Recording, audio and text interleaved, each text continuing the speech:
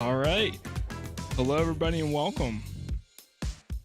Looks like we got just about 20 minutes until the OTK Games Expo 2022. First one ever. Of course, I press start at the exact moment they go live, and then now they have a 20-minute countdown. Of course. But I'm excited. Of course, I don't think they have like a official like YouTube channel for the Games Expo, so I think they're only doing it on Twitch. I am going to be turning the cam back on once we got like probably like 2 or 3 minutes left. How fun, indeed. Look at them go.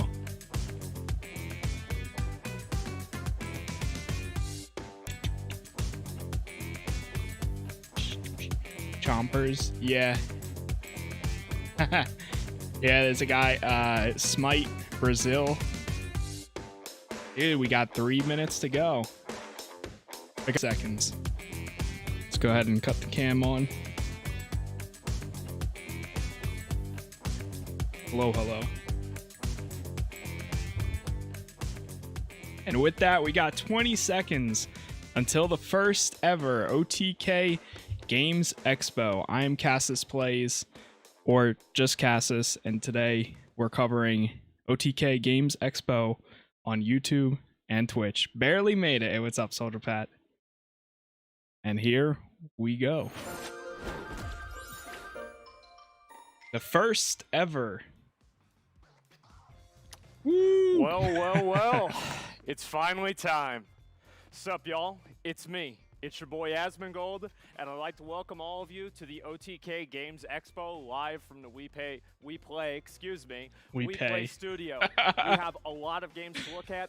He's got Diablo Immortal on his mind. Bunch of different games, and you guys are going to be getting involved as well. Now, the first thing that I want to do is I want to show you all what we're going to be doing and what's to come with this show and exactly how things are going to be broken down, because obviously we're going to have the trailers, we're going to go through all of that stuff, but on top of that, we're actually going to be doing interviews with some of these developers live here in the studio, and on top of that, we're even going to be playing some games on top of it. So I am very excited, especially with some of these games. I think they're going to be awesome to watch, and it's going to be a lot of fun. And so guys, I want to say a huge thank you to everybody who's made this possible.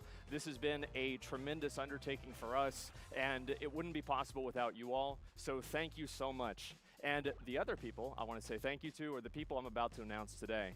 And those are going to be my friends helping me here going through the entire expo right now. And so we got Tectone, obviously the Genshin Impact legend. And then we got, oh man, we've got Jay Schlatt, the Minecraft master. Oh, how does he do it? He's cut off his finger. Is that okay? I don't know. Okay, all right. Who else do we have? And Schlatt and there Co. he is. The classic WoW god, S-Fan Gladiator TV. S-Fan. And he's going to be helping us, giving us a little bit of commentary and all that as well. And who else do we have? Gladiator, by the way. Oh, look at that. We've got Rich Campbell. Who could have guessed that? And that's good. Yeah, hi, Rich. How you doing? He's happy. He's so happy to be here. Thanks for being here, Rich. Yeah, okay. He'll be okay. And then we... okay, so yeah, we've got who is Mizkif. We've got Mizkif there as well.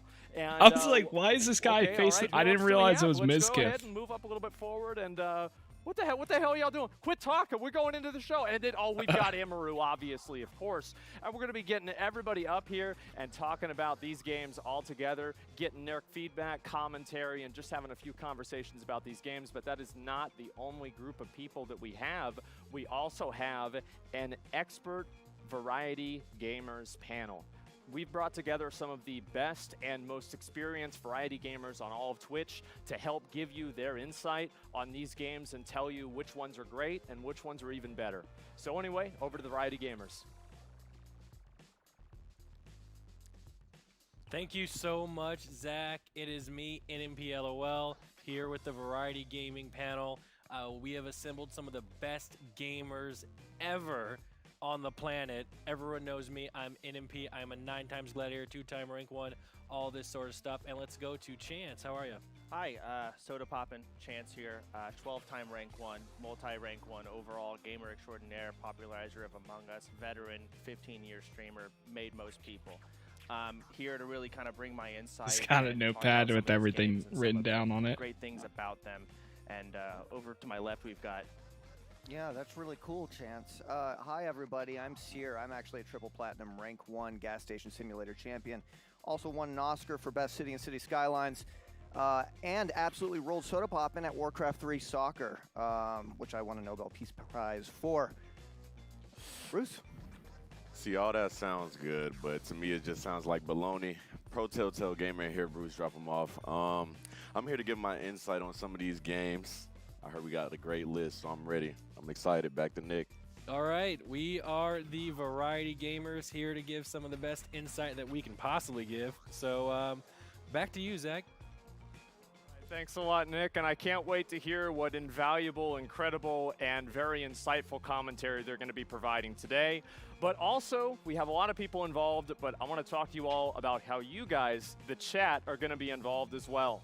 We are putting up today $50,000 of developmental grants, not pledges, grants of these developers and try to help them make their games a reality. So the way this is going to work is Not you all pledges, are going to vote, by the and way. first place is going to be getting $30,000. On top of that, they're going to be getting a Razer PC powered by Intel, and second place is going to be getting $20,000, and they're also going to be getting a Razer PC powered by Intel to help finish their development of the game, and in some cases, take their game development to the next level.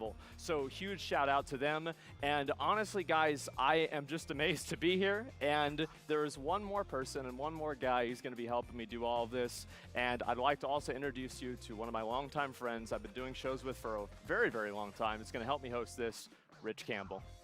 Man, I'm amazed to be here as well, and I'm sure they're all amazed to hear my voice. They're used to only hearing it when you're done stream, but today we're only just beginning. And when I look around at this arena, Not pledges, right, it's Pat? crazy. We started off doing small webcam shows, and when you're on the big stage, you get kind of nervous that you might slip. But luckily, I never slip. Thank you to the non-slip grip on my Mountain Dew Game Fuel can. You guys can grab one right now for 10% off if you use OTK. They've been our partner since day one, and it really helped us get here like to the big stage. I'm an avid But G Fuel you're here drinker, to check out some of the but I games. The wish first that category, we're breaking it Game up into Fuel genres throughout the entire day.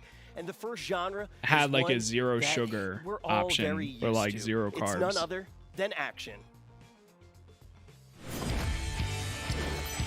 Because then I would actually order some, but they don't have any. They all have like 20 carbs in them or something To kick like that. everything off for the action games, it should be something very interesting for all of you. As somebody who watches Twitch, you're used to watching bottom feeders talk, but now we're going to watch bottom feeders fight. It's Prima Studios' brand new game, Knights of the Deep.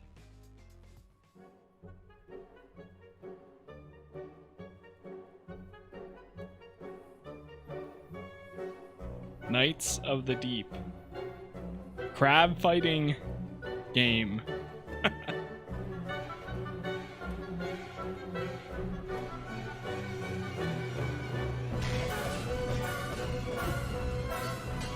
Wasn't there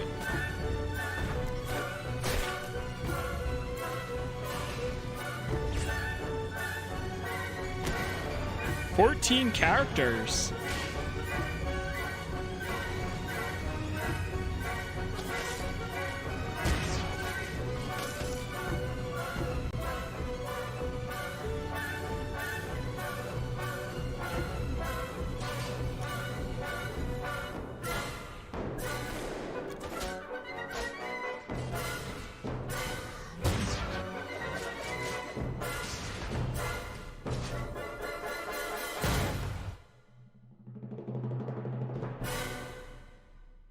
Knights of the Deep. Okay. Okay. Not a bad first one, I guess. Not a bad one. There was a popular crab Honestly, game I'm pretty excited to play that like game. a year and, yeah, ago I or think that you're so definitely right. on Twitch. I remember like XQC and a few other people were playing it. Yeah, I think I'll actually be pretty good at this one as well. It was like I a beat free-to-play crabs one, time in too. college. Really? Wow, that's impressive. I was playing video games. And yeah, I have to say, guys, I thought we'd start off with this game just to give you a little bit of an idea of what we're going to be looking at here and the kind of things that we're going to be able to see. I'm actually really excited to see something like this because it's the same type of like battle royale type thing that we've seen in many other games, but it's taken to a completely ridiculously level, and I think it's amazing, so I'm pretty excited. Let's go to the next one. I'm definitely ready to check out the next one, but also I want to hear what the Variety Gamers have to say about the crab combat in Knights of the Deep.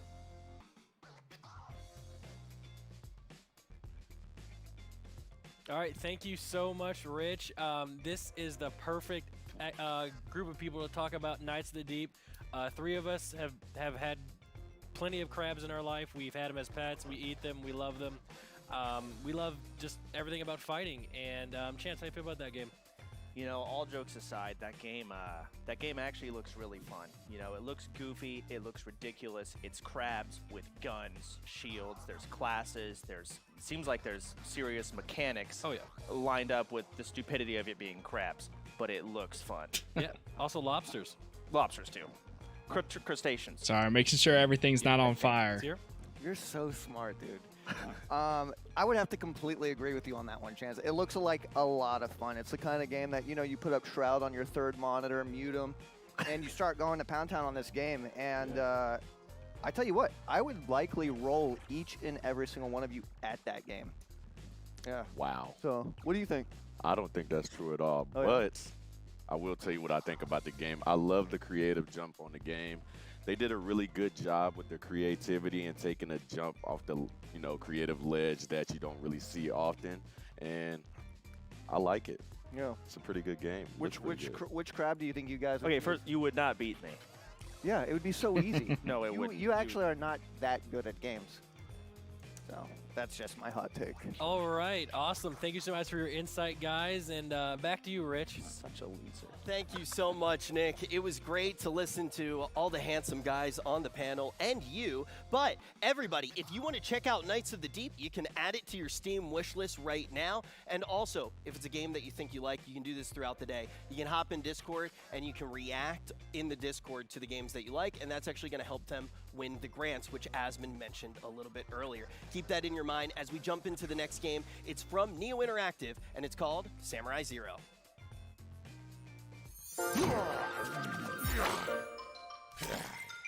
Samurai game. Okay. I like the style of the environments. Looks pretty cool. Now, what type of game is it? Is it first person? Right. Third? Luna. Even in the darkness of night, the moon is always shining. Or elimination. Third person? This looks pretty sick.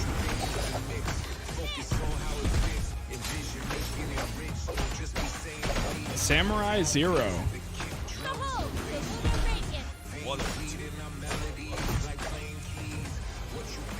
Finishers too? Okay.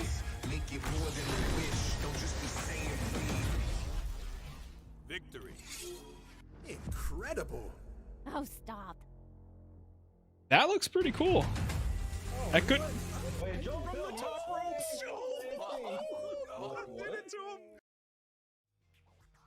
All right, I love how that one looks, but I'm very excited because Asmund is with the lead producer of the game right now, Ethos, so we can find out more about everything Samurai Zero.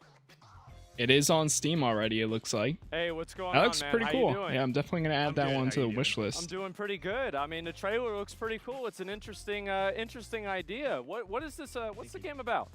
The third-person tactical hack and thanks so much for slash. having me. So Samurai Zero Is it gonna use those keywords? Multiplayer PvP focused game. It's a third-person. We're labeling it technically a tactical action hack and slash game, but that's too much, so we just say, okay, whatever, we're just gonna call it a fighting game. And so it has this really cool layer where basically the world takes place in this science fantasy universe called Edo, which is basically it's a nice inspired by, screenshot of it. Japanese Age of the Samurai with a little mix of little sci-fi and cyberpunk.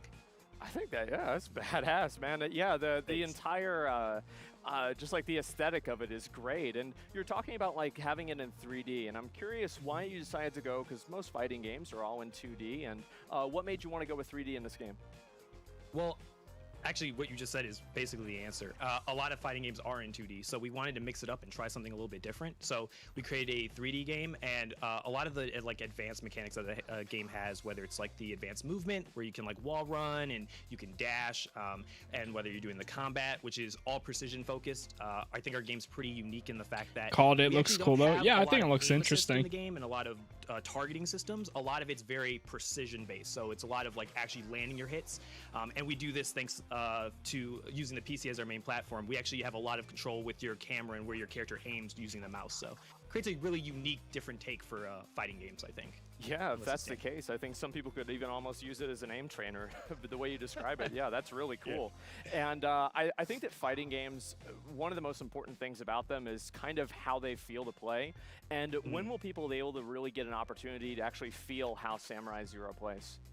Sure, yeah. So right now, what we have is, last year around this time, we had a playtest already. So people were able to get a little bit of taste of 1v1 with one of our characters, Ryder, which is the robot you saw in the trailer. He's a robot samurai, so it's pretty cool. Yeah. And the newest character, Luna, which we showed in this trailer, as well as a brand new map, which was Tower, and a bunch of brand new mechanics and features that we brought to the game within that time.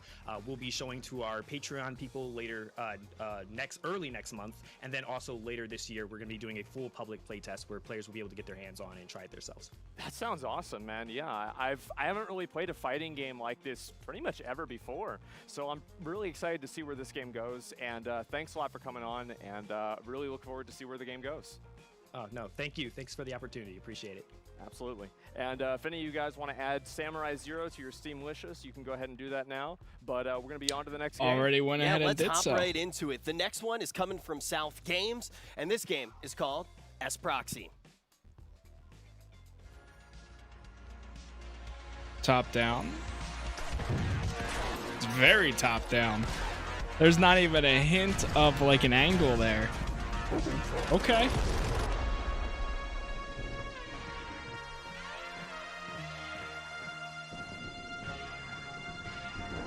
How do you say it? SC proxy? Or S proxy?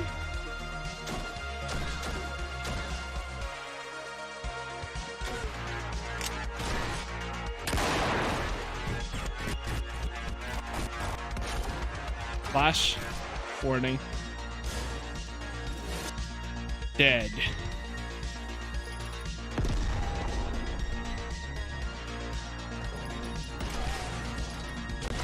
Music sounds pretty good.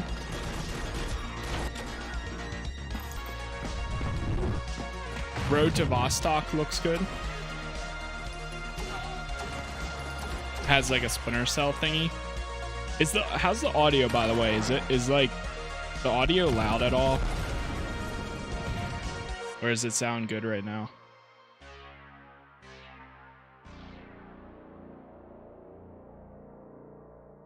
I'm looking up that game you mentioned. LDR.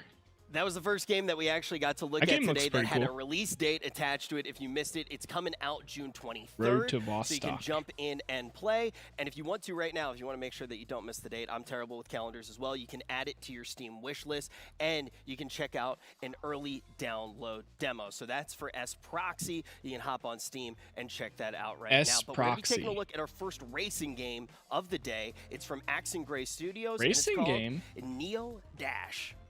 Neo Dash. Wait, I think I know this one. I think this game has been in like... Has it been?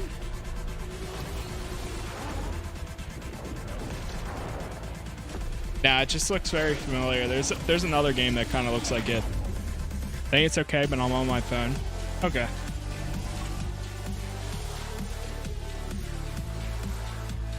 It's It's funny, you can see the flashing lights on my face from the lights spinning and everything.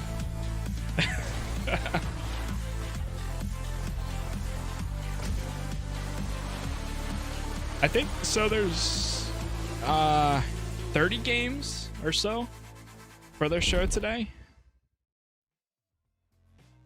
All right, that one got my blood pumping a little bit. You can add it to your Steam wish list right now. And we got one more game left in this category. This one's coming from Angry Demon Studio, and I actually found this one on Asmon's wish list. He tends to like the furrier protagonist. It's Gory Cuddly Carnage.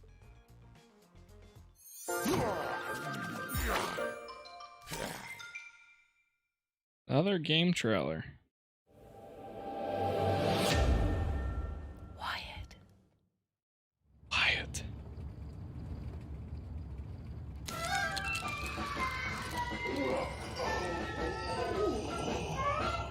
Day 243 in orbit.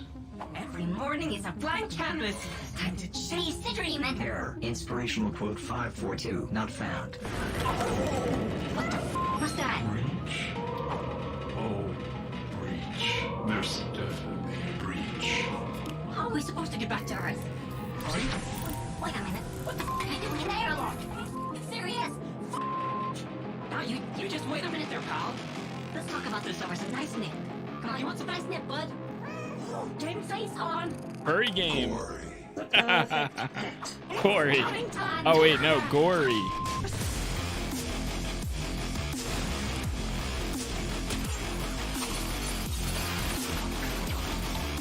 The music is good though.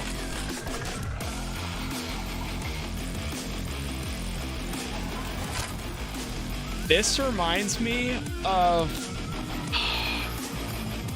that teddy bear slaughter game.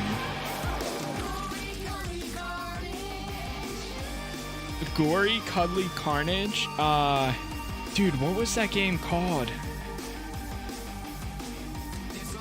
The necktie is this. The heck is this?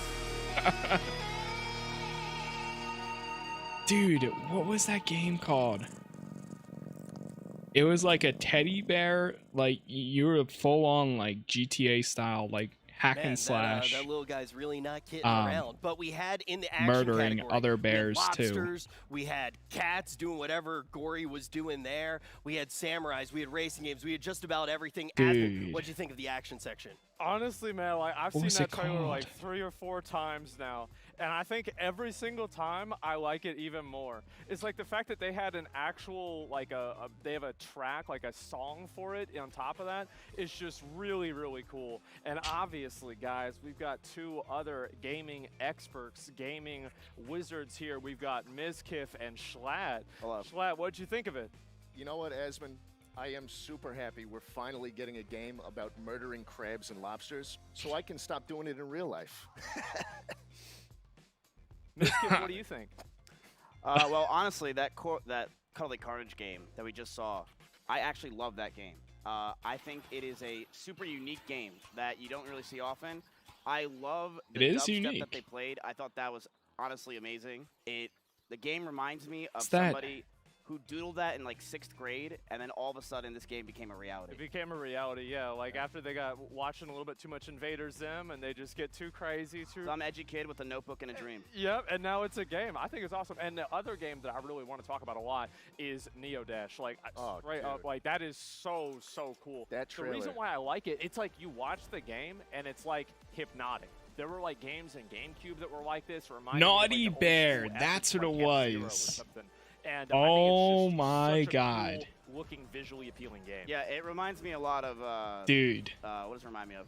It reminds me of those like old school GameCube games that I used to really enjoy. And it's the kind of game I feel like where I could just get lost for a few hours, sit there and just drive around the I'm track, afraid to super Google colorful, Naughty Bear, and just but enjoy the music. It's very nice. It's what I like about it is it strikes me as one of those games where you can play it very Dude, it had casually. like You can just kinda, full-on like, zen out on the couch or finishers and something. But also, everything. if you want to go really hard on it, I'm sure there's going to be some crazy Naughty tracks Bear, to, you played challenge as this yourself on. bear, and you would what's your literally favorite game walk you've seen around so with far? guns and knives Honestly, and machetes probably and the do lobster full-on one. You know what I takedowns feel like on with the other lobsters, other when it teddy comes to- bears. You know what must have happened? That's what that game reminds me of, the gory, cuddly carnage Let's be honest, I did. game. I avoided every single thing perfectly. What the fuck? No. Is this the lobster? What is this? What? No, it's. Listen, guys. Wait, did I just hear a second lobster? What is going on? Is this still your favorite game? I hate this. Is not. game. Is this the lobster game? No, it's Is this not. the They don't lobster have game? guns This in this game one. looks worse. Bros, this guy's got a sniper rifle in his mouth. I can't believe it. I love how you can hear the audio that it's playing so loud in the Okay, so I can see where stadium. the inspiration came from. Jesus Christ! So is this? Wow. They had 2 or 3 games, I Yeah. think, and whenever it's still available on Steam or something, Naughty Bear. It's really Wanna real try funny, it? guys, Dude, right? let me see. Yeah, it's real funny. This Oh clip my probably has a god! million on YouTube.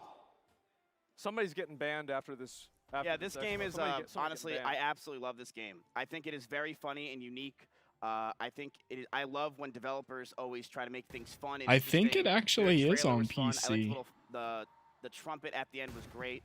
I thought that was You know what funny I think too, yeah. happened, man? You always see those lobsters at like the seafood restaurants. Where are they? Where do they put the lobsters? Asma, where do they put the lobsters? Well, don't they go in the ocean? There's a No, Bring they have Naughty them in Bear to crane PC machines. Wait, They've turned what? it into- Steam you group. haven't You seen mean like the a lobsters? toy and they have a? You've never been. You're telling me you've never been to a seafood restaurant? I've never been. So where like, they you have told me lobsters they have a in a little hand crane that goes game out, underwater, it grabs up submerged? the crawly boy. Yes, and then they you put him in cook a it. box. No, if you win the lobster at the seafood restaurant, you eat it. 2010 is when that game came out. I remember Now, that. now imagine the life Anyways. of that kind of crustacean who's been submerged in Asmon a little getting toy box. Crane slapped by poker every day. lobsters in Elden That's Ring. who I think is in this game. I think I never they went took up him with right a from the lobster. crane game. Went up Imagine against that. a lobster. So they get taken from the crane game. They get put in this. And that's why they want to fight. I feel like that's the kind of game that's like it's going to be a really good stream game because of how absolutely ridiculous it is. Yeah. It's just crazy, off the wall. You got a lobster with a flamethrower. You got a lobster with a sniper rifle. There was a with crab gun. game. Yep. And you know what that game reminds me a lot That of? was on Steam. Crabs Fighting Crabs reminds me a lot of when Rich did a subathon in my closet.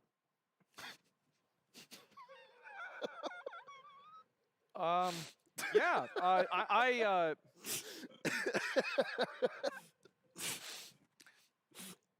I don't know if Rich Nice. is crying or laughing. Yeah, I let's go can't to tell. Rich and we'll move on. Thanks, guys. Appreciate it. Thanks for having Thank you, us. Asmon. Absolutely. What a time of memories that was. It was like a whole new realm of reality being in Ms. Kiff's closet for that subathon. And this next genre brings you to new realities as well, kind of like being in Ms. Kiff's closet. Folks, get ready. It's time for an adventure. Adventure. Okay, so there are game categories. Wait, what was the first category? Do we Folks, actually know? Adventure games have a huge legacy, and these games are I looking missed to it, if continue it that was. legacy. The first one is from Orion Games Inc., and it's called Ardo.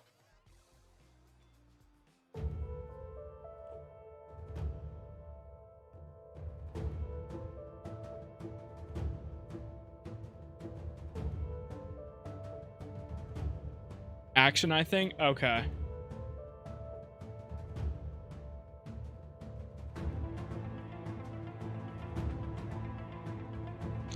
I think you might be right. I could technically go back on the YouTube video and look, probably.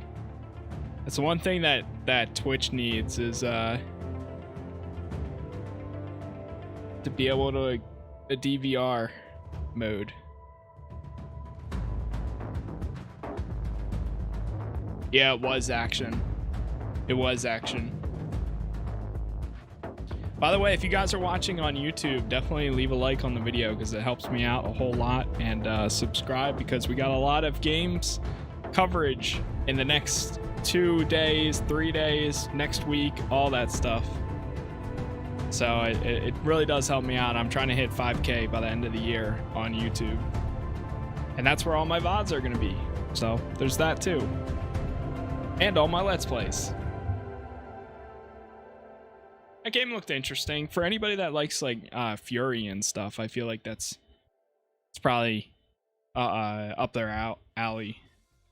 Orion kind of reminds me Ardo of definitely that too. has a style unlike any of the games that we've seen so far today, and also it's an open world game, which I did not mention before we dove in. Detective if it looks cool Pat to you, on the good news, case. you can play it early. You can download the demo right now. Yeah, it did show an action to your wish list for when it comes out. I just want to remind everybody at home, any of these games that you like, you can hop into the Discord. You can react to the games that you like the most. All right. And it's going to give them a chance to win that grant that I Aspen's did gonna be awarding at the end of yeah, the show. We that got samurai one was pretty cool. $50,000 and a beautiful PC, a Razer PC powered by Intel. Oh wait, that was Ardo? Winners will be getting as well to continue developing their games and any Oh, future Orion games, which Games they do make. is But the let's creator. hop into the I next one. see. This one comes from Dapper Dog Digital, and it's called Biogun.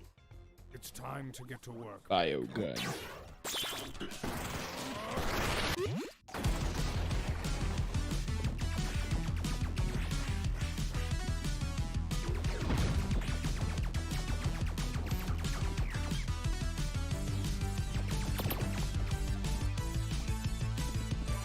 See, like games like this, like the art style is always so cool, but like the gameplay mechanics and stuff like that never really like capture me. But like I know like gamers love games like this, and all to them. I always think they look cool. It's just like I've never really like sat down and like played these type of games and like. They're like, holy crap, that was amazing. That's so cool. Well. That one is also a Metroidvania. But I still appreciate them. Add it to your Steam wish list, and there is a demo available. So that is another game that you will be able to play today. Biogun. I love Metroidvanias. That's cool. The progression in them is always very enjoyable. And our next one is a roguelike. It's the first roguelike that we've taken a look at today. It's from Stroll Art Studios, and it's called Below the Stone.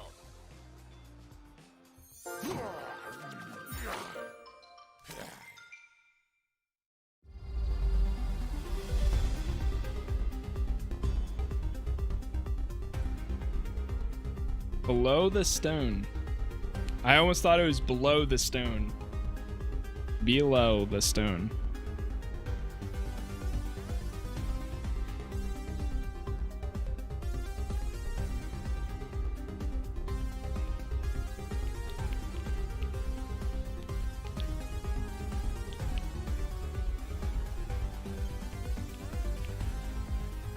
Yeah, I wonder how many of them actually have demos available like today.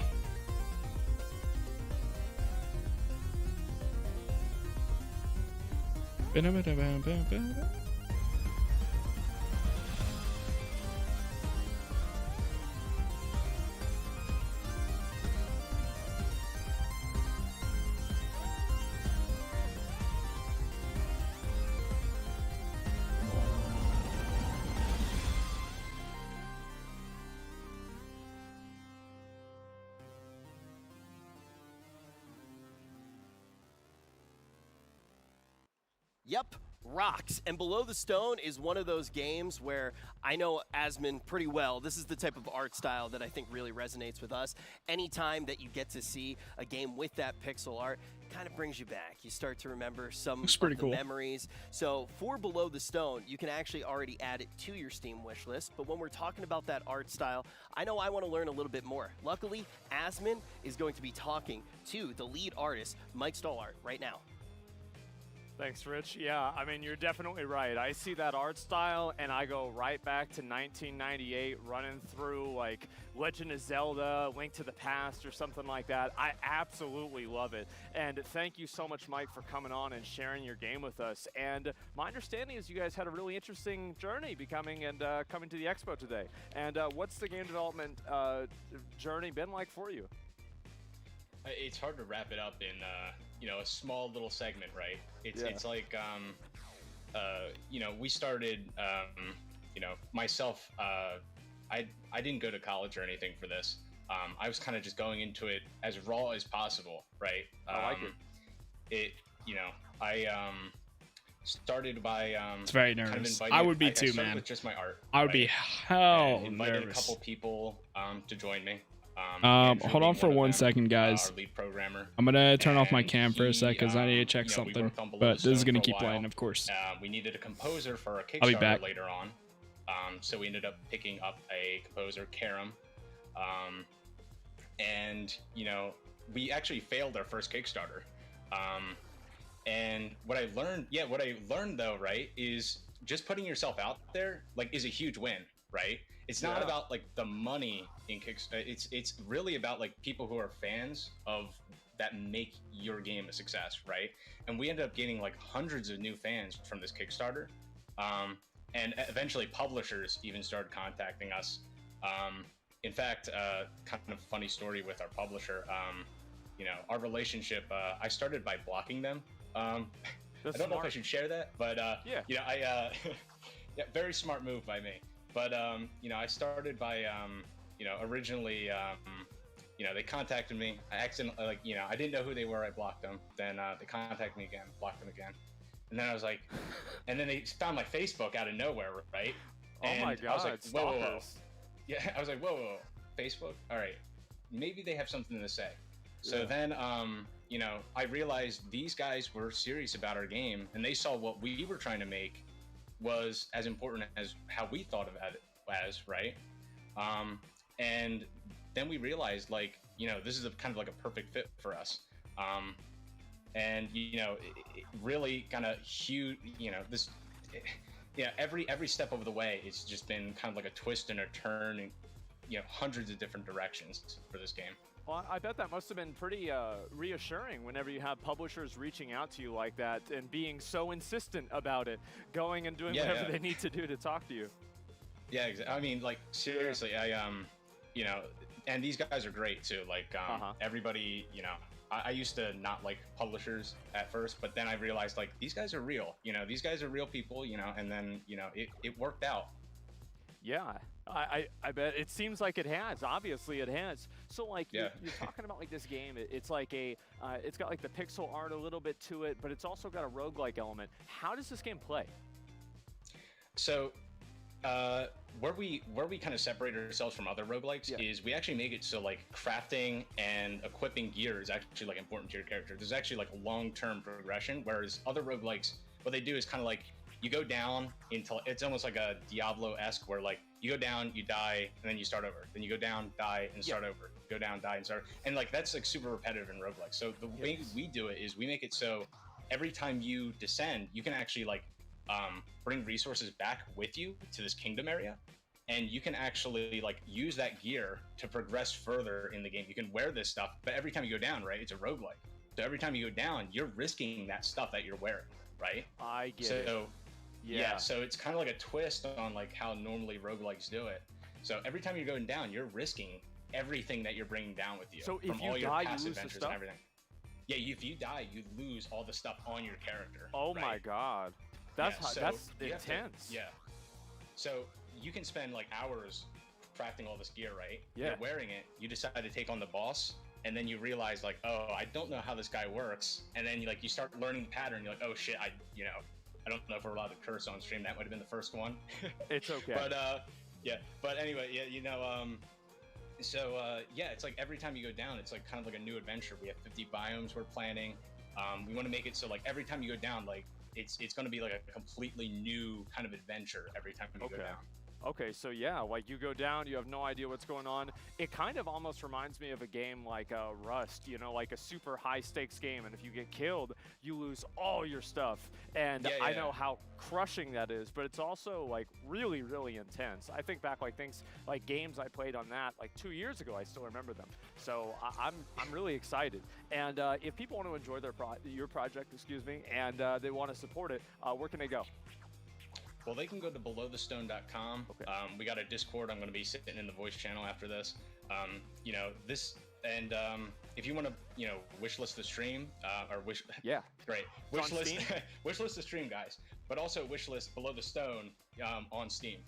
But yeah, I also want to say hi to everyone in chat. You know, I wanted to say hi for a long time, but All right, yeah. Well, thanks a lot Appreciate for coming on, man. Yeah, the game looks really cool, exciting, and I like how it's a new take on the whole roguelike thing, especially with a graphic style that I and I think a lot of other people kind of around our age resonate with really well. So thank you very much. Yeah, thank you. Appreciate it. Absolutely. And yeah, again, guys, if you want to add Below the Stone to your Steam wish list, go on ahead. And again, I want to say that whenever we're doing these games, make sure that you go on to Discord. If you all want to vote on the games that you like the most for this developmental grant money to go to, please go ahead and do that and use the Discord, and you guys can vote whenever you want. But anyway, we'll go back and look at some more games. Yeah, definitely excited to do that, and I think it's really cool to hear that new take on roguelikes. You know, maybe you see overworld progression sometimes, but actually taking a risk, trying to push a little bit further. I'm definitely looking forward to checking that game out, but we have one more game left in the category. It's from Bedtime Digital Games. Let's take a look at Figment 2, Creed Valley.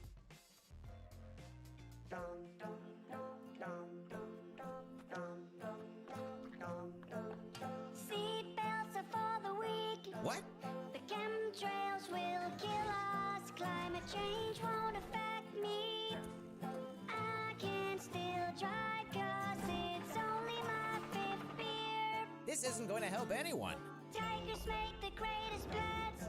Video games can't be musicals. Hey! Problems should be repressed. A silent fight is a wasted opportunity. Okay, enough already. Nobody knows all the trouble we see, but we're all firm beliefs, and someday we will be set free. One more time from the top team.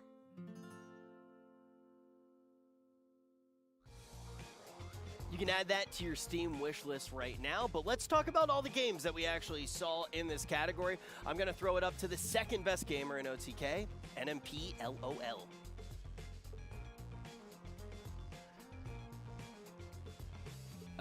Okay, Rich, excuse me. If I'm not the first best, then who's the first best? Sorry, we're getting distracted here. Clearly, I'm the best gamer. We just saw a whole bunch of awesome adventure games.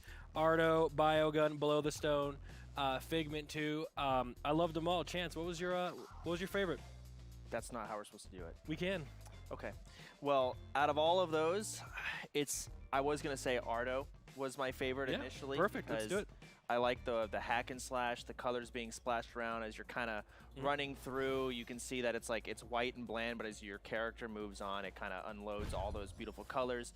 But the combat looks fluid. It looks good. It looks like a really solid hack and slash, along with just looking gorgeous. But I'm a little torn because, after hearing the dev with Below the Stone, that looks really good. I like gear.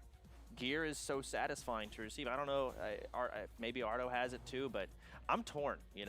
All the games look really good. Yeah. If I had to pick, I'd go with Ardo. Seer, how'd you feel about Ardo? So Ardo is absolutely beautiful. I love that it's got a riveting soundtrack as well. I'm somebody that I need to have my headphones on. I want to feel like I'm inside that game. I want my ears being, pounded by good riveting soundtrack. Hey, yo. But as Chance said, Below the Stone, you can craft your own gear after hearing the dev. It's like a survival hardcore roguelike. You don't even know what he was talking about. I don't think you know what he was. You're chatting, I respect it though. I'm more of a Creed Valley type of guy. Yeah. The soundtrack, it sounds like a bedtime story that you never want to end. Really? Some cool shit. So Creed Valley, Figment 2, that was your favorite one? I say it's my favorite because of the soundtrack. The soundtrack makes you glue your eyes on the screen. It makes you want to pay attention to what's going to happen next. So. Yeah, it was cute. It was adorable. Figment had some really. We're talking about Figment, right? Yeah. Yeah. Yeah. It had some really cute music. You see the little scene where he's walking over the piano. It's very music driven. Crisp animation, voice acting. And I look forward to winning all of these games as well, Chance. Yeah. You literally don't even know what you. A lot of these are adventure games. You can't really beat other people in it. I feel like y'all gaming time has passed. Everybody at this table is 40 plus. Bro, no, excuse me. Excuse me. I am really good at video games. Okay. But no one asked, but my favorite game actually so far of the 4 is actually Below the Stone. Chance and the progression and just being able to, get gear, craft gear, and then, I just learned from the dev interview that if you die, you lose all. You lose it all. And that to me is really exciting. It was interesting to see his take on the roguelike, and I'll like to see how that plays out. But another game that did stand out, no one's mentioned, Biogun looks good. It's got that Metroid feel that a lot of people tend to love. Yeah. And I look at some of the boss fights, which boss fights, in my opinion, are the most important part of these kind of games, and they look solid. There's a little bullet hell kind of dodging here and there. The gameplay looks fun. I get some Super Meat Boy vibes, which is a solid platformer, just kind of based on the looks of it. I saw the clip of the doctor injecting the needle, so the theme of it is also awesome. The music is good.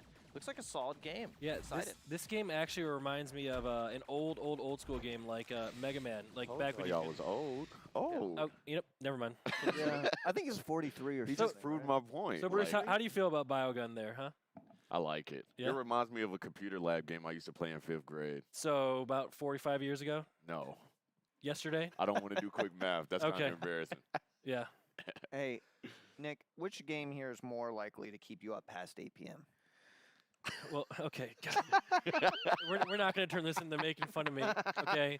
I'm 27 years old, okay? I'm young. Did you die soon? Okay. Guys, remember, chat, if you guys want to, you guys can vote for your favorite in Discord. Right now it's OTK Network Discord. Make sure you go in there and vote.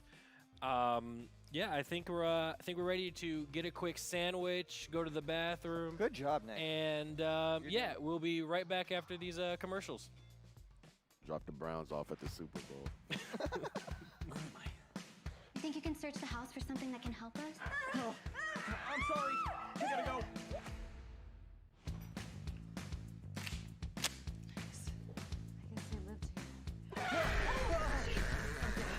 I don't want to be in here anymore, okay? Nice. How do I look? Hey, big guy, come here.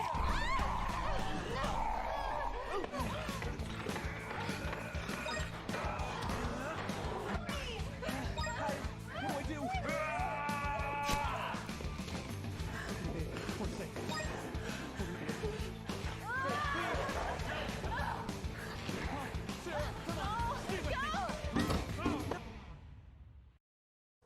Shotgun, sniper rifle.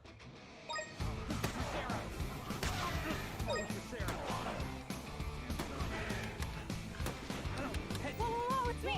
Look out! Are you serious? You were gonna let me get eaten by a zombie? Zombies!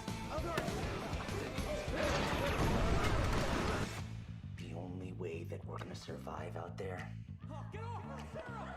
is if we work together now. Hey, put your hands where I can see them. No, I'm gonna you shoot don't you. believe. What kind of people lived here? We have to go now. Let's go. I'm sorry. I gotta go. 2 headshots! Now let's kill some zombies! Join us! And kill the survival!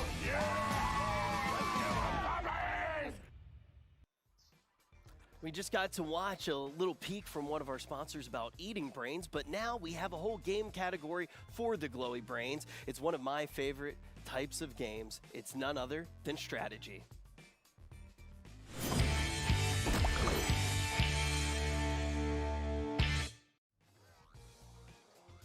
When we're actually looking at these strategy games, we have a huge list of very different types of games, so I'm excited to just peel through this category. The first one is unlike anything I've really ever seen before. Asma and I have spent a lot of time talking about this one. It's from Tucana Interactive, and it's called Dwarf Romantic.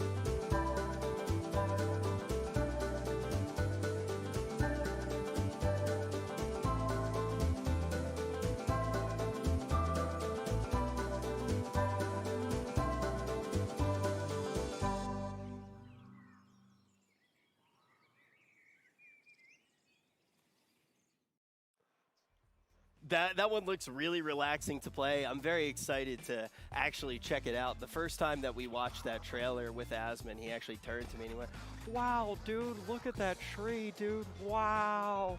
Right. It was cool. It's a cool game, man. Yeah. What can I say? And you guys, you can play it right now. It's already available on Steam, so you can go ahead and download it. And the next game that we're going to be taking a look at, we have some surprises for this one. They're actually going to have an exclusive going on for everybody watching the Games Expo. But before we take a look at that, let's take a look at the trailer. It's from Phobia, and it's called Destiny's Divide. A single warrior. A simple spell. One small decision can turn the tide of battle in the war of mortals and gods. Every move matters.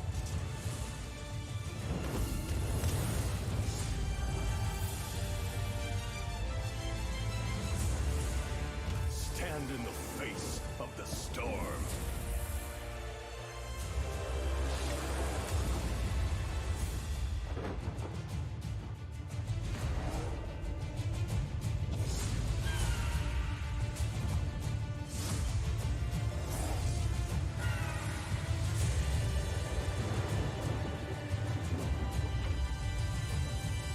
I sentence you to death! Feel the sting of the alive!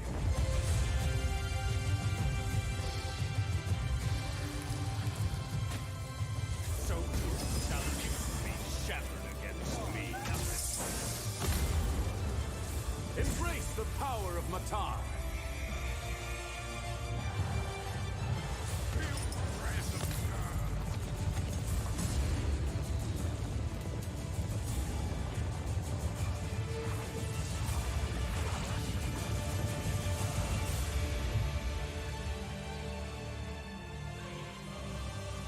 Destiny's Divide. Coming soon.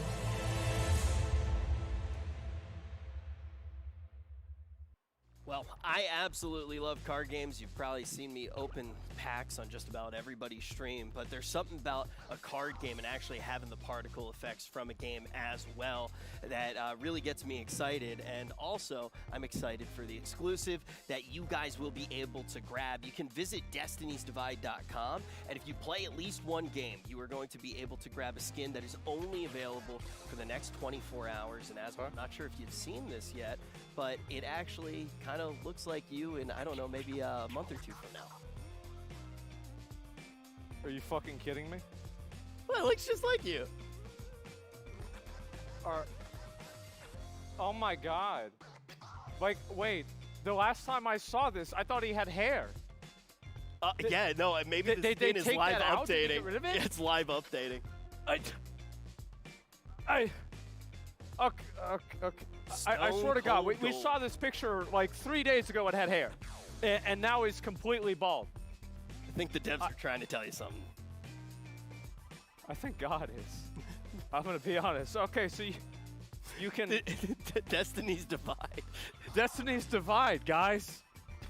Get it today, and you get this great skin. Lots of skin on the top of the head. You can check it out right now. Do not forget to add it to your Steam wishlist and head over to the website. That's the only way that you're going to be able to get that exclusive skin, only available for the next 24 hours for people who watched the Games Expo. But we got a little bit more to look at inside of the strategy category. This one's coming from Sunspear Games, and it's called Immortal Gates of Pyre.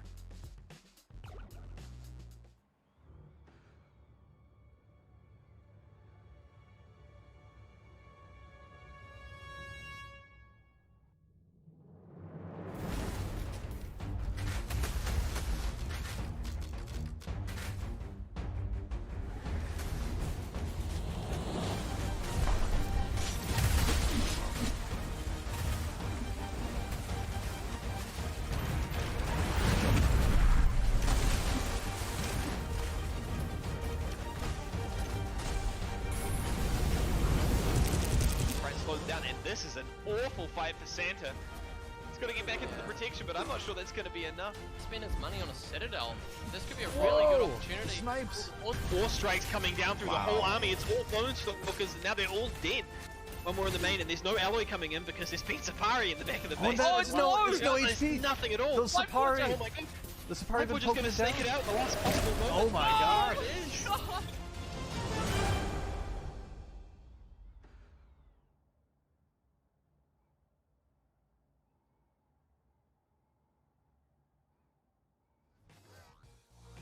Getting to take a look at an RTS game definitely gets me very excited. I don't think I'd be standing in this arena right now if it wasn't for the RTS genre and everything that it did do for esports. So getting to look at a game following in that legacy, very, very inspiring. But we also get to talk to the game director, Coulter, and he is with Asmon right now. Let's hear about the RTS.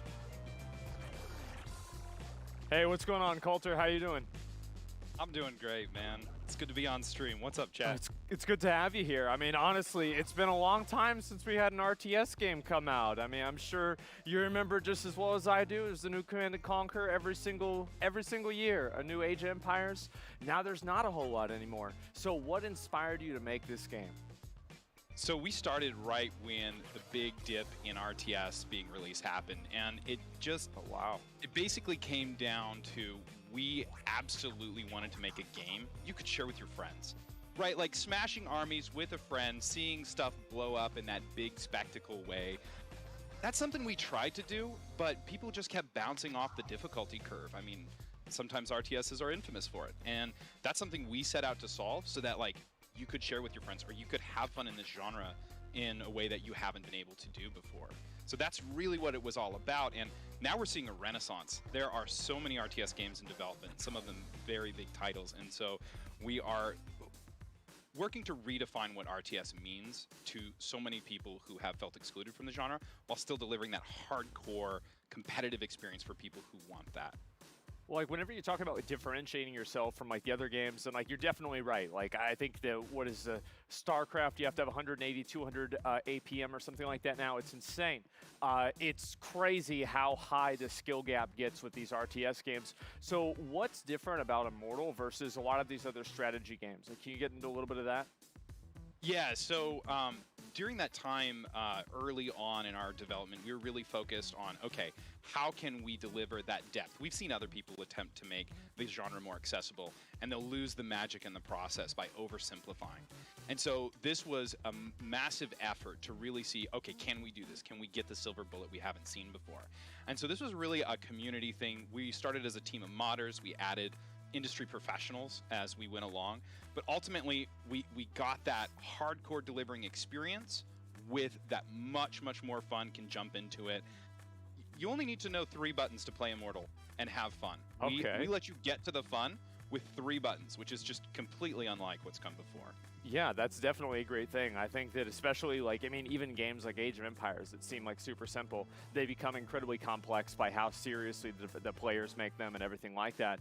And I guess I want to ask, like, so for strategy fans, anybody like that, how can they support this project? So the thing that they can do is tune into our Discord. We're in closed alpha right now. There are keys going out via the streamers that we work with and via our Twitter. So the Discord should be posted in the chat here. So jump in there, check out what's going on. And because we're that community-oriented company, we really want to get your feedback, your first impressions, and if you get a key, your first experiences. You know, I think that makes a lot of sense, especially since you're a team of modders and everything. So you're very used to kind of taking something and then, you know, appreciating that feedback and that iteration. And so that's really great to hear. Thanks a lot for coming on, Coulter. I really appreciate it, and good luck with the game. Thank you. I'm really happy to see these kinds of games, man. I am. Like, it's been a long time since we've had some strategy games come out, and it's nice to see them. Yeah, and there's so many different like kind of subgenres inside of strategy. Yeah, I think that's what's starting to happen at least. So yeah, guys, join the Discord if you want to be a fan of Immortal, and we'll go on to the next one. Yeah, you talk about all the different subgenres that are going on inside of strategy. We're going to be taking a look right now at a tower defense. It's called Spirits of the Elements, and it's from Hippo Rider Games.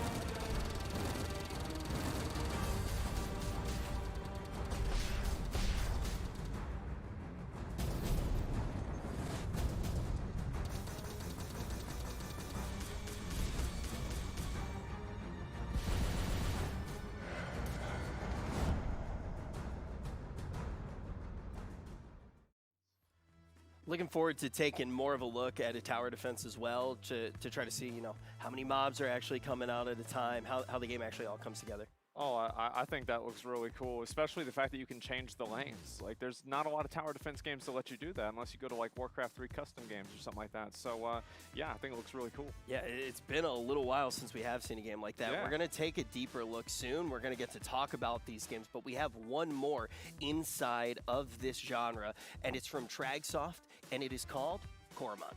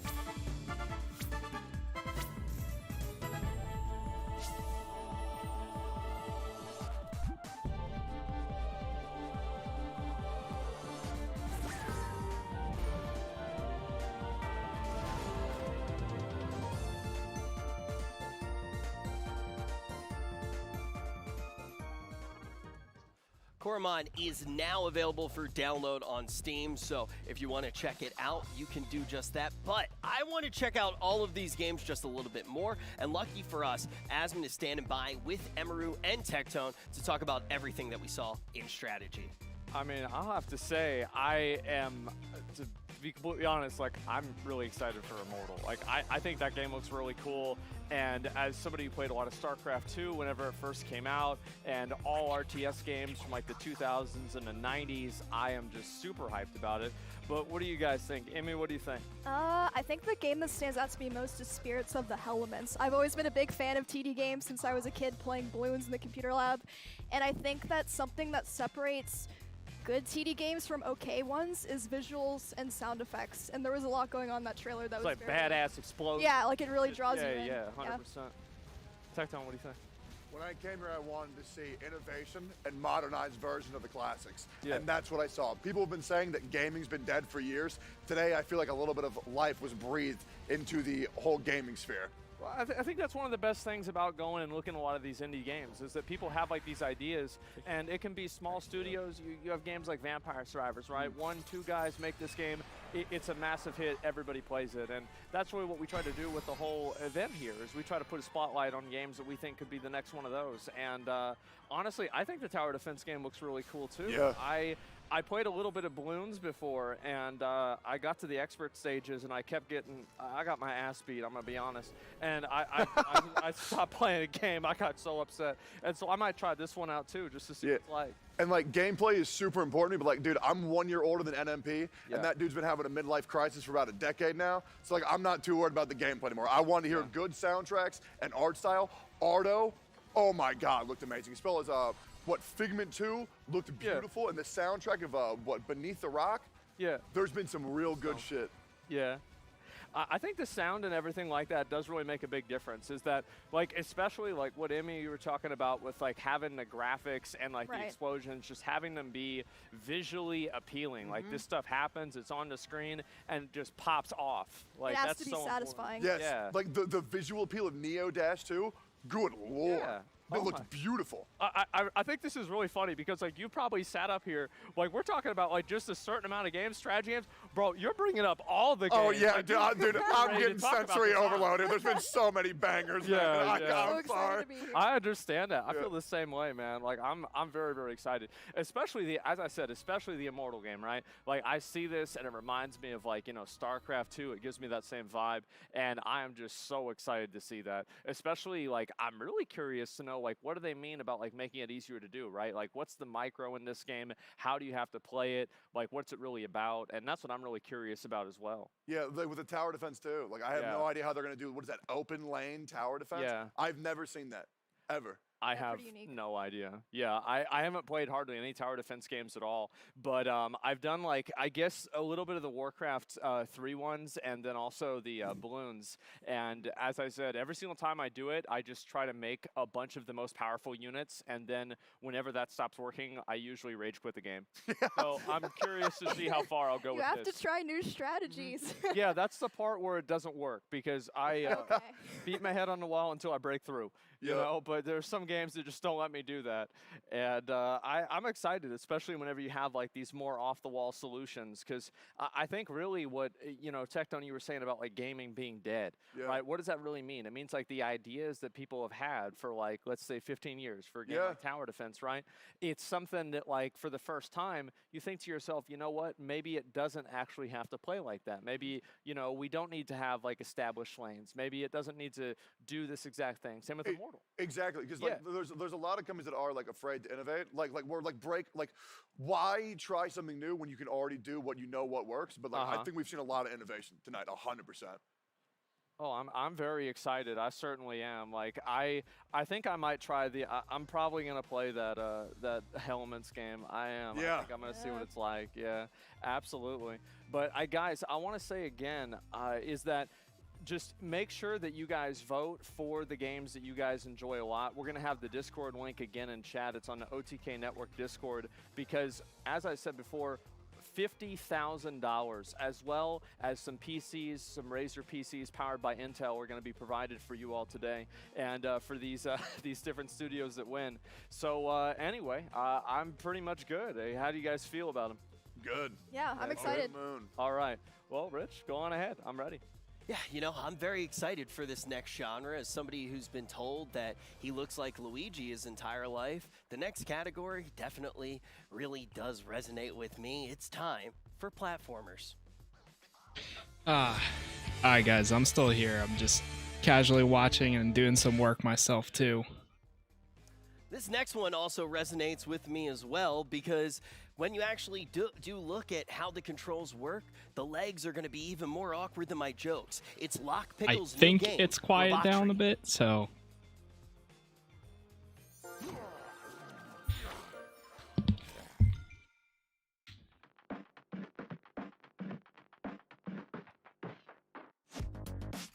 There's been some pretty cool games though so far, I'd say. I'm excited for that the Koromon game. That looks interesting.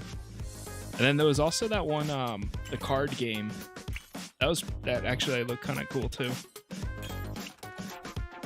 What's it called?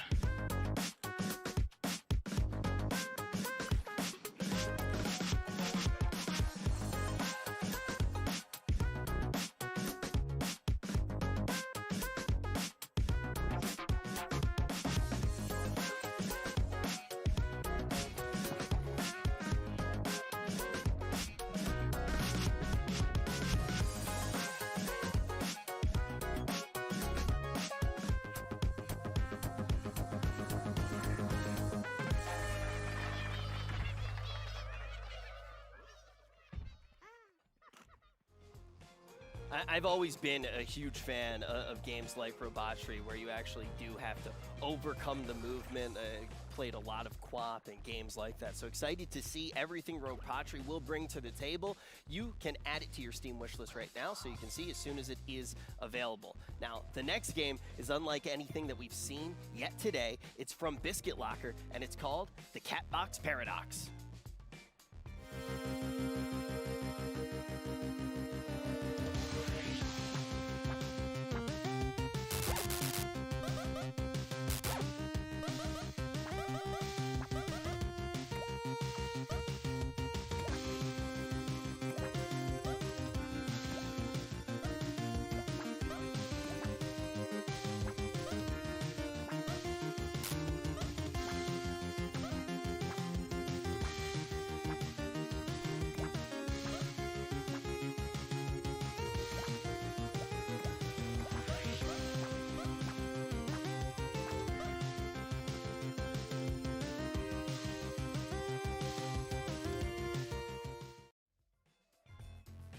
really cheering for that little guy. When you actually do watch the cat running around, you think about the Schrödinger paradox and how it's both alive and dead at the same time, much like my streaming career. But for this one, we actually do get to hear more about the game's development. This is one of the most heartwarming stories that I actually got to hear leading into the Games Expo. Asmon's going to be talking to both of the devs right now.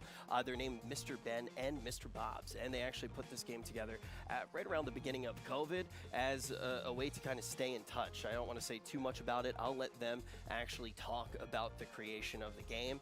And you can actually download Catbox Paradox right now. It's available for download on Steam, so if you want to check it out during the Games Expo, you can go ahead and do that before we take even this deeper look at what went into the development process and what the game's all about and what the goal actually was for making this game. Because like I said a little bit earlier, it really is one of those games that going into the Games Expo, we heard the story about the game's development, and that was one of the reasons that we did want to put it into the spotlight and actually get to check it out. We only have 3 games as well in the platformer category, so after we check out this interview, we're going to be jumping into the last one.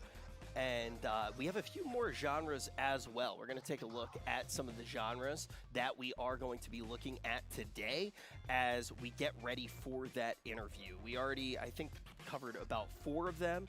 Next up, we're going to be taking a look at party games. From there, we're going to be taking a look at shooters as well. And I believe after that, we're going to be getting into the simulation games. I'm very excited to check out that category and see everything that Seer has to say about that. But when we do put our attention back on the platformers, we have a lot of surprises in the final game as well. And for the Catbox Paradox, we do have that interview getting ready very shortly here with Asmongold. So I can see Asmongold right now, very excited to get his chance to actually talk about it. Asmon, what did you think about that game? I thought it was cool, man. Like, I gotta go back and watch the trailer. So the cat goes black and white back and forth. I think that's pretty, like, I've never seen something that does that before. Saw a little bit of that one. I think it's an it looks pretty cool. game. I think that's one of the most the coolest things about looking at some of these games is like taking a completely new idea, a completely new perspective on something, and trying something that, especially, I think one aspect of this that's really underplayed is the visual identity of it, because it looks very appealing. It looks like something that you've never really seen something like that before in the same way. Obviously, like the graphics, again, I forgot who it was that mentioned this. It was Bruce talking about games they played in the computer lab in 5th grade. I think I was doing a lot of that back whenever I was in about high school at that time. And so, yeah, I love these games. I think they're really cool. And especially whenever they have like a cool little gimmick like that gives you a little bit of like kind of a, back and forth. And the co-op game, jumping around and everything, you like that? Yeah, I mean, that's one of those games where instantly you're going to see a lot of streamers play it and they're going to freak out. Like, you'll even see the people who, as much as they try, they stream, but they're not necessarily good at games. Like Quinn, I am currently better than him at Diablo. It's not a huge deal. But you know what is a huge deal? How great the Catbox Paradox does look. I just got word that the interview is ready. Asmon, let's actually learn about the game. All right, yeah, I'm very excited about this. So thank you all very much, Mr. Ben and Mr. Bobs, for joining us. And I'm really kind of curious. I've heard that you all have a pretty interesting story of how you became friends and when you guys started making games together. So how did it all happen? Hi. We started making games when we were children, back in school, and we made games on the Sinclair ZX Spectrum. We programmed them in BASIC, and we released them on tape. Oh, wow. So a long time ago. Yeah. And then it was a brief hiatus of 30 years, I think, and then we thought we'd have a go again. So we took up Godo during lockdown and tried to make a game. And, kind of prototyped a few ideas, and then it just kind of went on from there, really. That is crazy. So 30 years y'all went on hiatus, came back, you make this game, it's on the expo and everything. That's a cool story. I like that a lot. What's the game about? Is like the cat, like it changes colors? How's it work? Absolutely. Absolutely. So as you mentioned, it's based on the Schrödinger's cat paradox about a cat being both simultaneously dead or alive, and we've sort of symbolised that with the black and white colours. So during the game, you can switch using the button just to switch between the black cat and the white cat. And as a black cat, you can't touch anything that's white, and as a white cat, you can't touch anything that's black. Although that's quite a simple mechanic overall, we've really had fun trying to see sort of where that idea can take us, and we've hopefully come up with lots and lots of ideas, making a kind of fast-paced and fun little, with lots and lots of variety as well, a little platform game. I think it looks pretty cool. Like, I can see it being one of those things where it's like, it seems really simple to do, and then whenever you actually start playing the game, you just get your ass beat. And so I'm pretty excited to see that, absolutely. And what really was your goal with making this game? Really just have a bit of fun and challenge ourselves and sort of make something like we wanted to make when we were kids and in that kind of era. But obviously we couldn't. And then nowadays it's so much easier and so much better. So yeah, it was really just to have a bit of fun, and we got a lot of positive feedback from playtesters and players, and we just thought, well, we should put it out there. That is honestly, like, for me personally, I think that's really cool, because whenever I was a kid, I did like animation and other types of stuff like that, and it's like, back then the technology you had was just like so much worse. So like going back and seeing what people are capable of doing now and like really kind of finishing the unfinished is really awesome. So thank you guys so much. And the game is available right now on Steam, is that right? That's right, yeah. Awesome. Yep. Okay, yeah. So if anybody wants to go and play Catbox Paradox, you can go ahead and do that right now on Steam. Thank you very much, Mr. Bob and Mr. Ben. I appreciate it, and good luck with the future of your game. Thanks, Ray. Thank you. Man, like, I think that is like, I think that's really cool. Like me and two of my friends, whenever we were in, like on summer vacation, we made these like animation games together, and I don't know, it's like very nostalgic for me to see that, even though it's never really happened to me. It's just like, I remember how cool that was, and seeing two guys come together and do that after so many years is just very personal for me. Yeah, so. No, it's a great thing to see, and also when you start to look at the mechanics of it as well, that simple mechanic has a lot of potential to really just change how the entire game does work. But we have one more game here in our platformers that we are going to be talking about, and for this one, I don't know what else to say besides the fact that my excitement is almost as huge as its creator's ego. This one is made by Mizkif, and it's called Unrooted.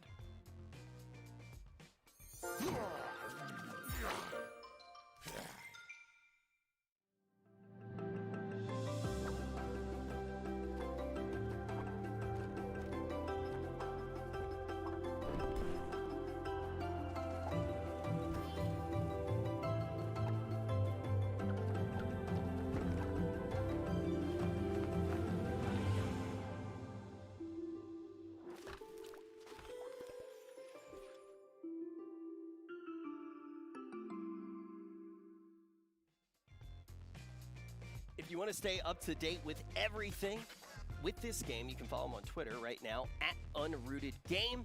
And we're going to get to talk to the developer of the game just a little bit more, Mizkif. He's sitting with Asmon and Emaru right now. Let's hear about Unrooted.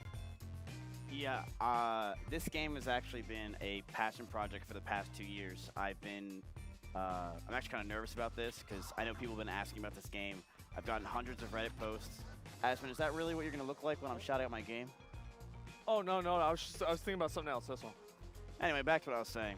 So a lot of people have been asking about this game, and I'm super excited to finally talk about it. Basically how it happened is I was at an airport, and I was playing platformers. I've been playing platformers pretty much every day for the past few years. I love Jump King. I love other platformers. Jump King is really good.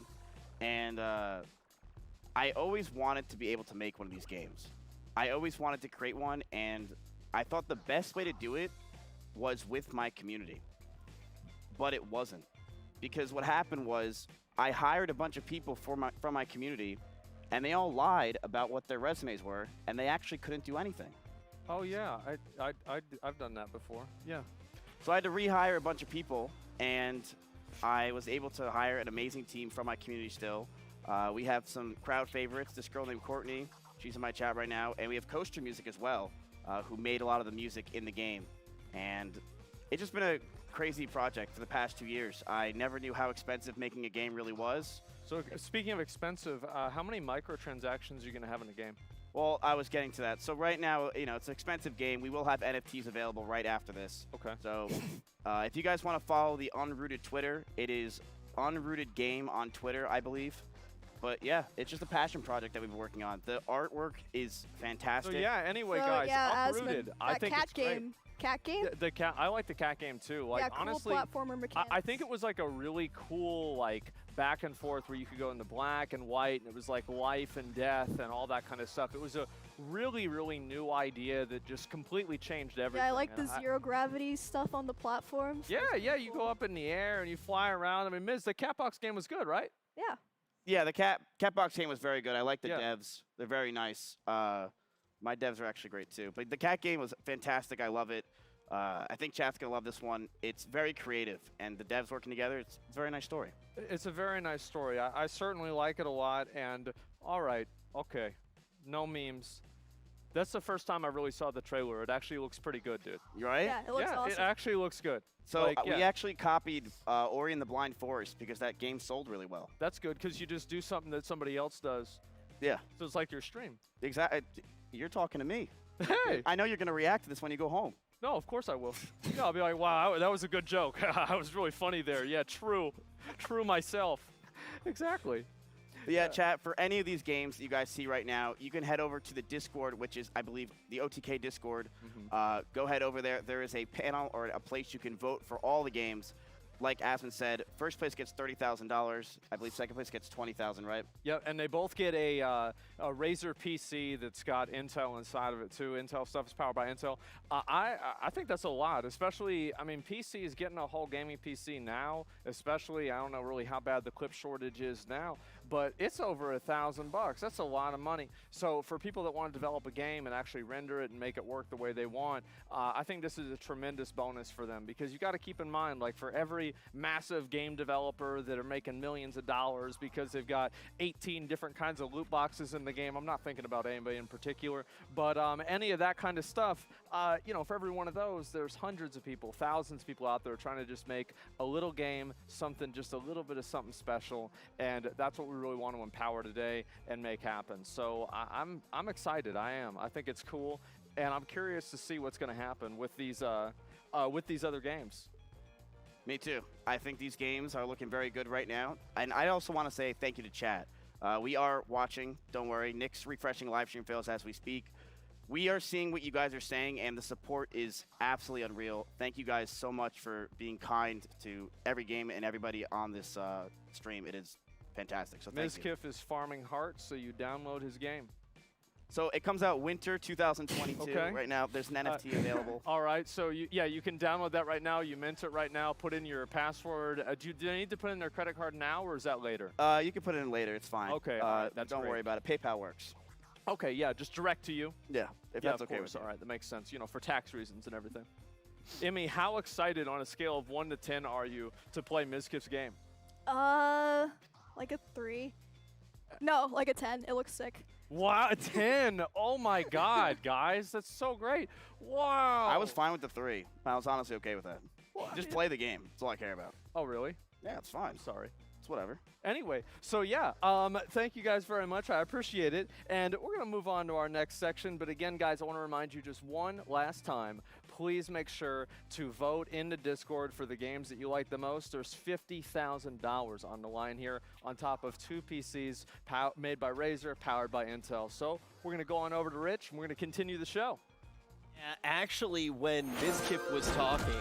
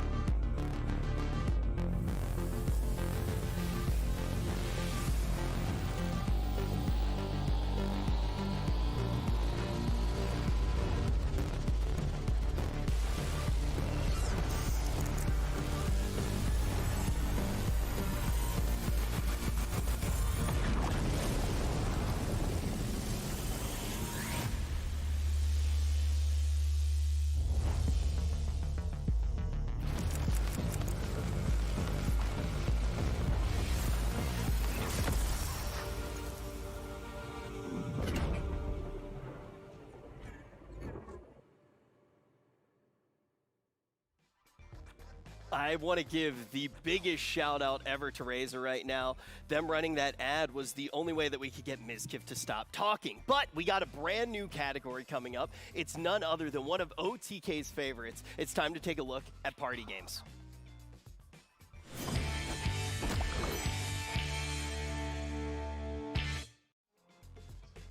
We have a whole bunch of games inside of this category, and we're looking at these right now, thinking about maybe playing them in OTK Game Night. The first one's coming from Chaotic Entertainment, and it is called Minigame Madness.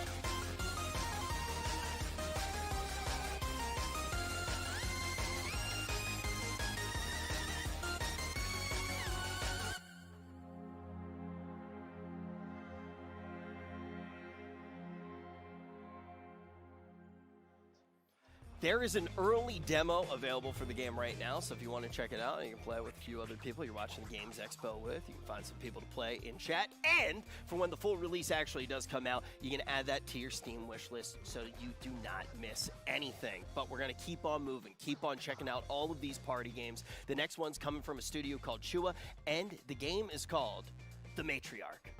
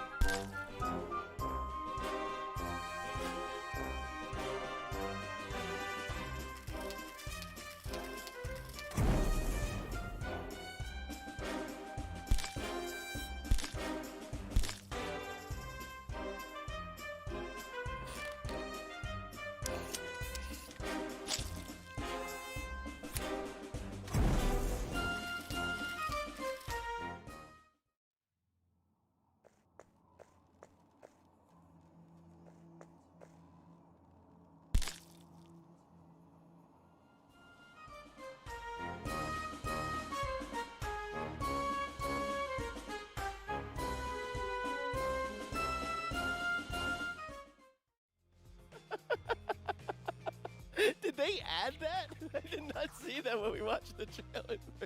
So, we watched these trailers before. It's new. It's definitely new. Yeah, church sure has changed since last time I went. I don't remember the upside down crosses and satanic rituals. Looks a lot more fun. Looks pretty fun to me, and if you guys want to make sure that you don't miss any of that fun, you can add it to your Steam wishlist right now for when the game is released. And let's take a look at the next one. This one is coming from Fireline Games. Let's take a look at Fuel Up.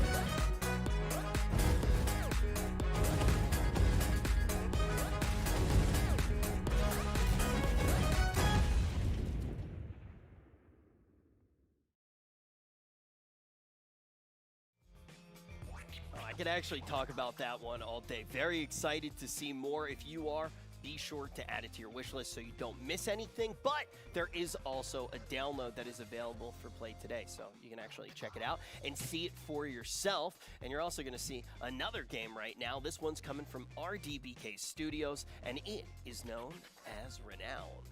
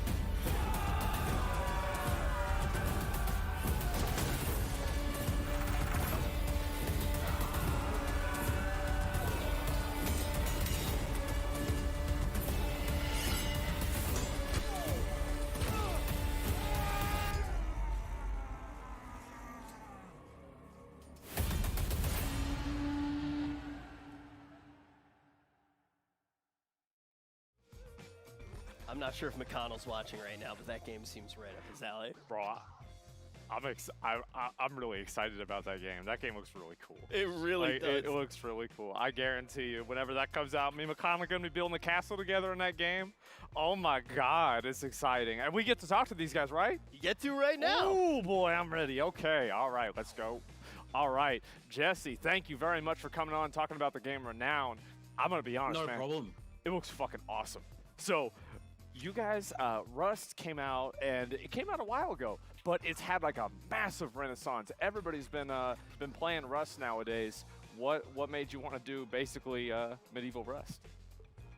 Well, I mean, it started probably 8 years ago. I mean, I went to RMIT, which is a school in Melbourne.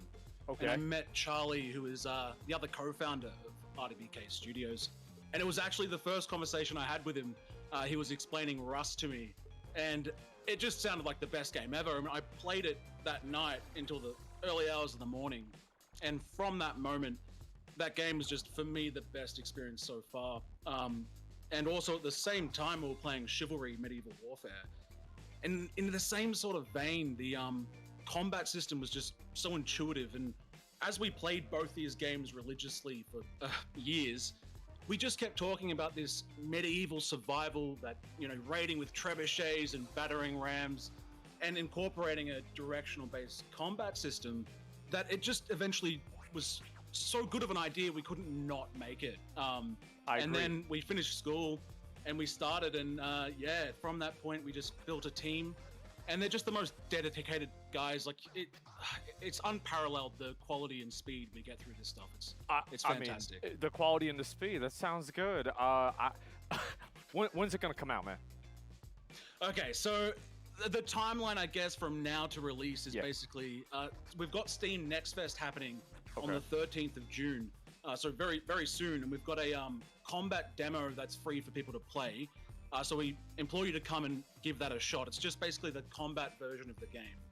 After that, maybe a month or two past that point, we've got Raid Module, which is, if you imagine you took all the survival systems into a short sort of game mode, we're going to give that to our backers and testers to solidify those systems. It's basically like a small game where two teams fight together, they craft and build their castles and raid, and it's a way we can test all the systems in one place.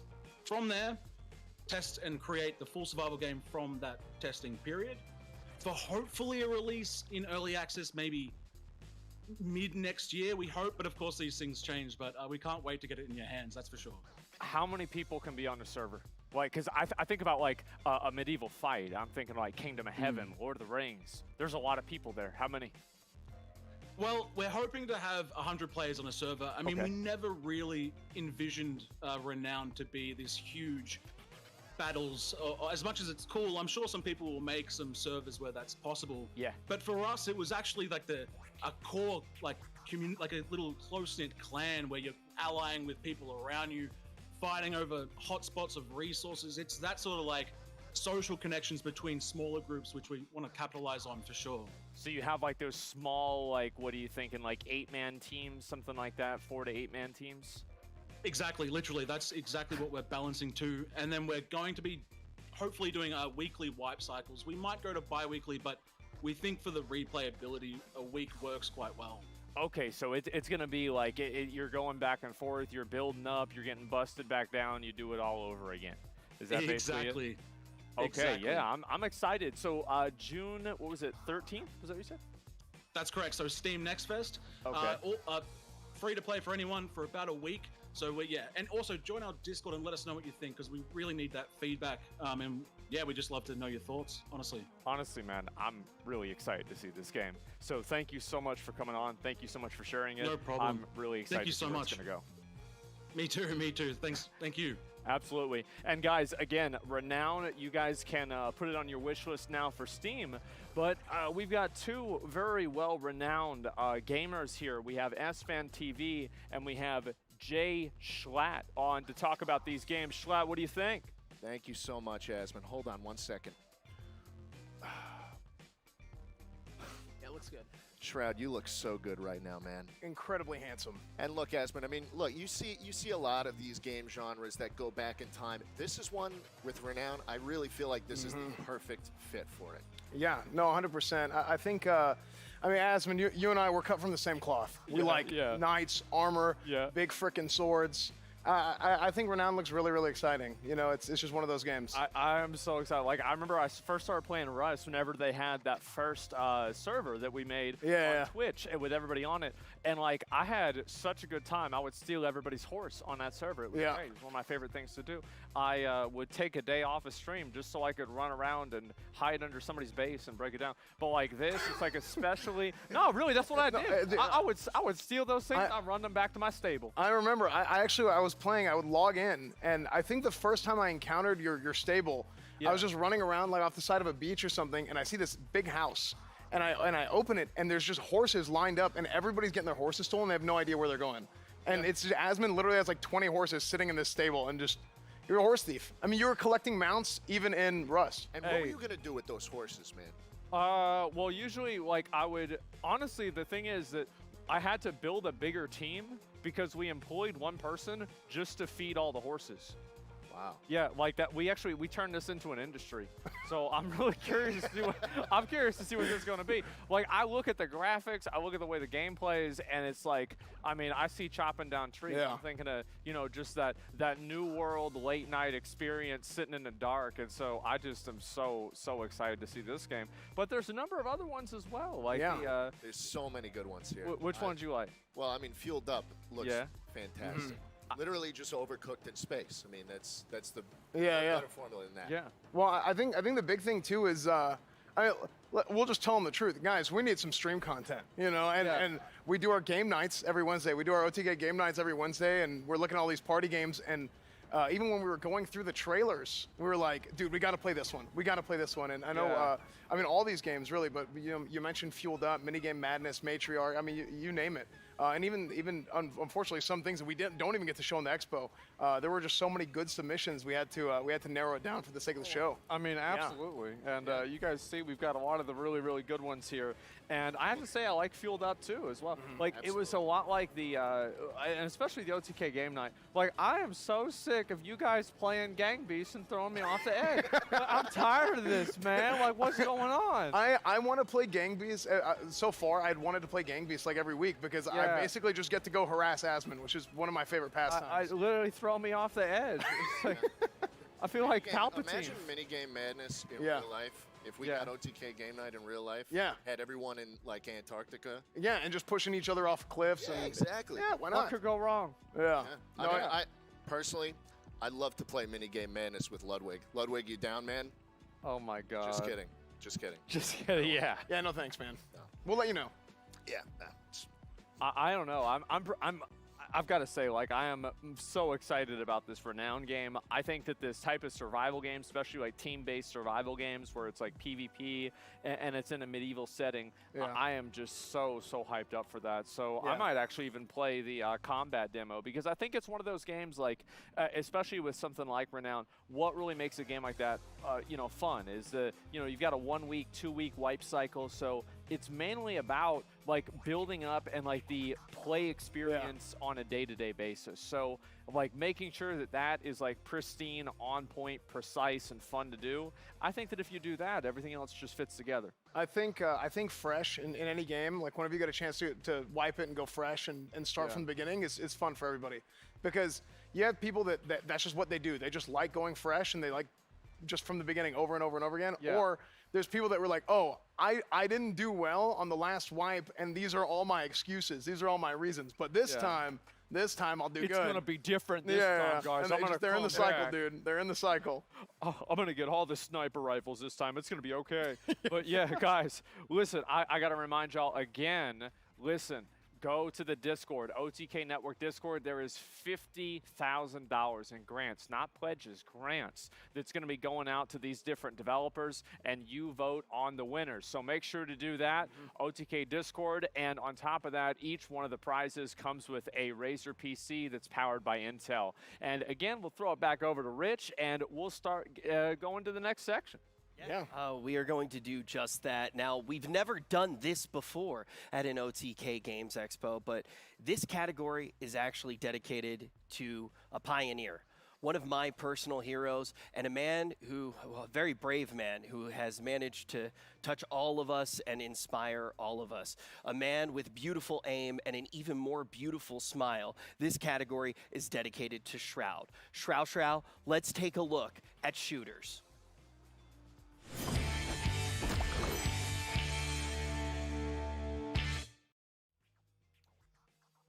I think I actually might be the bad guy in this next game. It's made by Mopeful Games, and it's called Fashion Police Squad.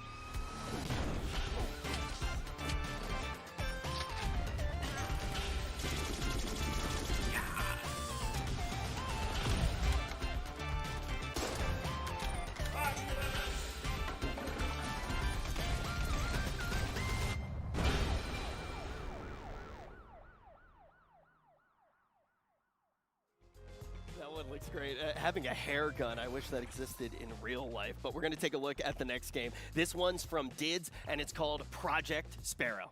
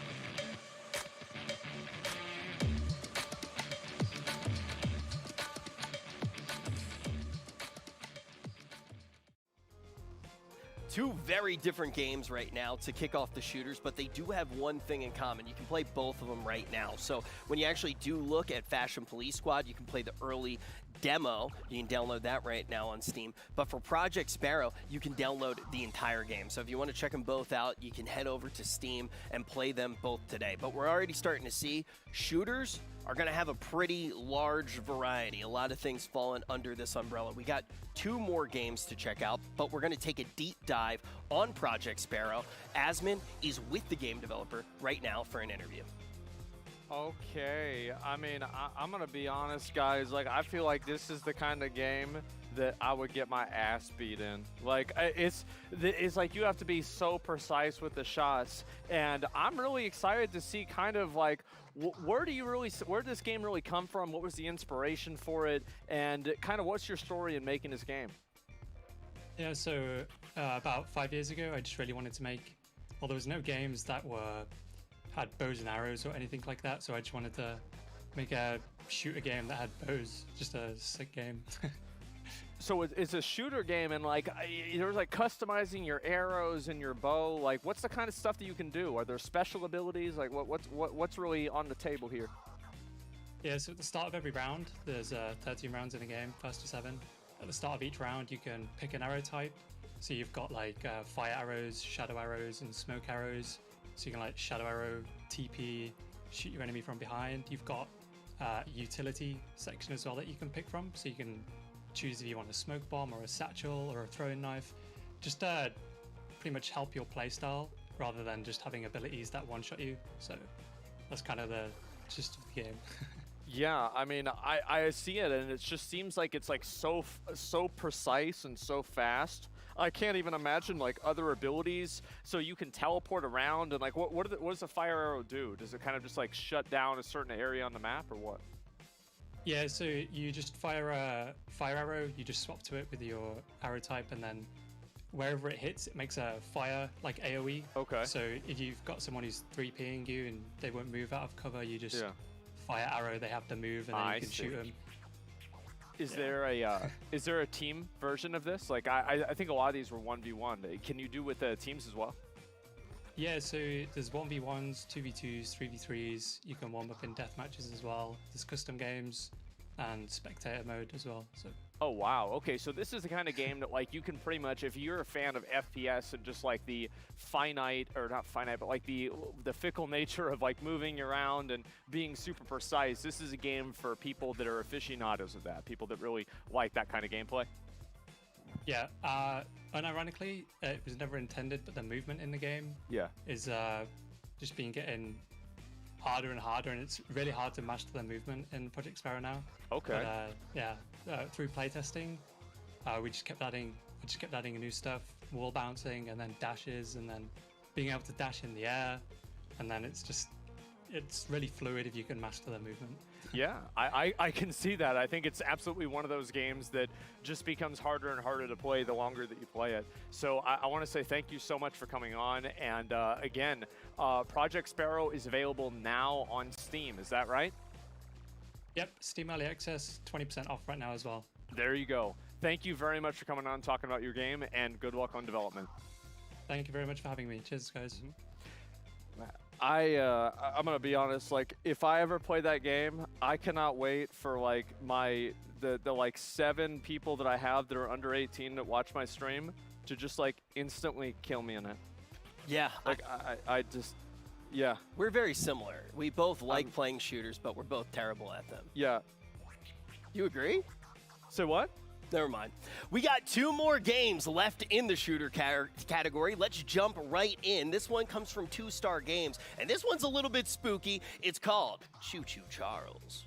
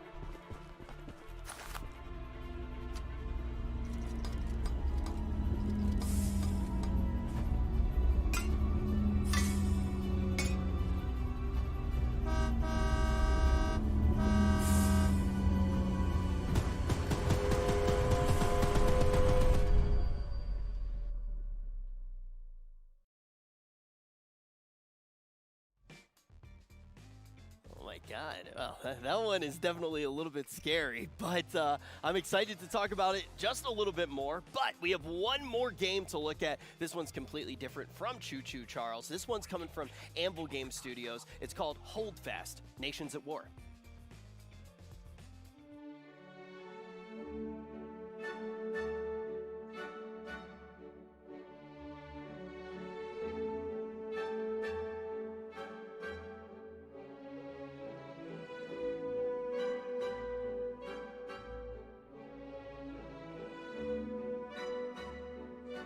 I want to sing. Yes.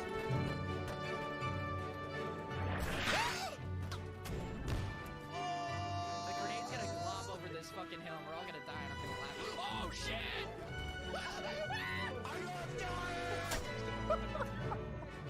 Oh god!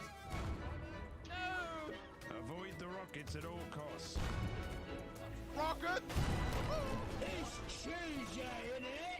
SS chips is departed in 30 seconds. They might be out of range. Oh my god, This is so amazing. All right, I am finally back. Hi. I've always wanted to play this game. Oh my god! Come on, man, don't be afraid! Ah, be afraid! Cannibal! Cannibal! I've played it a few times off stream, but I've never actually played Holdfast on stream. Good God.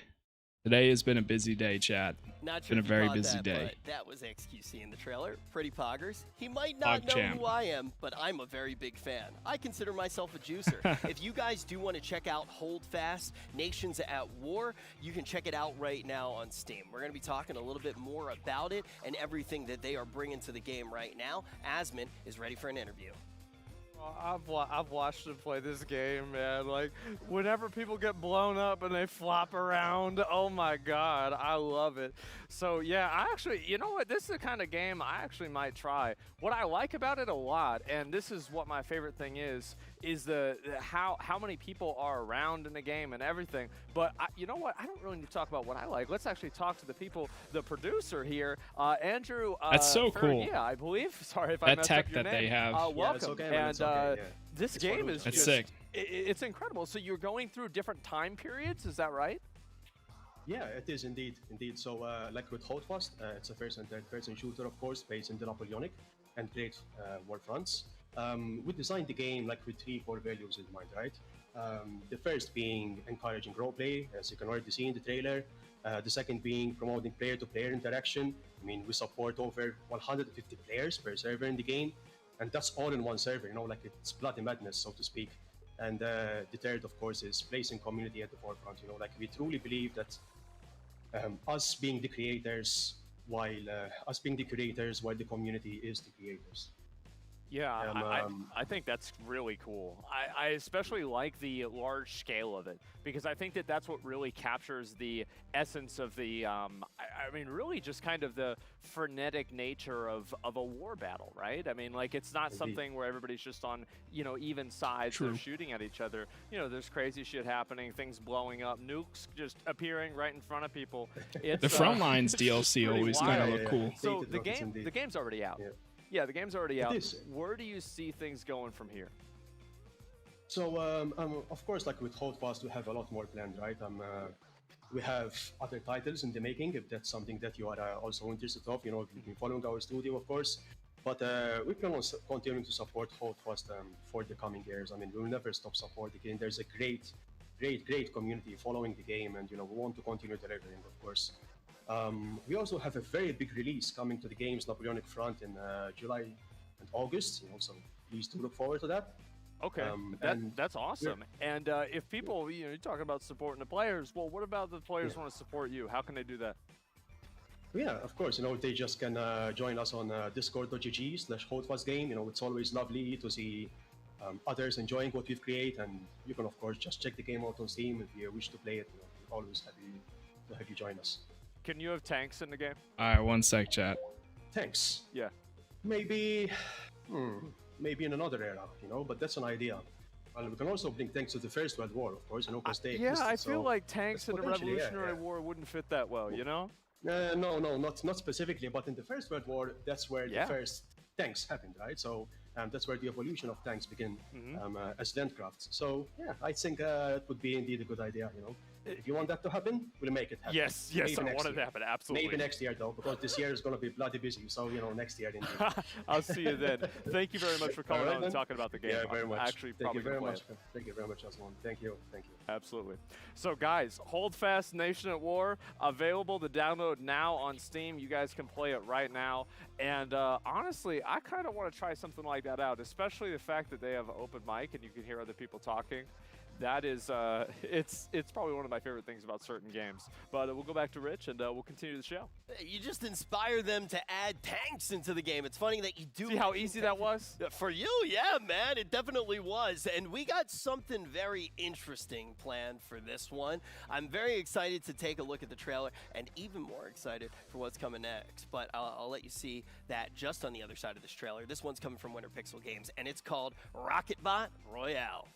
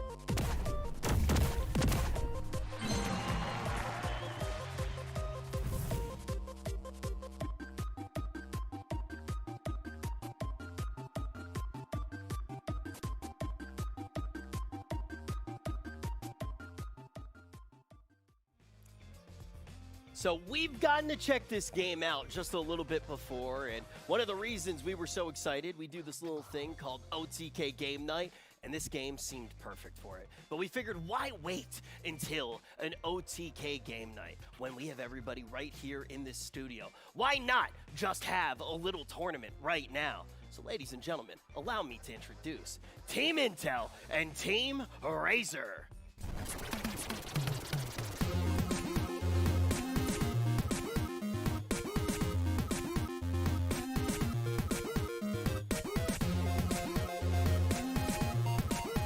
Coming to the stage right now, we are going to have two of the worst teams that have ever been created in esports. Help me in welcoming Team Intel, made up of Tectone, Emeru, and Mizkif. And then over on the side of Team Razor, we have your mother's favorite streamer. It's none other than variety gaming expert Seer, followed by Soda Poppin'. He made your streaming career, and now he's gonna make you pay. And of course, their team leader, S-Band TV. I got the two leaders next to me right now. And I have a few questions to ask to you, S-Fan, as you see your team getting ready to get into the booth. Why do you think you're going to be able to win? Well, listen, I've been practicing with Jake and Bake for the last few weeks for Rocketbot Royale. We put a lot of time in the lab, in the dungeon. So, yeah, I think it's going to be good. It's going to be great. I don't care. Where's Bruce? Where is Bruce? Where is he? Bruce. We'll find him. We'll find him. This is the best interview I've ever done in my entire life. And I think you might be the best team that I've ever seen. That's right. That's because I'm part of Team OTK, Team Razor. Are you going to let him talk to you like that? We're sponsored, so yes. I'm not going to say anything that bad, but I will say Team Intel will be beating you tonight. That's okay, because Intel is also great. I think Razor's great too, honestly. It's a good sponsor. Yeah, we could really just... Can we just hash this out? Can we just talk about this? Just give each other a hug and get the match underway. Ladies and gentlemen, it's going to be a best of 5 to the death. We have the two fiercest teams that Rocketbot Royale has ever seen. And now, it is time to send it up to our casters. It's none other than Asmongold and Tips Out Baby. Oh my God! Yeah, go ahead. Go ahead. I don't even know what to say. A lot of heated tensions here at the OTK Games Expo between Team Razor and Team Intel.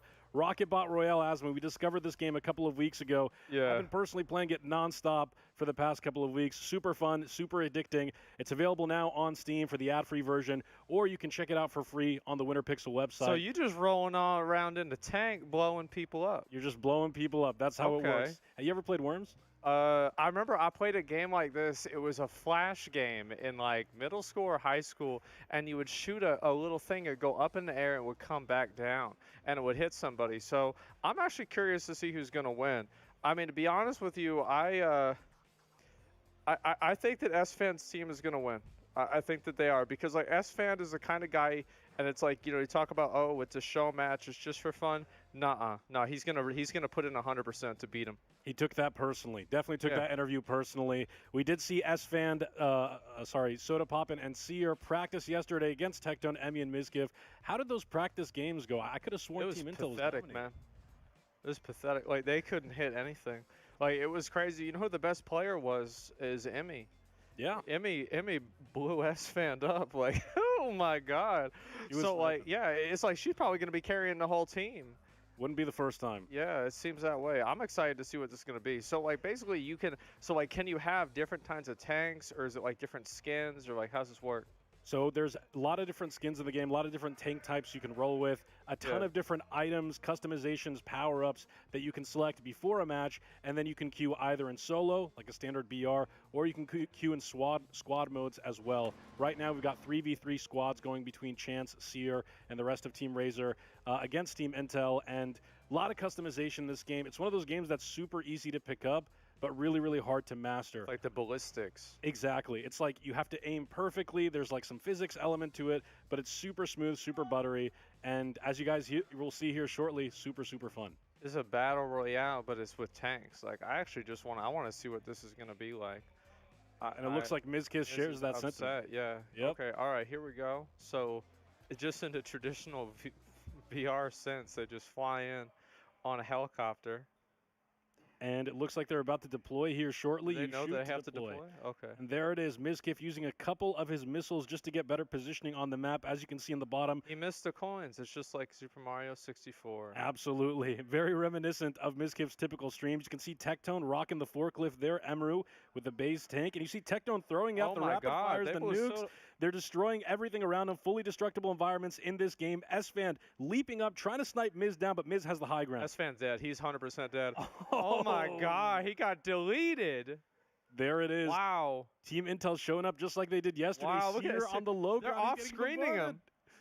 Oh, Soda hit both of them right there. That's good. Oh, they got a supply drop. Oh my God. Chance tries to leap up, but he no gets way. sniped Miz by popped him out the air? Hit him in the my air. And there's the God. nuke from Seer, though. Is I there don't going to know be a what that comeback? was. Emmy at low HP. She's trying to break through the barrier. Seer takes a big shot. Let's see if let's see if our variety gamer can really do anything. He takes down Tectone. Wait, It's no 1v1. way. Seer versus Emmy in the No first match of way, his best of bro. 5. Oh my God, come on. I want Emmy to win. I want Emmy to There's win. the grenade. Is it going to land? No, it falls Please into the hit it. water as Please blow his ass up. the lake is rising. Please the pop match him time off. is running out. Oh, she's higher than he is. He's dead. Seer with the misplay. Oh my God. He shoots himself into the pool. So Emmy actually won again. Like, what is this? She was dominating yesterday. She's here to assert herself today, carrying Team Intel my once again. God. That's 1-0. Oh my God. Like, who was it? Like, I forgot who it was. SFan just ran in there and just got killed. Dude. Oh, man. He Not didn't have taking bubble. That's what it was. He's Yep. not ready for that. Not ready, not taking advantage of the low ground. And you can see, Team Razor a little bit on fiery nerves a little bit. You Yeah. saw Soda popping, a little bit upset with SFan. Can they cool down for this next match? The best part, again, guys, is the fact that you have to keep in mind, they're probably actually mad about this. Yeah. Like, they're probably, they're actually mad about this. Like, it's like, you could think, oh, they're acting? Nuh-uh. No, I think, who was it brought it up after the match? I forgot who it was. Maybe you weren't there, Tips, but I think it was like, maybe SFan brought it up. Probably SFan. Telling me why he lost. He's trying to get into the groove right now to redeem himself in this All right, here second we go. matchup as we wait for the deployment here. Team Intel once again looking to secure the high ground.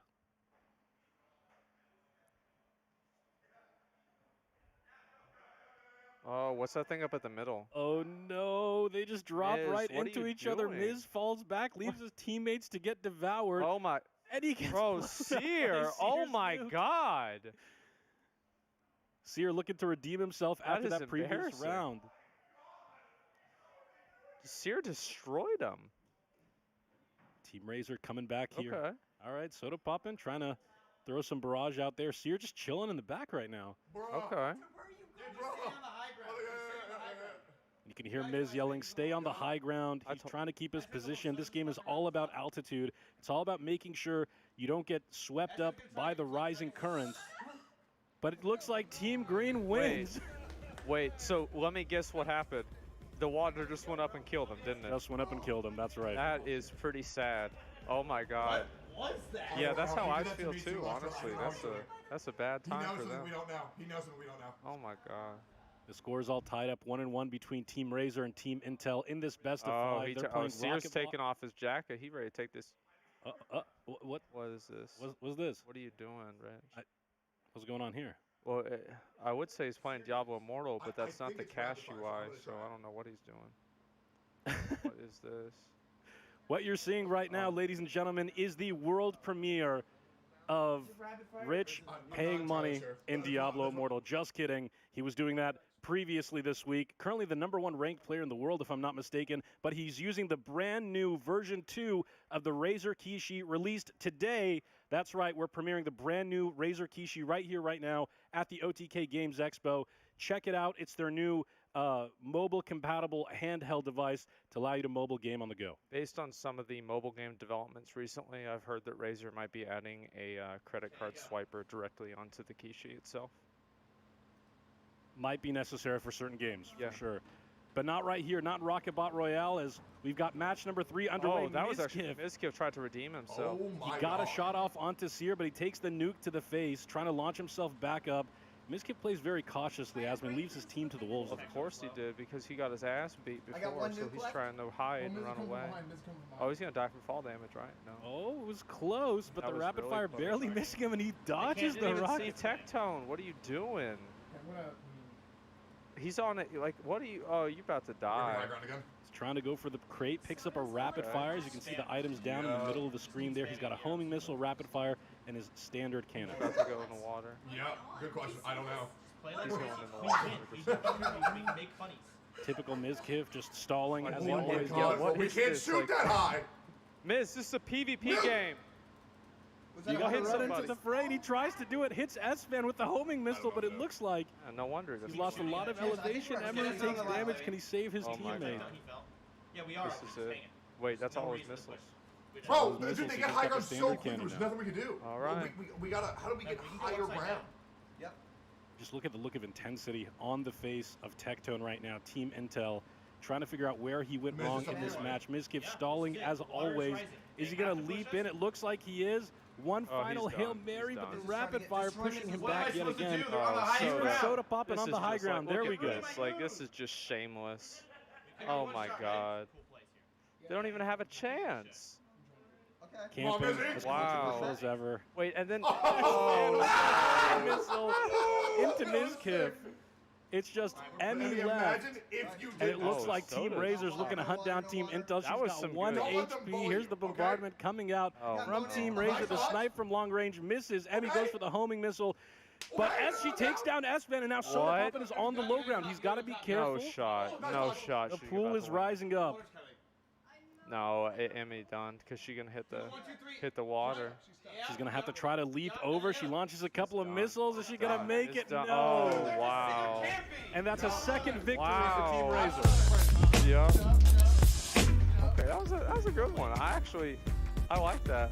I couldn't believe Soda and C are just sitting up there, camping on that top one. You can already see them working on their strategies for OTK Game Night. Again, guys, this is a game that we discovered a couple of weeks ago. We think it's super awesome. The work that Winter Pixel has done is absolutely phenomenal. And again, Rocketbot Royale is available right now. You can play the ad-free version on Steam for $2.99, as well as the free version, the ad-based version on the Winter Pixel website.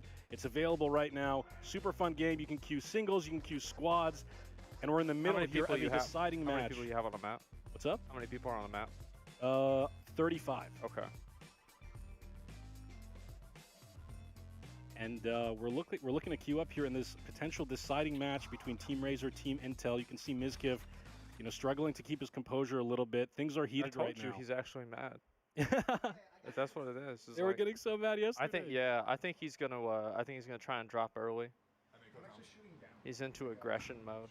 Maybe. Oh, maybe not. I don't know. He's waiting for the apex there. That's some cheesy strats there. It looks like both teams land into each other. And Mizkiv abandoning his team yet again. Wow. What are you doing? Get up there. Going on an adventure. That's cute. Uh-oh.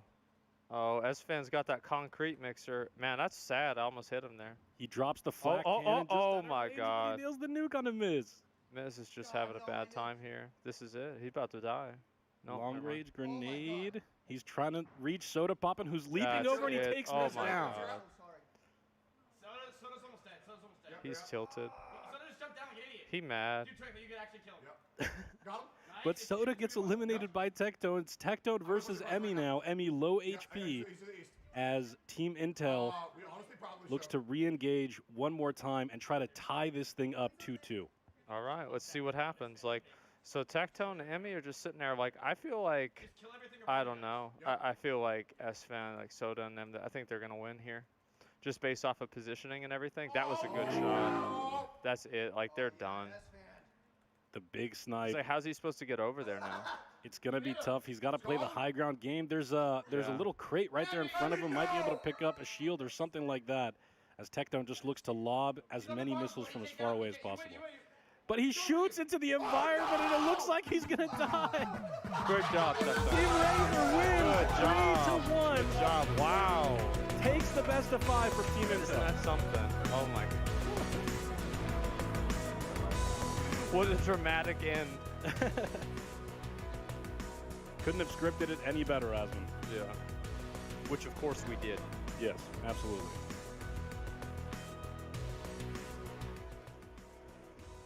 And here we go. It looks like we're going to have some interviews with the team captains, or at least the winning team captain for Team Razor.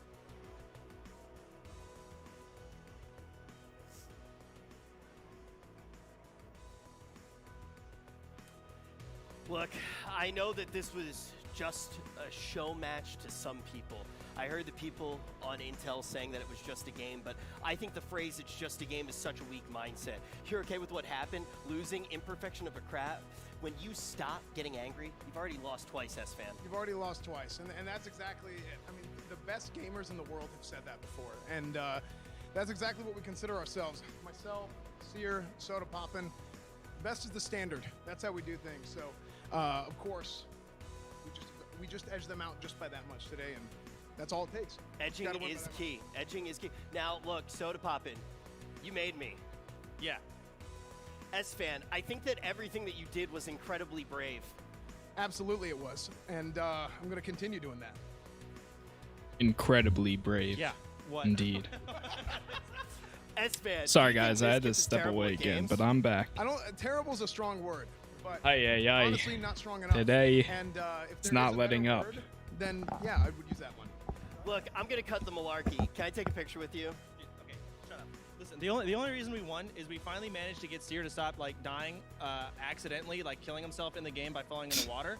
We did a lot of we got to play once or twice in rehearsal, and he died every single practice round, and it was So they're pathetic, and running I rated a- him 20 times since yesterday. So, and before yesterday. We actually lost one match, and it was when he actually killed himself again. So I wonder if there's still unlucky. more games, or if it's just You going to have be people like tournaments myself now and Soda for the Poppin', games that they elite RPG showcased. Gamers. Look, you give us 20 minutes with a game, and we're going to master it just like that. You know, the different systems in the game, it's simple, right? We're always going to be the best. I feel that. That's it. That's all. I think that is all that needs to be said. That The Renown two game best looks standing next to sick me right now. earlier. Now, let's talk to a few of the worst. We're going to go up to the Variety Gaming panel.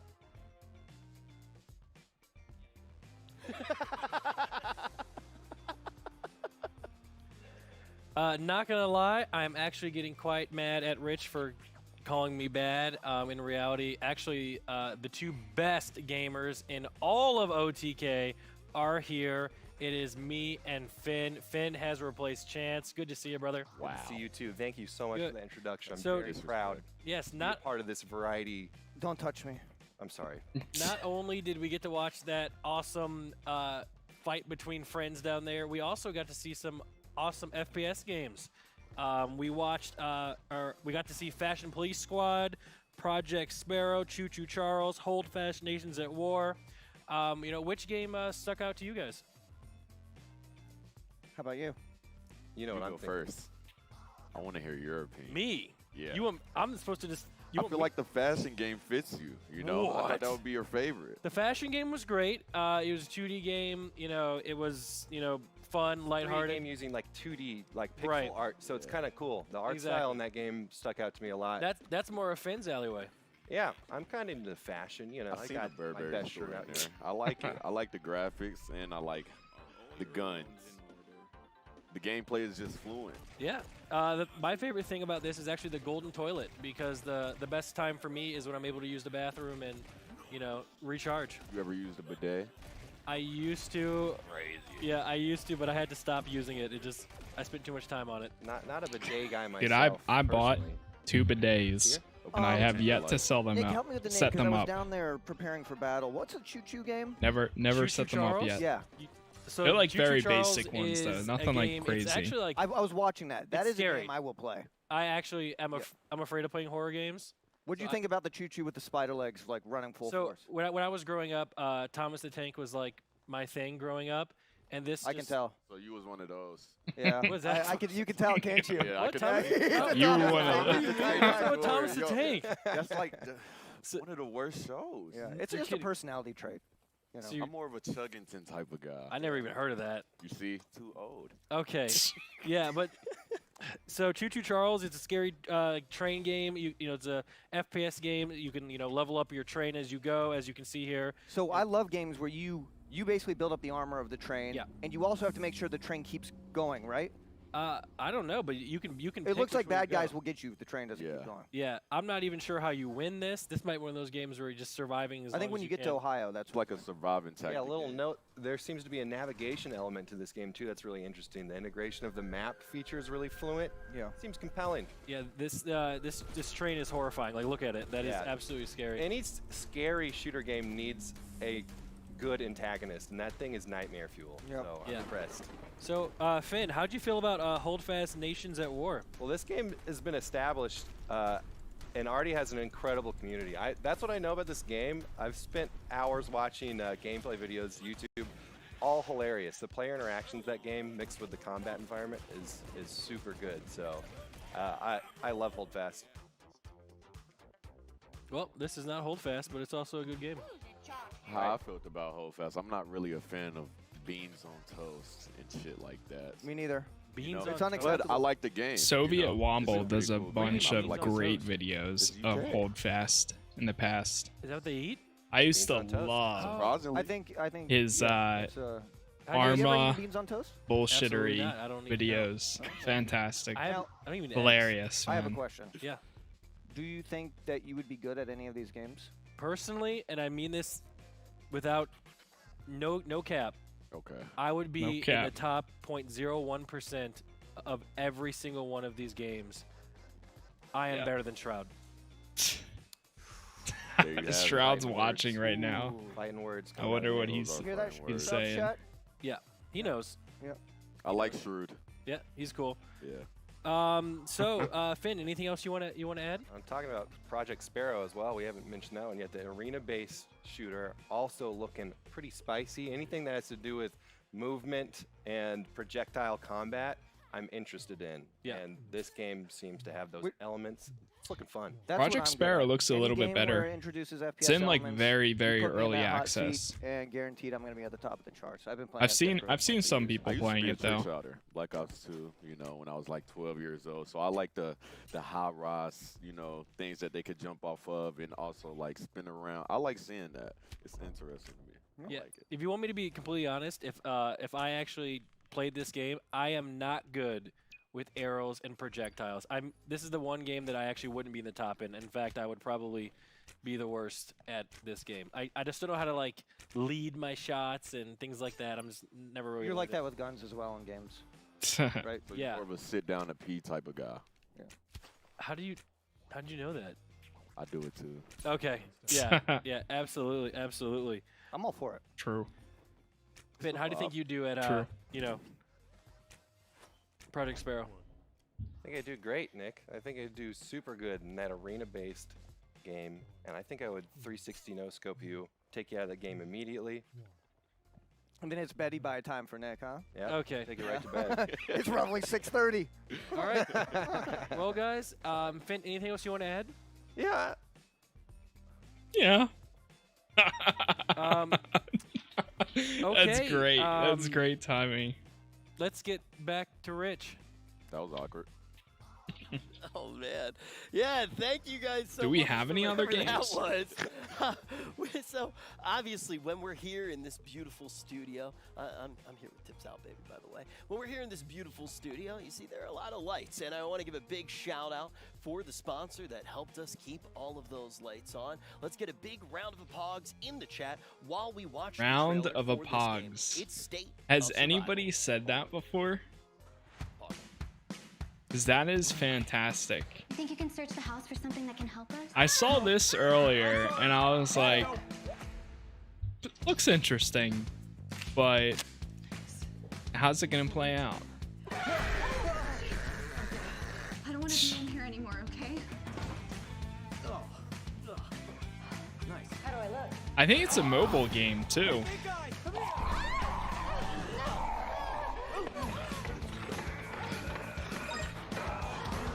Hey man, they sponsored the whole thing though, apparently. So. Oh, it was leave with your girlfriend or leave without your girlfriend? Shotgun, sniper rifle.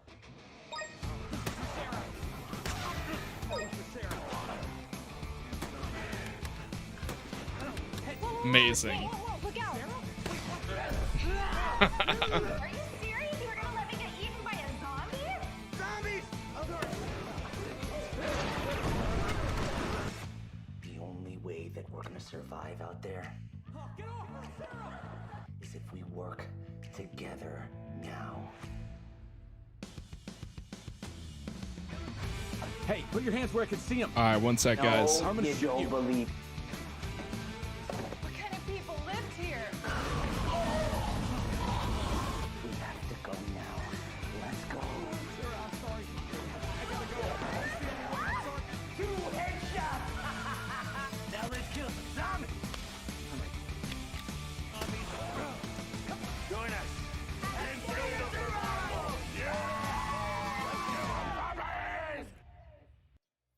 I love that trailer, Tips.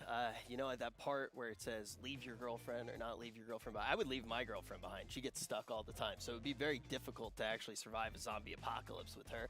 But what are you thinking about when you think about playing State of Survival? Well, I'm thinking about a lot of different things. First of all, guys, we just want to give a big shout out to State of Survival that has helped us put on this event. They're super supportive of the Games Expo. We really appreciate them. And guys, for those that don't know, State of Survival is a zombie-themed survival mobile game. It is free to play and available both on the Apple and Google Store. And as of today, Rich, it's available now on Windows. And to answer your question, I don't know. Oh, thank you. Yeah, I was just about to ask that. The other thing that I wanted to talk about was the fantastic giveaways. Absolutely. So, guys, if you download State of Survival on your PC and join the giveaway event, you can win awesome prizes. To join, head to the landing page in chat. The chat command is !SOS and download the game. The giveaway event will last for 10 days. The higher the power, the better the rewards, including, check this out, an iPhone. Whoa. AirPods Pro, and an exclusive OTK hoodie and in-game goodies in the gift pack. So go on over, check it out, !State of Survival in the chat, and yeah, you can download it on Windows. Yeah, you can download it on Windows. It runs great on Windows. It has really smooth operation. You can enjoy battles with an even bigger screen. I love bigger screens. I do a lot of things that I would do on small screens on bigger screens, and I go, wow, I like this even more because the screen is bigger. And the bigger the screen, the bigger the enjoyment, as everybody knows. We should trademark that one. We definitely should. But there are a lot of other games that we're going to be taking a look at now. So I think we're about ready to start to get into that next category. But Tips, we should do this more. I like actually sitting down and talking with you, man. I do too. Guys, I just want to say this event has been absolutely phenomenal. I want to give a big shout out to WePlay and everybody else on the OTK team that's been working on this event, doing a phenomenal job. And of course, again, one more shout out to State of Survival, guys. Play it on Windows. It's got lower lag, smoother in-game operation. You can enjoy battles with a bigger screen and wider map angle, multi-role simultaneous online alliance war operation, and cross-terminal communication, cross-platform essentially. And you can join the OTK tournament in-game, participate in the giveaways, and win yourself an iPhone, AirPod Pros, or some exclusive OTK merch. I hope to see you guys in the game, and I hope to see you guys as we watch the next category. Some people say that life is even in this genre of games. Let's take a look at simulations.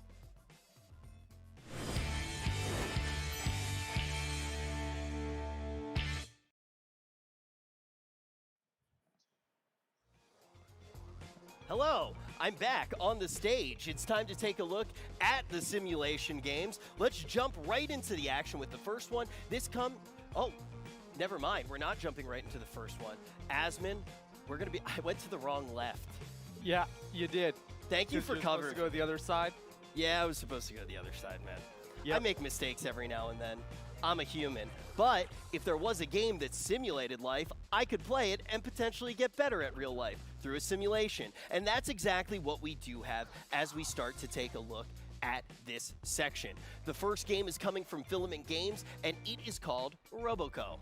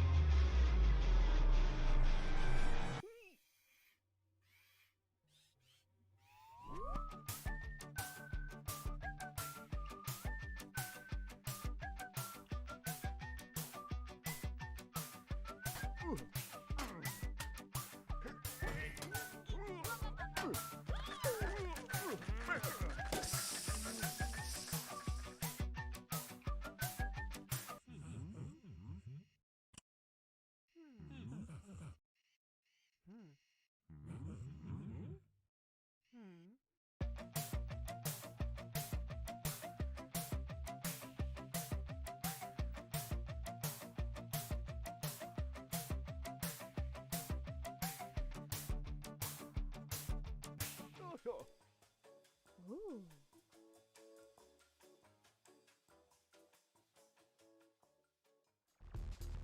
I'm gonna be honest, that trailer definitely took a turn that I did not see coming. You guys can actually check out the gameplay right now. There is a demo available for download, and you can put it on your Steam wish list so you can see all of the new developments for the game as they do arise. We're gonna hop into the next one. This one's coming from Randwork, and it's called Abyss.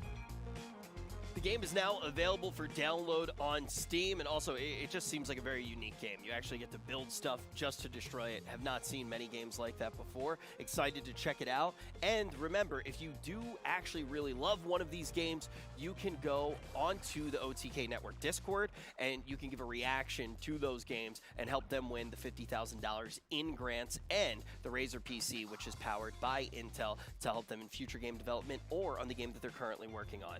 We have another game inside of the simulation category coming up right now. This one comes from NCB Games, and it is called Steel Guardian.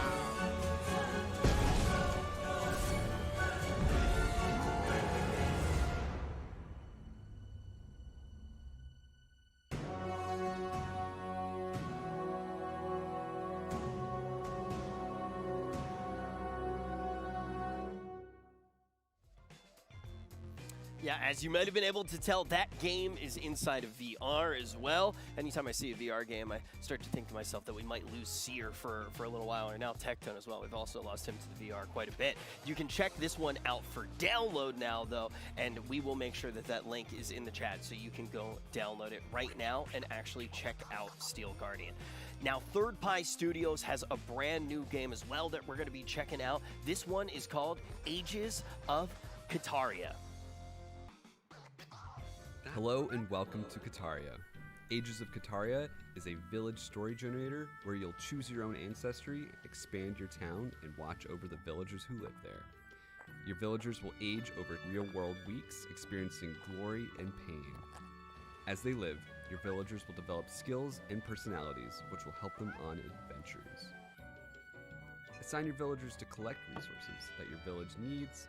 Play mini-games around town to increase your villagers' skills and boost productivity. When they aren't developing the village, your villagers will embark on text-based adventures that add to their life story and leave lasting impacts. However, every story must come to an end. As they pass, their souls will enter your town's spirit tree, and their offspring leave a legacy as your town's history grows. Craft your town your way, built from a wide selection of buildings and props to design your town to your aesthetic. Customize each of your buildings in town and share it with your friends online. Change your villager's hairstyle and outfit. Trade for the resources you need online. Come set sail and enjoy Ages of Kataria.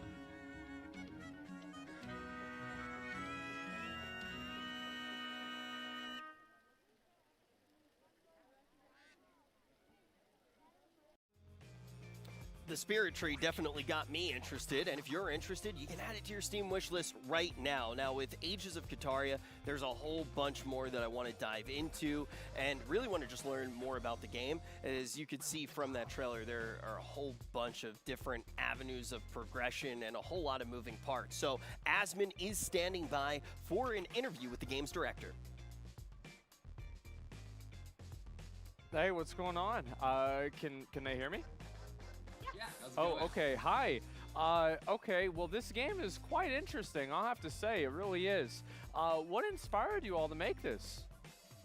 Well, right off the bat, losing our jobs inspired us. I was writing about how to clean your gutters, and Nicole, what were you up to? I was bartending at the time. Obviously, neither of our jobs were really that fun, and we were both looking for a way to get back into a creative industry, somewhere where we could work with a team of people and create something fantastic and amazing. And that is how Ages of Kataria was born. We decided to start our own company because we applied to all of these game companies and they rejected us because we had no experience. So we decided to just do it ourselves. Well, Yeah, I I like felt that. What was missing from Colony Sim games was really connecting with your villagers and seeing them grow. Yeah, I think so. Okay, so whenever they die, their spirits go into the tree. Is that right? Yeah, exactly. And it makes the tree bigger? Yeah, so your tree kind of symbolizes like the growth of your town. So Okay. over like the months that you play, as people pass on, they'll go into the tree and they'll be able to talk to your villagers who are there and give you items and stuff like that. So it's not like they're gone forever, but they're there in spirit, right? How big can the tree get? That tree that you saw is like our final version of it. It's like the fullest it will get. Okay, so it's for right now. It's a big boy. Oh, he's a big boy. Okay, all right, I It'll like start that. small. Yeah. So, can you tell me a little bit more about the game that Trevor didn't really cover? Yeah, totally. So the biggest thing is really aging, and it's getting the generational aspect of the game. So your villagers will age over real world weeks. So when you're offline, they're aging and they're having events happen in their lives, both small and huge. Like these can be major events, like traumas, or even like huge victories that happen in their life. They go on adventures. You'll be able to build in the game and customize your town your way. Something I really didn't like about other city building games is that your town kind of looks like a cookie cutter town. Yeah. It's very similar to other games. And really collecting animals and that wander into your village, raising them so your animals will live in your town. And the relationships that are interconnected. All your villagers are connected. They know each other. You know, you'll have like your favorite villager, and they'll grow up, pass on, and then you'll have that favorite villager's kid. And you'll be like, this is like the son of that legend and all that. Do you want to add anything, Nicole? That was perfect. So you have a lot of stats, and he's like the best guy, right? Yeah, he's like just mining away, and he's like, I am the miner of the town. Okay, all right, Yeah. I got that. Yeah, that's I don't know. I think that's pretty cool. I've never seen a game that really does that before, so I like to see it. And if people want to support your project, where can they go? What can they do? Yeah, so you can find our game on Steam right now. You can wishlist us. We are also just only for the next month, we're going to be doing some crowdfunding exclusives. This is the last month we were going to be doing them. Things like getting an in-game void unicorn or some exclusive cottagecore textures for your buildings, that kind of thing. Okay. You can also find us on Discord or on Twitch, where we connect with our community every week. Well, thank you so much for coming on. I really appreciate it. And I find the game, it's especially with the generational aspects, I think it'd be so funny, people that get like emotionally attached to one villager and then they just, yeah, absolutely. It reminds me of the old Tamagotchis in a way, you know? Yes, we are here Yeah. to shake you to your core and then lift you back up and like pet you. Yeah, I like that. Okay, that's ideal. Well, thank you so much for coming on. I appreciate it, and good luck with your game. Thank you. Nice to meet you. You too. Oh boy. Oh boy, oh boy. We got ourselves S-Fan and Tectone here to talk about the simulation games. How do you guys feel? Dude, just first off, I don't know if there's something wrong with me, but I looked at Ages of Kataria, and I just keep thinking to myself, I want to build a big village, and I just want to build the biggest, baddest tree that I can as fast as possible. That's why But I that would asked. mean I would have to kill off the whole village. Jesus. Oh my God. Well, that's why I asked about how big the tree can get. Yeah, You know, exactly. like, yeah, you gotta know what it is. All right, Tectone, what did you think? Dude, I love simulation games. You get to relive the pain of like the real world, but as a cute anime cat girl. Yeah, exactly. Or like a leaf girl, apparently, Yeah. in this story. Yeah. That's cool. For me, the game I really liked a lot was Steel Guardian, the VR game. Yep. And like it didn't like really get me until that dude popped up and he was fighting the skeleton. That was so cool to me because like how far can that go? Because like a lot of the first person like medieval combat games, sometimes they can not really play that well, but in VR, I bet it would be a completely different experience. It is. It's a completely different experience because, like, as you're standing up for hours on end with the remotes in your hand, eventually you start to feel like the weight of like the shield and sword, and like real world fatigue starts to like come into play for these VR games. Because I started playing a lot, and it's cool. It's good. So both the immersion is crazy. I've never played a VR game before in my life. You should. I mean, VR is sick. Really? Yeah. Okay. Yeah. All right. It might make you a little bit sick if you play for too long. Yeah. But I heard, once you start doing VR, you just get lost in it. Is that right? Like you see like the anime cat girls that you already like, but imagine if you felt that they were real standing in front of you. One time I saw a Soda Poppin' stream, and I almost had that experience. Yep, that's about right.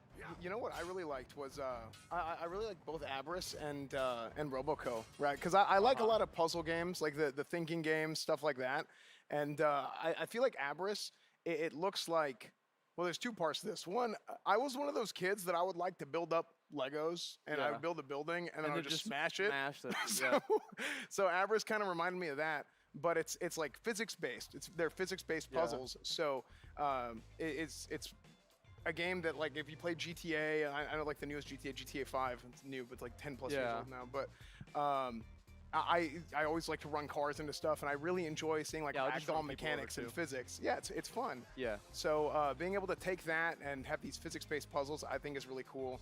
And also with Roboco, you had Did you see build whenever up he your was little robot. shaking the vending machine? Yeah. I thought he was gonna pull it over on the dude. I thought for 100%, this dude's about to get got. Yeah.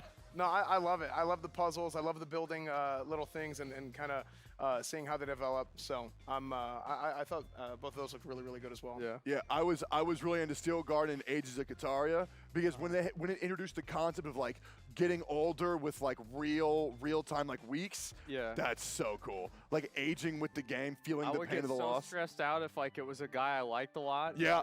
Because I remember one time like I had these little things back in the 90s. They're like these little toys. There's a Tamagotchi, and you take care of a cat. And like eventually I came home and my mom was like, Zach. Oh no. We gotta talk. We gotta talk about your Tamagotchi. I'm like, why? She's like, I did my best. I tried as hard as I could, but let's just say this: it's game over. Yeah. Yeah. I had the same experience with Neopets. I've gone through like 3 Grundos. They're all dead. It blows. Neopets. That's great. I don't know. I think that the puzzle games and like the simulation type games like that, I think they're really cool. And also, especially the VR ones, I'm really excited to see like. Basically, I want to know how long it's going to be until we can play Sword Art Online in real life. Like that's really, I mean,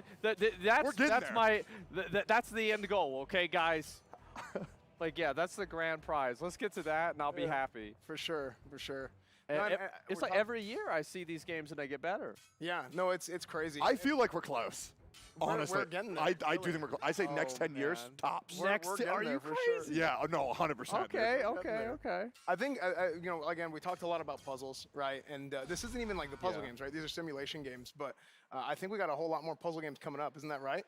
Oh, yeah, absolutely. I mean, there's a bunch of puzzle games. And I want to say, guys, again, I want to remind you over and over and over, this is something that you all can get involved with. If you want to be part of this, if you want to get your voice out there about which games you really liked a lot, which games you want to make happen as much as possible, please head on over to the Discord. It's the OTK Network Discord, and you can vote on the games that you think deserve to win $50,000 of developmental grant money. And on top of that, a Razer PC powered by Intel. So make sure you guys do that, and we're going to be announcing the winners of that at the end of the show. But anyway, I think we're about ready to go on to the next section with Rich, and we'll start it off. Yep, let's do just that. This category rather, is going to have 4 games, and right now we're going to be jumping into a brand new genre. This one is puzzles.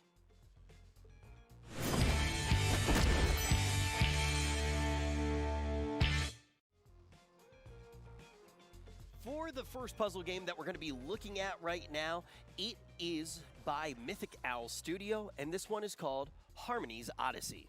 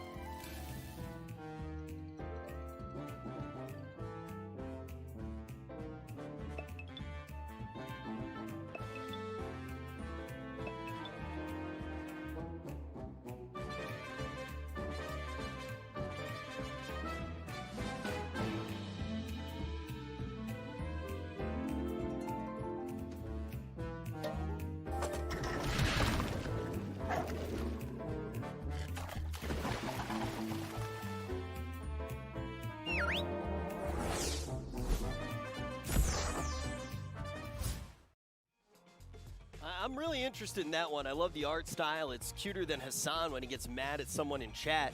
And when you actually do look at the gameplay, I'm back. it's almost like a multi-dimensional Rubik's Cube, right? You're trying to actually get the buildings to come together. I think that there might be something wrong with me because I always think about these like puzzle games and like especially the That game looks city interesting. building simulation games, and it's like, how could I like make it to where like it drop people into like the I'd say lava? there's been some pretty like, that's solid the main games thing all I the was way through thinking. here. So, that's about it. It's been about like 3 or 4 I'm interested in. Genuinely. By the way, who are you hosting after this? Yeah, sure. Okay. So for the next one, we're going to head over to something made by Improx Games, and it's called The Last Cube.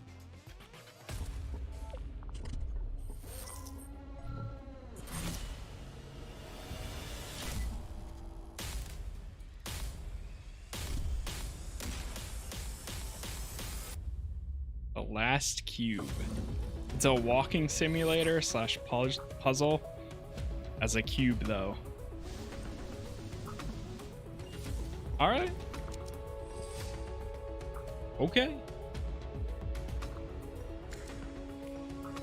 Okay.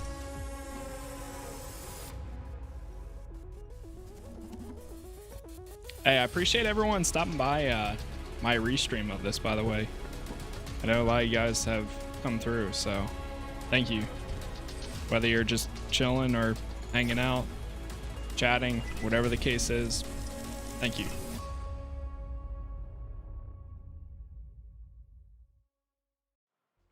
Now, for both Harmony's Odyssey and The Last Cube, they are available for play right now. You can actually download the early demo. Demos so if you out. want to check them both out, you can do it on Steam. But we're going to take a look at the third game inside of the puzzle category. This one is made by Coin Crew Games, and it is called Escape Academy. What are you waiting for?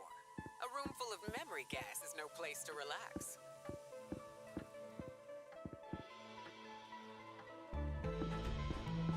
It's an escape game.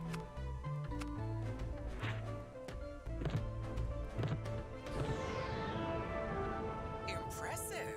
I knew I saw potential in you. Ah, there you are. It has like a... What's that game called? Welcome to the Academy. Firewatch look to it, in a way. What's up? It's not the first time my art's been torn to shreds. Greetings. Dishonesty has no place at the Academy. Hey there! Enough water! They're already hydrated! My star student. Error. What the hell have we gotten ourselves into? Escape Academy! I'm very excited for this one. I'm actually a huge escape room nerd. I love going through and doing them. I actually do them all the time with my buddy Will Neff. We do like one a week. So I'm going to be gifting this one to him on Steam when it comes out on July 14th. So if you guys do want to check it out, you want to make sure that you don't miss the release date. It's a little while away. Go ahead, go on to Steam and add it to your wish list so you actually do get notified when it's available. Looks like it has co-op and multiplayer as well, so maybe we can even play against each other. We got one more puzzle game left. This one is very relatable. It's from Insanity Core, and it's called Headless Jeff 3. Headless Jeff 3? I never played 1 or 2. Headless?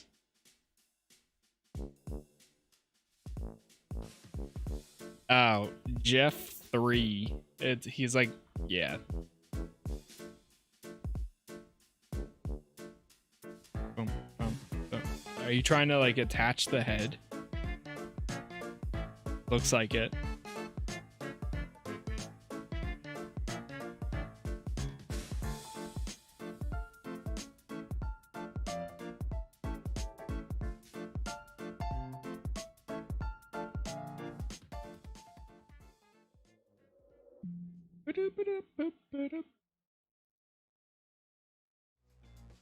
For Headless Chef 3, there is actually a demo available for download right now, so you can check that out on Steam. I had a chance to play it a little bit earlier before we actually got the Games Expo started today, and it's a really cool game where you're actually dropping your head in different places so you can try to see what you're doing to complete the puzzle. To talk about that game and everything that we've seen in the puzzles, we're going to jump up right now to our professional variety gamers.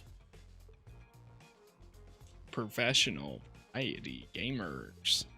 All right, thank you so much, Rich. We are back, and this is Perfect Puzzles. And we got the smartest people around here to talk about puzzle games. Chance, how do you feel about this? Well, Rocketbot Royale champion here. Yeah. I feel really good really? about a lot of those games. You know, a lot of solid puzzles, a lot of games we have seen before, but it looks like they're taking a new little twist to it. I'm excited. A lot of them seem like my brains can't handle it. You know, so Definitely can't. No. No. Neither could yours. Like you're done. Like you're not smart. Damn. It was a good carry though. All right, Seer, how do you feel about him? He's holding back. Cube, dynamic Tron-like visuals, stunning, intense. It looks like there's very, very satisfying results when you actually solve a puzzle, which to me is great because, to be honest, Chance, I'm not that smart, and I actually really struggle with puzzle games. So when I actually do solve something, I love to have that satisfying, like, feels great. And everything gets colorful when you solve a problem. Well, you look at this here. You ever see that piece of paper where you unfold it entirely? It's a cube. It's shaped like a cross almost. I have no idea what you're talking about. Okay, well, either way, you look at this. It looks. My head starts to hurt trying to land the symbols onto the right, you know, things on the floor. It just seems like you're old. You wouldn't be able to do it either. Shut your mouth. Bruce, as you're the youngest, older. As the youngest up here, Bruce, how do you feel about the last cube? All of these games have in common. What? Like, all of these games are the type of game that I will put on and yell at my chat for not helping me find the right path. You know? But being a pro Telltale gamer, it's all about making the right choices at the right time. And I feel like the last cube, I used to play this in a computer lab too, but they added different elements, and I really like that. What is that? You see the way it's moving? Yeah, the little diagonal. Like that's, I don't even know what's going on. Wait a minute. So we are supposed to be the variety experts, and us three have admitted we cannot solve these puzzles. Y'all three, not me. What is that? What is that maneuver? So I don't know. This game is interesting because my head hurts and I'm just watching someone that seems to know what they're doing. It looks hard. How did you feel about Headless Jeff 3? I was actually a bit confused. Is it like you have the robot and then you have the head point of view as well in Headless Jeff 3? Pretty much a robot missing his head, trying to find his head without his eyes, I think, like, in a way. I think what's going on there, if we can get Headless Jeff up here, it seems like you take your head off and you place it down and you control where the perspective is. Okay. So you can't, it seems like maybe you can't solve the puzzle right now. You need to put your head down like it's a camera. And then you see, and now you I see. So it's a fun control perspective. And he's gonna pick his head up, pick up the camera. That's kind of cool. Throw your head? I don't know, maybe. And you have to use your head as a problem-solving tool probably multiple times. Maybe. Yeah, it looks like a really fun, unique puzzle game. I'm cool to see this here. Looks like the movie Robots too. I like that movie. Yeah, it's cool art style as well. And how do you guys feel about Harmony's Odyssey? It's that was like I loved that movie back in the day. Puzzles and brain teasers. How do you feel about that, Bruce? That's like classic spot the difference situation. I told you that while we were watching because you didn't know what you were looking at. Yeah, and so it's taking my what? No, and Chance, what happened? No. I made the observation that it was a classic comparison game, and I told that to Chance. I had to explain it to him. I think you might actually just be copying everything Chance does. Are you guys comparing notes? Oh, yeah. Yeah. Hey, should I be here? I don't think so at this point. Bruce, what do you think about this game? I think he should be here, and also about this game, I like the fact that it's like something that you can play with friends. You want to get your friends involved in the late night. You know what I'm saying? How do you get those? Put it on the monitor, be like friends? everyone kind of sits around. I have none. Do you have friends? Dude, shut up. So you're sitting in the living room. And you just put it on the screen, and the friends are all looking, trying to spot the difference. I played a game like that recently, and it's actually really fun. It's like Where's Waldo? Yeah, Where's taken Waldo? to the next level of, this third-person game. Yeah. So, and the final game was Escape Academy. It's like that was scary. Jeez, that was wild. You do. How do you feel about it?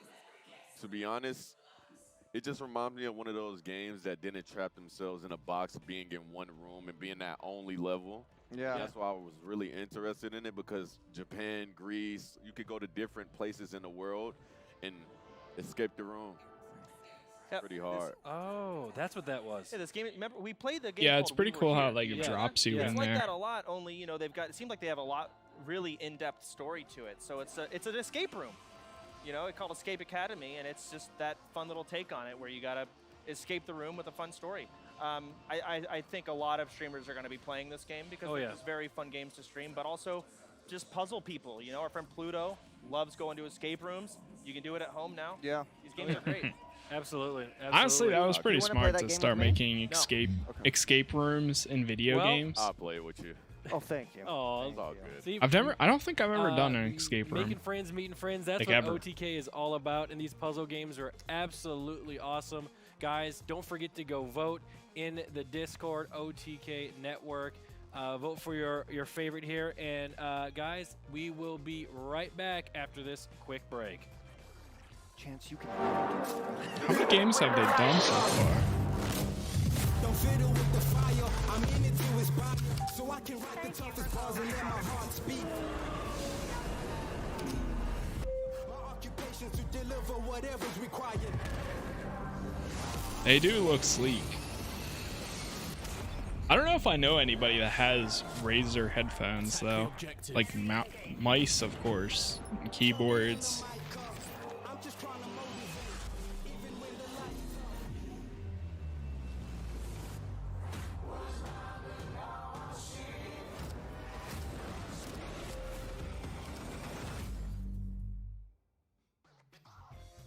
Man, those puzzle games looked absolutely fantastic, and I actually have a friend who, I think he's watching right now. I would love to watch him stream those puzzle games. He used to be really good at a game called Diablo, but he kind of fell off, so hopefully he finds some success playing those puzzle games. Maybe he'll be able to beat them. But now, it's time to look at a brand new category. This is one that I think all of the people in this room right now really Damn, want 35 games like this. Ladies and gentlemen, we're going to be taking a look at Grant, thank you for the sub there. Appreciate it.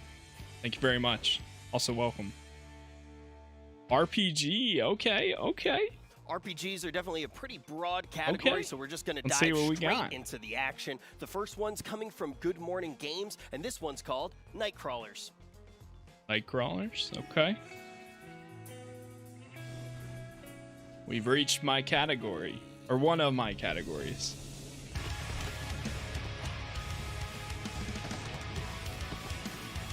I will say, some of these games, their music has been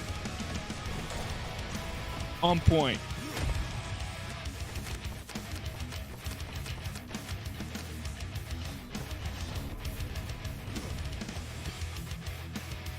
We.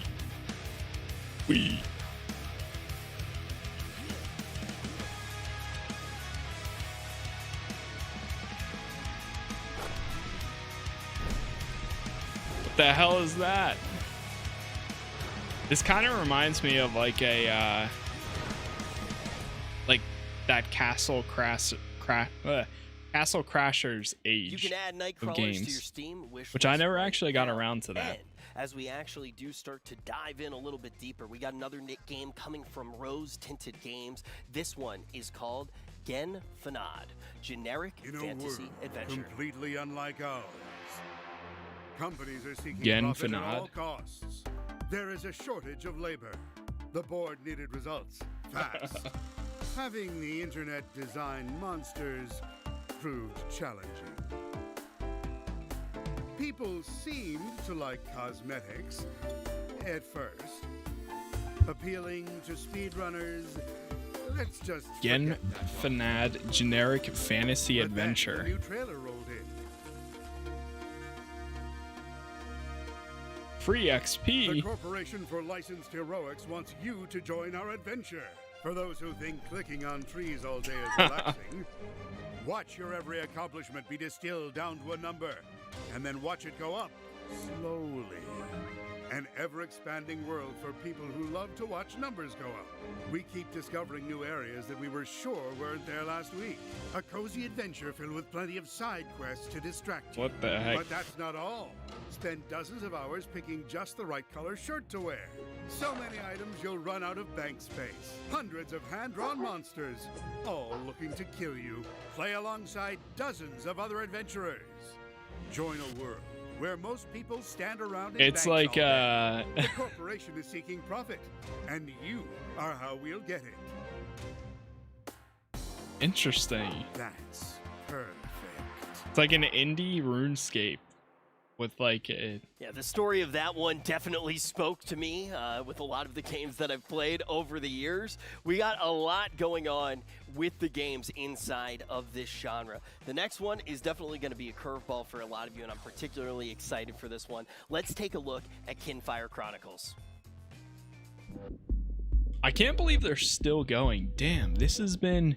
It's already 3 hours? How long do they plan on going for? I thought there was only going to be like 30 games. We're at like 35 right now. Or like, I think now it's like 38 or something. Kinfire Chronicles.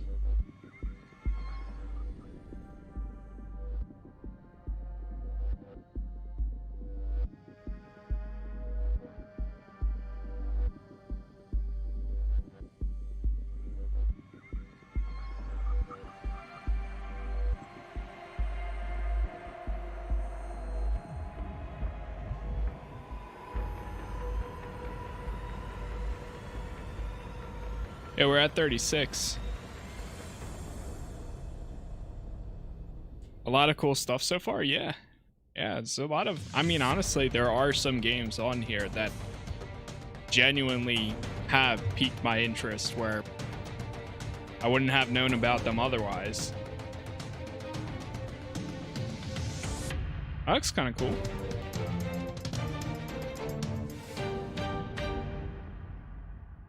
Kinfire Chronicles Night's Fall. Coming to Kickstarter. As you can see, there's a lot going on there that's different than anything that we've seen so far today. I am very excited to dive into this because I want you guys to hear all about Incredible Dream and to hear about Kinfire Chronicles. Some of the people working on it made some of my favorite experiences in gaming, but I don't need to do the talking because we actually do have an interview right now. It's going to be Asmund sitting down with the CEO and co-founder and talking about everything that's going on. Hey, how you doing? Thanks for coming on. Oh wow, they actually have them there. For anybody who doesn't know, this is CEO of what's it called? Incredible Dream. Am I right? Sorry, I almost messed that up. Jane Chung Hoffaker, is that right? Yes. Okay, yes it is. And so could you tell us a little bit about kind of your journey before this and like kind of what led you to start? He actually nailed that. If that's how you say it properly, sure, he nailed that. So I've loved games all my life. I think everybody here can relate to that. And you know, I've met friends in games. I've escaped in games. I met my husband in games. Sorry, and guys. I've been in the game industry for about over 12 years now, professionally. And you know, some people may recognize. I've worked on. I was the executive producer for Arcane, which is the League of Legends animated series on Netflix. I think everybody knows about that. Thank you so much. We're very fortunate that it did pretty okay. I think overall, like, I've served my time working for these big gaming companies, and I helped build one. And you know, at some point, I finally thought, like, what if, right? And maybe that sounds familiar. I just thought, like, you know, what if we just went off and did our own thing?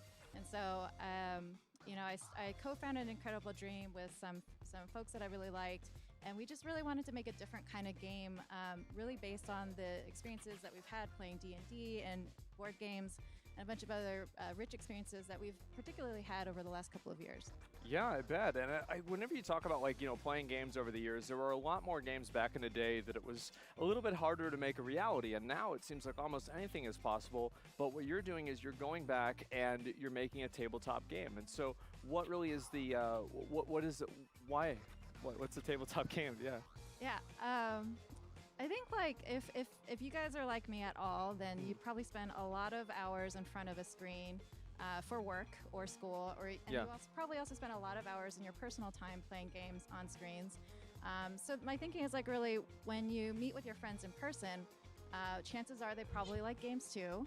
Hot why take. Not play games offline with them through tabletop, through board games. Tabletop right? games are very, very Kinfire underrated. Chronicles is a really For special. It's a different kind of social game that you really experience with. There are with so others at many the good table. tabletop We games have, out there. Card-based combat that really promotes like. But I know it's cooperative, harder shared turns because mechanics and really you have to interesting actually get different with things that people you don't really and see sit even down, in video games today. play them.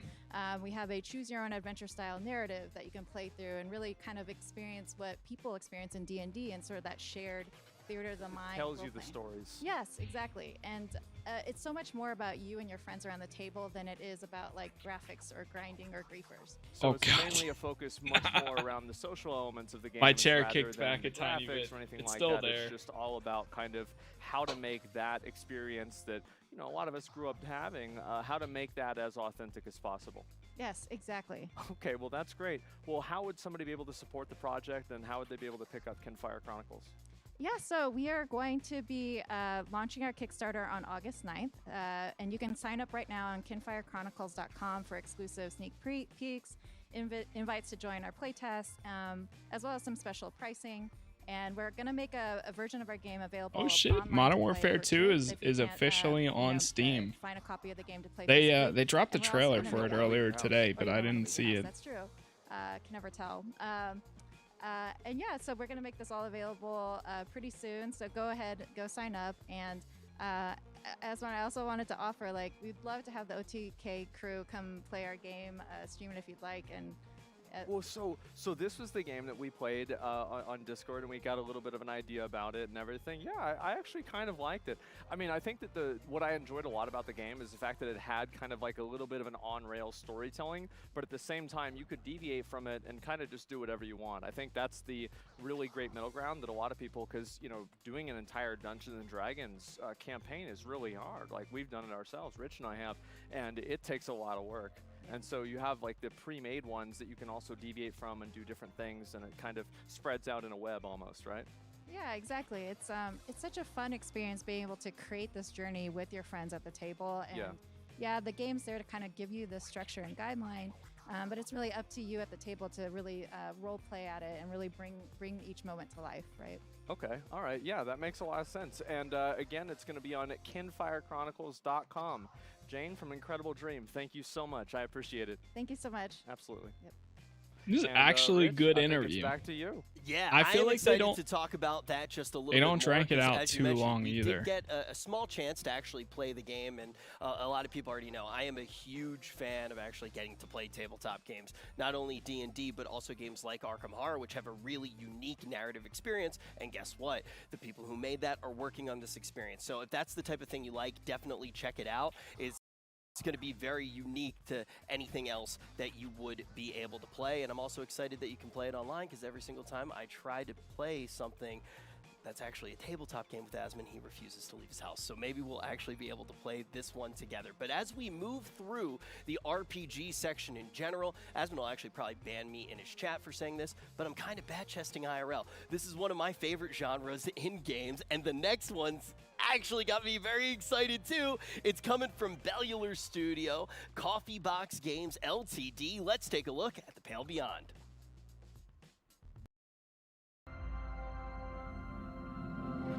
So you're looking a job, eh? Let me tell you what you're getting yourself into. We'll be sailing aboard the Temperance, a rescue vessel sent out to find her sister ship, lost in the ice. As my second in command, you'll be responsible for 24 crew members. Well, 36 if you count the sled dogs. I suggest you study the crew manifest, get to know everyone, and try to keep them on your side. It could save lives one day. God forbid the crew takes me or the ship. Oh no. That'll leave you in charge. Life on the ice is cruel. Will you make the choices no one else can? Promise me you'll do right by the crew. Smash. Smash. Let's just hope it doesn't come to that, shall we? Seems pretty unique. That's cool.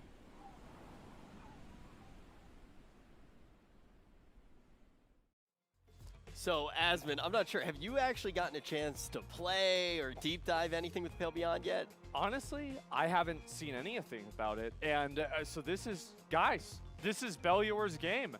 And a lot of people might not know this, but based off of that premise, it's actually very, very close to something that happened in real life. It was a ship that got caught in the Antarctic. They were trying to go all the way around the world. It got iced over, and they did have to eat the dogs. The Titanic. No, it was before that. Oh. Yeah, it was before that. And I think pretty much all of them survived, but it was a massive undertaking. And I think that's really cool to actually take something that actually kind of happened in history and then make it into a legitimate game. Yeah, and also, you know, one of the things that I'm pretty excited Alternate about, history games are always some of the you best kinda games, know I that, feel like. the game's probably going to have a very different monetization scheme than we've seen in other games recently. I'll be curious. But then again, you know, also like, realistic, what if it had, realistic you know, history a dozen different loot boxes. You know, games play all end the up way being into pretty it, good whatever. too. So. And I don't know. I really always like cool. the thing that I like about it a lot is that it takes like that you know, like grisly aesthetic of, you know, going and being, you know, out on the sea back in the 1700s or 1800s where there's no cell phones, there's no GPS or anything like that. You're just out there surviving. And as just somebody living. who's like, I've read some of these stories. That's how I know. I think it's badass. Yeah. No, definitely. I think that one of the cool things to do as well would be to talk to Bellular sometime more about the game. Maybe we get him on Allcraft or something soon and actually get to take a deeper look. But we do have some more games to look at as well, so let's take a look from a game coming from Gellyberry Studios. This one is called Ethereal Echoes of Yore. Ethereal Echoes of Yorn.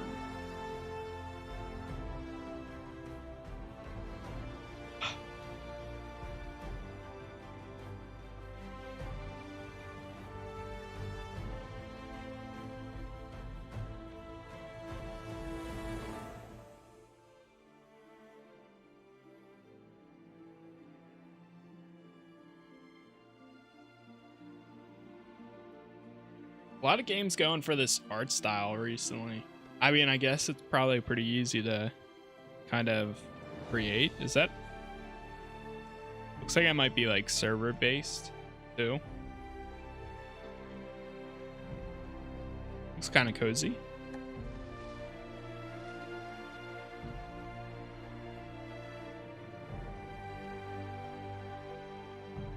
This is crazy. I was not expecting this to be this long. I thought it was going to be like 2 hours, like done. But here we are, almost on a 4-hour mark. I'm still planning on streaming some games tonight. I think I'm going to start ESO, but it's probably not going to be until like 7 or 7:30ish p.m. Eastern. Which for reference right now, it's like 5:30.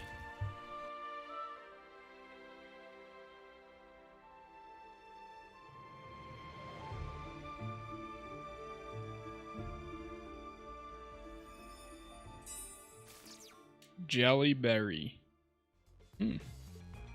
I'm really excited to unpack that one just a little bit more. It definitely, I can tell it draws a little bit of inspiration from one of the first games that really drew me into gaming, where Asmon actually, I think he's one of the only people who knows the story about just how much I loved it and how much I dived into it. And lucky for us, I see him smiling over there, but now we're going to throw the camera over there as well, because Asmon is ready for an interview with the lead designer from Ethereal Echoes of Yore.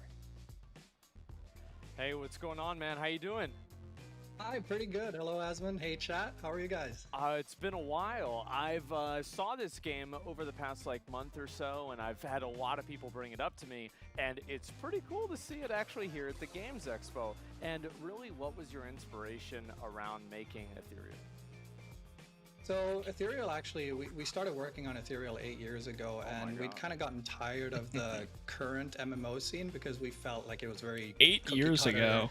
Linear progression, Damn. you know, and we felt like the soul had been taken out of the genre in a way. Yes. So that's kind of how it started, and what we did is, being an engineering team, we just started we started to learn, and we just took our time with it and made sure we made all the core systems as they should be. And that's kind of how it just kept on growing. You know, we just wanted to create like this immersive fantasy world. So you have like people that are building like cities and different houses and buildings together, and you also have like guild housing. Because I remember whenever I first saw the trailer, I was like, oh, this is okay, you know, it's all right, right? But then whenever I saw everybody building stuff together, I was like, wow, this is really cool. Yeah, so all the building in on the continent of Iramesa, it's massive and it's non-instance. So if you as a guild, you own a plot, you can actually, as guild masters and officers, you can assign plots to infrastructure, which you can use for like roads or marketplaces, and then you can also assign them to like individual guild members. So if a guild member has done a lot of work getting the plot, or if you want to give them a house of their own, they can start building. And all the building is grid-based, so you can even dig down and you can build basements, you can build up into, well, quite a lot of floors. So yeah, it's very free in that sense, and we feel like the building aspect of it is a very big part of the game. I think that looks really, really cool. I'm excited to see that. And you're talking about the soul of MMOs. What are some of the design philosophies behind this game? So all of like the core mechanics of Ethereal, like the crafting and the gathering and the exploration and adventure part of it, they're very like deep mechanics. But in our opinion, it doesn't matter how good mechanics you have if they're not all tied together. So one of the core philosophies of Ethereal is like, if you want to be a master craftsman, like let's say a blacksmith, for example, then you should impact the server because you are a blacksmith, right? So you would be getting special kinds of quests and you would be contributing to the server's economy as a blacksmith. So that's how you chose to play. And you can do this for leatherworking, you can do this as a combat character, an adventurer, as a tradesman with a caravan. So that's kind of the idea is we want to build like this immersive playstyle where you're building your character. It's not just like, oh, congratulations, you're the chosen one, which we see so much in games today. It's like you make the character you want to make, and then the game has mechanics that allow you to interact with the game itself. And as a result of that, since the servers are built up by these dynamic events the player take a part in, every server on Ethereal is different. So you might have a world boss on one server where the players failed to kill it, and now the town is destroyed. But on another server, they might have cleared the raid boss or a world boss, and that town is just fine on that server. So that's kind of the way that players are interacting as a community and changing the outcome of the servers. Yeah, I think that's really interesting, and especially whenever you get into like the impact that players can have on a server on like a macro and a micro level. I think that's really one of the most interesting things for these games, because people oftentimes like MMOs, they have, it's like the main thing that you do is you have your combat level, and then blacksmithing, leatherworking, anything else besides that, all of those things are secondary. So in this game, they are much more of a primary method of play, as well as combat. Correct. So like so raids in Ethereal are very different in that like raids are an event that you lead up to, and up to this it could be like, say a cult is trying to summon a demon boss, and so crafters will be involved in this because they need to gather magical materials that enchanters and blacksmiths will create like wards, like anti-magic wards in the game to make the raid boss actually manageable or easier or whatnot. So realm firsts are not only tied to the best combat players, but they're also tied to having the most dedicated crafters and the most dedicated craftsmen on the server as well. All right, that sounds like a lot, and I gotta ask, like, what do you think really is gonna separate Ethereal from among many other of these Kickstarters that never really happened? Yeah, so I think the main thing is that we have a game. Like we had an open alpha that ran through the entirety of May. We've spent the last 8 years building the infrastructure and the tools. Like, we're not using any third-party libraries or anything. We've built everything from scratch, and the game is highly optimized. It's already at a stage where all we're doing is just shaping out content. So as a result of that, we already have a game. It's not like we're promising mechanics we don't have. Guild housing already works. PvP, arena, BGs already works. Gathering and crafting already works. Character progression already works. You know, like and the tools we've made let us create content very fast, even though we're a small team. During the alpha, we created an entirely new 5-man dungeon with 4 unique bosses in it, and that dungeon with a team of 4 we created in 3 days. Oh my God. It took players longer to clear the dungeon than we took creating the dungeon, which is quite interesting. How many players can be in a dungeon?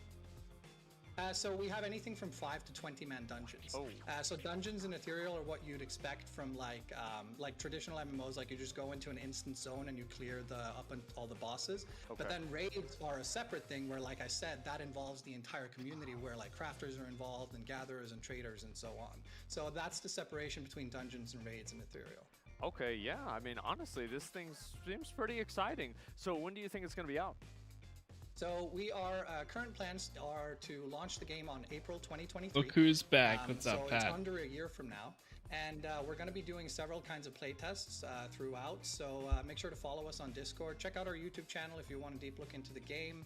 We also have a Twitch channel, Ethereal /Ethereal MMO. If you want to see me work on the game live, I do some game dev streams every now and then. If you want to come and learn something. Okay.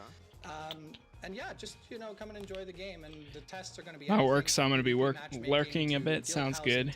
Sounds good. We just want people to get involved. And no tests will ever cost anything. They're all entirely free. Everyone gets a key. And it's going to be Dude, this has been wild. Okay, yeah. How you so long much this for is coming going on and sharing your for. game. Still. As I said, I've been hearing about this back I'm and getting forth for hungry quite a too. while, so it's good to finally get a chance to talk to you. Thank you so much. Thank you so much. Yeah, and again, guys, make sure you can add Ethereal to your Steam wish list now. And we have joined with us 2 other RPG experts here. We have SFan TV and Soda Poppin' TV. Guys, How I you will guys be feeling? right back. I need to grab a drink real I'm quick. feeling good, but Soda Poppin' TV is. I'm not. I thought you there's no had TV that in on my one name. of them. It's your You have Twitter. that- Don't you have that on YouTube? You not know your own Twitter? I do. Yes. Yeah, that's what I thought. Not your Right. Twitch, though. Not my Twitch. Not the Twitch. Okay. What do y'all think? You go ahead. I mean, I think it all looks great. You know, Yeah. one kind of I think one of the big themes that we're seeing across all these RPG games, they all kind of harken back to like the old school feel, right? They're like, oh, like we want like an old school MMO feel, we want an old school RPG feel, and I think the reason for that is honestly because the RPG player base, the community of people that play RPGs are always talking about that. Like, oh, well, I want to have this. I want to have this that I played in that game. I think it was Genfanad that had it drew inspiration from RuneScape that talked about before. Yeah. So no, it's very, very cool to see that's kind of a focal point for a lot of these studios, for a lot of these developers, and I'm excited to see going forward what they come up with. I'm kind of excited to see where this Ethereal game goes, because one thing that's really interesting to me about it is the fact that they had like these large-scale dungeons, but the difference it seemed is it wasn't like super fast-paced, because whenever you're talking about these dungeons, oftentimes it's just, you know, crazy reaction time, move out of this, move out of that, move out of this, move out of that, but like it's a little bit more slowed down and more impactful and deliberate, and I like that. I'm looking at, you know, there's 3 types of RPGs we have here on my list. I was taking notes. Of course. Indubitably. We've got a board game on this list. We've got a couple of RPGs, but it seems like we have a couple of MMOs, which aren't. Those are no joke when it comes Straight to up. That's why we asked, because it's like, how are you going to make this happen? Like, how many of these games we have, and like I've watched how many YouTube videos reacted to them on YouTube of, wow, look at this MMO that raised $700,000, and in 3 years they've developed a picture of a 3D model of a horse that looks like it came out of Oblivion. You know, it's not exactly very promising with these Kickstarters. People worry about this, but the thing with Ethereal is that they have a date for it, they're planning it, and it seems like what really made me feel confident about it is the fact that they were talking about how a lot of the base systems were already done. So they're not talking pie in the sky, oh yeah, we're going to have this crazy cool thing at some point in the future. They already have it done, and they're just making it content. A couple of things I noted when you were doing your interview there. Great questions, by the way. He mentioned guilds. I heard building, which is pretty big. I noticed there was a healing DPS and I think a tank role, which I think is something I love in an MMO. It seems like time is rewarded, which is pretty massive, and it's going to be ready in under a year. It looks like that PvP in too. I saw Arena. Yeah, you they know, had of course Arena and that stood out to Battlegrounds. me. I would have asked how many people on the server can a server have, because like I love whenever you have like thousands of people on a server, a lot of people on a server, and it's like a living, breathing world. I mean, we were all on Feralina in class.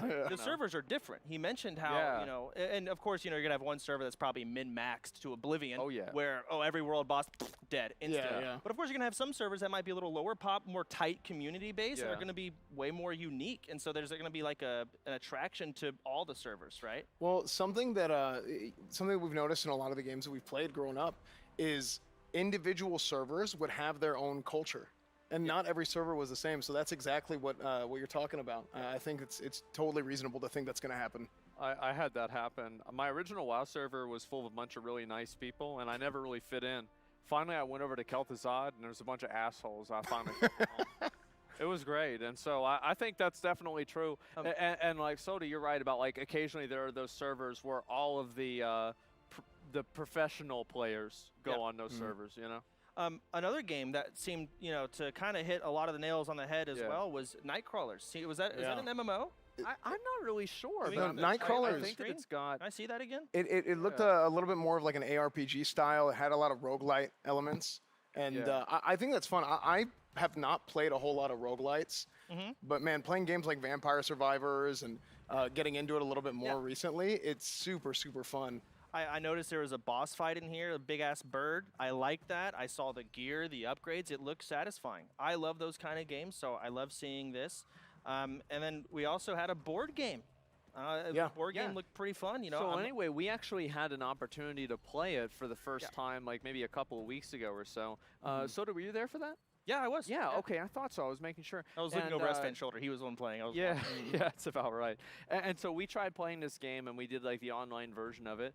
And I think one thing that D&D can have that like I have kind of a problem with is sometimes things drag on.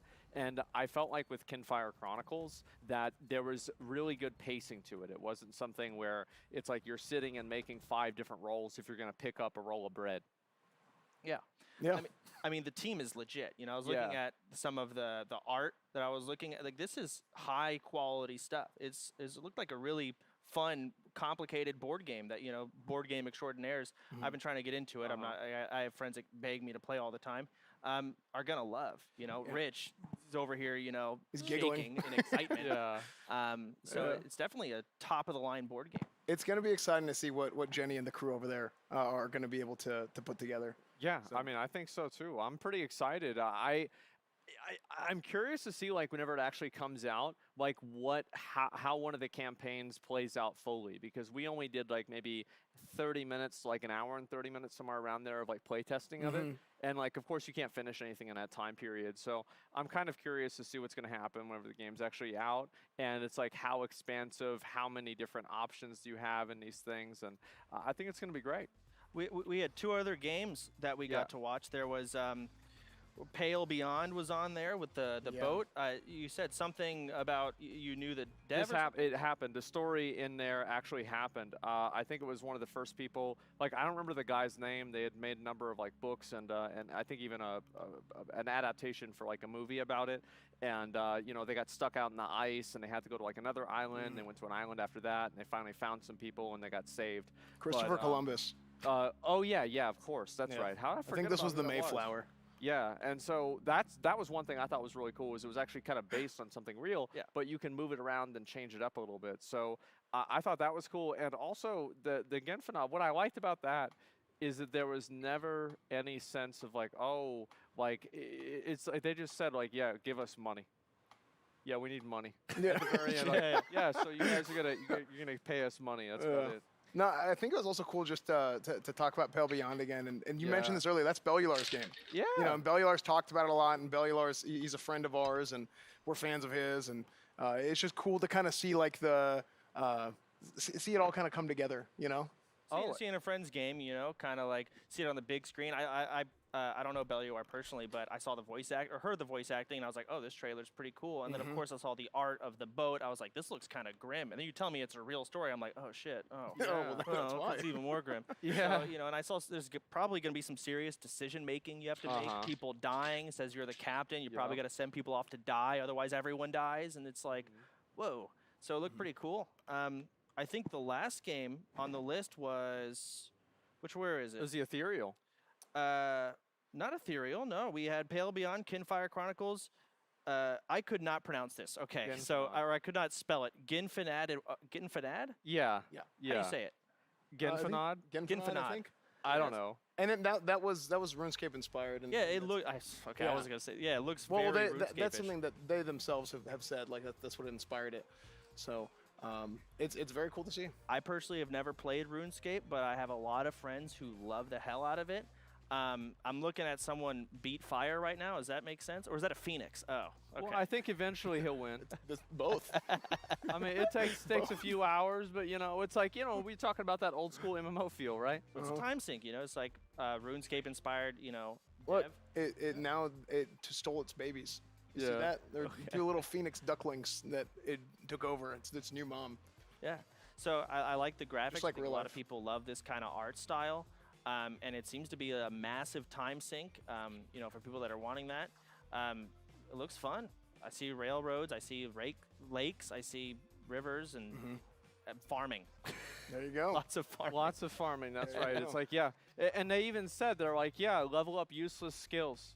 Okay, good. I like that. There's no wool being pulled over our eyes. It's just right, direct. We're going to tell you this is what it is. Yeah. And I think people appreciate that. It's Yeah. good. Yeah, anyway, I just like, what, y'all were, I'm just talking. I start going. I mean, I can do this all day. I talk about these games all day. That's all I do. We got schedules. Yeah, We can talk all I day. bet. We got schedules. Uh-huh. That was fantastic. Well, anyway, I have to say, I'm very excited about the Ethereal game. But anyway, guys, listen, what you're excited for, let us know on the Discord, OTK Network Discord. We're going to be announcing the winners. The games that you vote for are going to be getting a $50,000 grant, $50,000 grant, and also a Racer PC powered by Intel. But we'll take it back over to Rich, and yeah.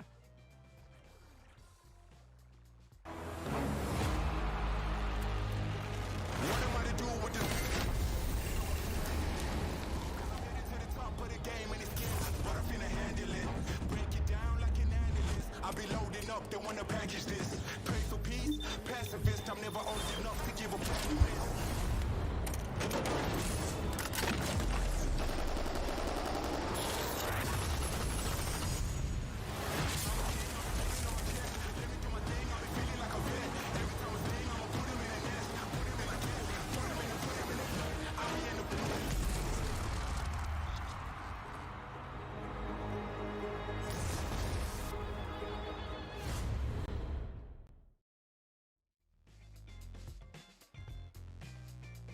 Yo, how you doing? So we are moving into the last category of the day, and this one, it's all world premieres, and I don't even think we've really teased it yet. We have some huge announcements that are going to be coming up in this last category. Let's kick it off. It's time for some exclusives.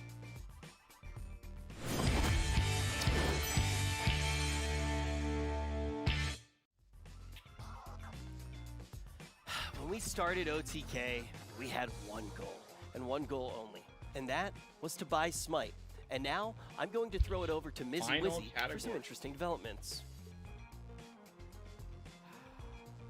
Ladies and gentlemen, first of all, I would like to thank Mr. Smite for representing us out here. This is going to be a crazy announcement. We have only finale. exclusives from now on. So, Okay. you all know, OTK has been a Smite family for decades now. We are repped with Smite. We love Smite. I play Smite all the time.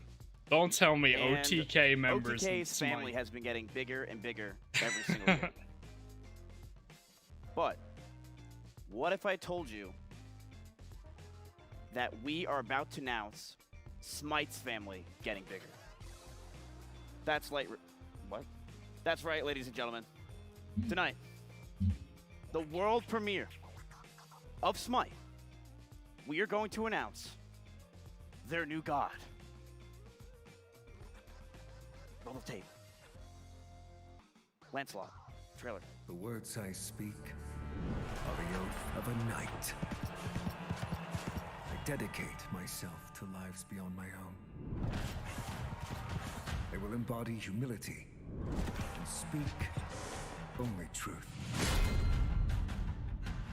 I vow to never be cruel, to forgive when asked, and pray that my mistakes be forgiven. I dedicate myself to courtesy and honor forevermore. This is the oath of a knight.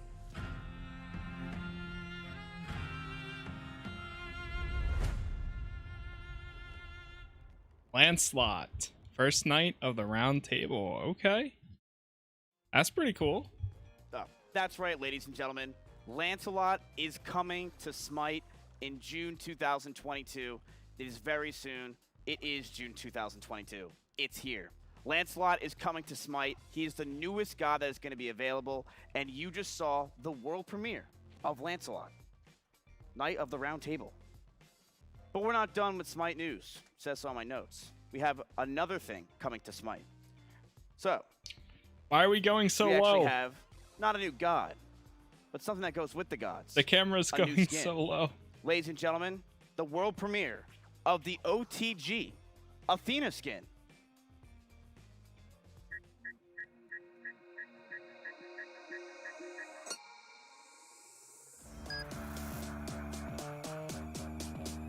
I heard if you go clubbing tonight, you get One extra true party. god. We call that daylight raving. What up, OTK Games Expo? My name is One True God, and I'm super excited to announce my collab coming out later this month with Night Mode and Smite.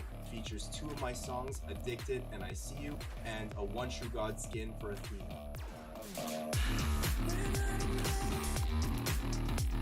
Should have been a One True King skin, but that's okay. That's okay, right? Sure.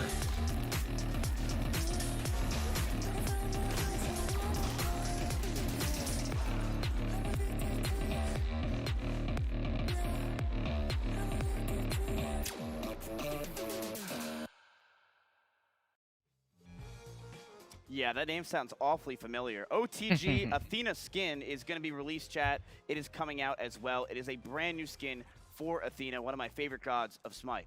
Honestly, I love Athena so much. But there's one more thing I have to announce. Remember, these are all world premieres, chat.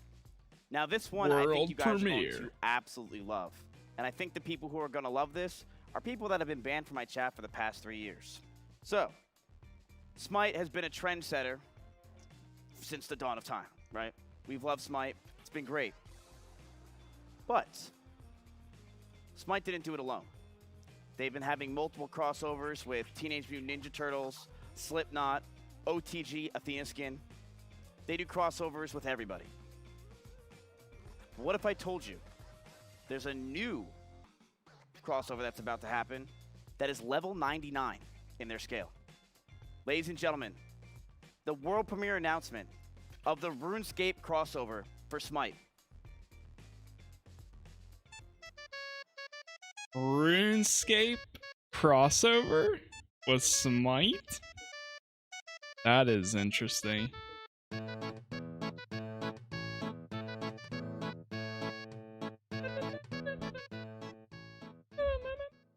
Wait, that's it? What?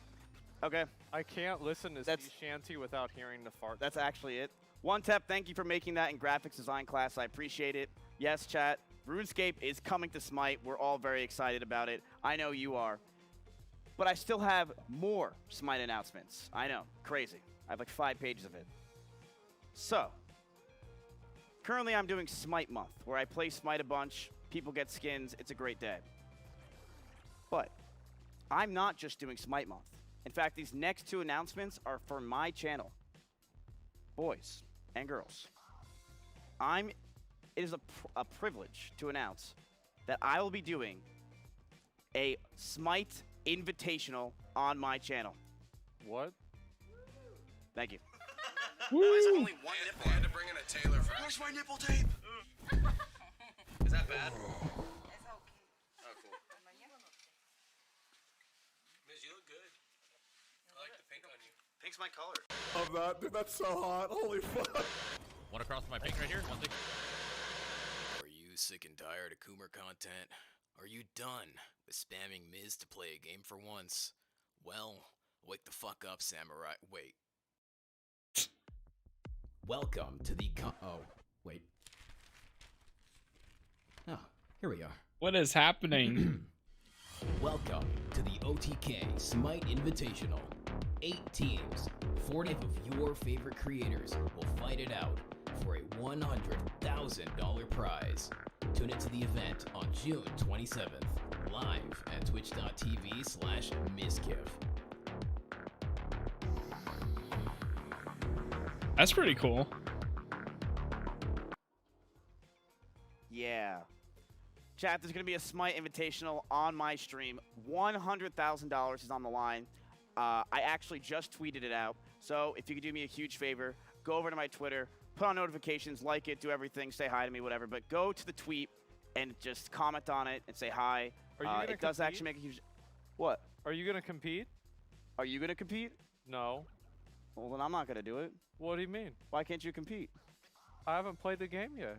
There's a Smite God for everybody. What would be my Smite God? There's a BuzzFeed quiz. Oh, I thought that was for Harry Potter. Yeah, you could play... Who do you think you could play? Could be a Capri main. You might like Ares. Oh, the God of War. Okay. God of War. All right, I like that. Maybe So I'll Zach Rar might be attending. We don't know. But I have a Smite Invitational chat. If you want your favorite creator to play with us, go over to my Twitter, at them, say please play. It will definitely help us out. I actually do not want anybody that is good at Smite. So if you've played Smite before, you're probably not in the tournament. This is kind of just a fun tournament that we're going to be doing with some of your favorite creators, and it is not serious whatsoever. So if you're a Smite main, I don't know if that still exists. You're not in the Smite tournament. I'm sorry. So there's one more announcement. This announcement some people have been waiting for months. Now, I actually took time off stream for this announcement. This is crazy to me because it's actually a dream come true. I never thought something like this would happen. I've been dreaming about this since I was a little boy. But chat, I don't know how to say this. I've been playing this one god on Smite. His name is Thanatos. I have 22,000 kills with him and like 200 pentakills. I only play Thanatos. And I am so honored to say that he's a skin. I will be Thanatos. I have my own skin. Let's make some good memories. Egghead. That's so bad. That was some good Smite. There's no way that's it. Hey, quit staring at my boxes. Chat, hold on for 1 minute. I'll be right back. So, who's Thanatos? Is it done? Wait, it's been done? You want to play it again? I took a week off for that. That's an excuse. I literally took a week off. I'm sorry. They just took voices. Also, Hi-Rez asked me to do the rest of their announcements, so you can sit down. Yeah, we just got a call from production. I'm sorry. Your skin's really cool. I worked on it for like a month. It's really pog. Well, don't you get it, Miz? It's like, the egg and it's his head. I mean, that's cool, right? You think it's cool? Seriously, That's you gotta sit wow, down. it's like the egg and They're it's telling me his you gotta head. sit down. You have to get off the stage. Get off June the 14th stage. it comes out, Chad. Get excited. Wow. And we're gonna take a look at everything else that Hi-Rez has to offer here. Thank you, S-Fan. It's okay. Thank you, security. All right, moving along. So, next up, Paladins is going to be doing something very interesting. Paladins is going to be having a crossover with Ruby. Let's take a look at everything Paladins and Ruby. Mark your calendars on June 29th. 6 characters from Ruby will be available in Paladins. Be sure to check it out. All of your favorite characters from Ruby to Weiss to Blake and Yang. Definitely take a look at that if you're a Ruby or a Paladins lover. Also, we have some announcements coming out from Rogue Company. I actually played a bunch of Rogue Company back when you first were able to play it, but let's take a look at their trailer. This is one of the first looks at the cinematic, and we're going to be getting an exclusive look at this launch cinematic. Rogues, we have a situation. We've saved the world countless times, but this is like nothing we've faced before.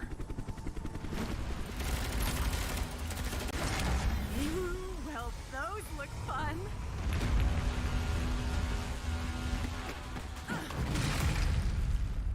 Rogue Company cannot let Jackal win.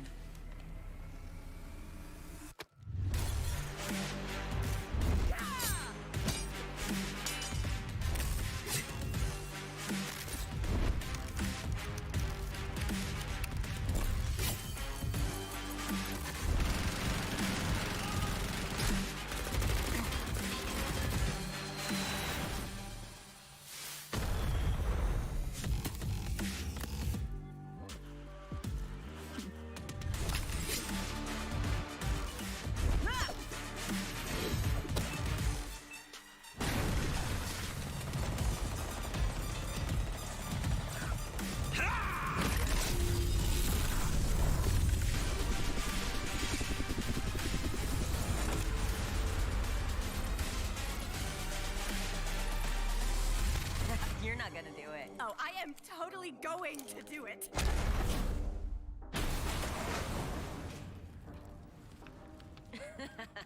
Good shooting. Boom!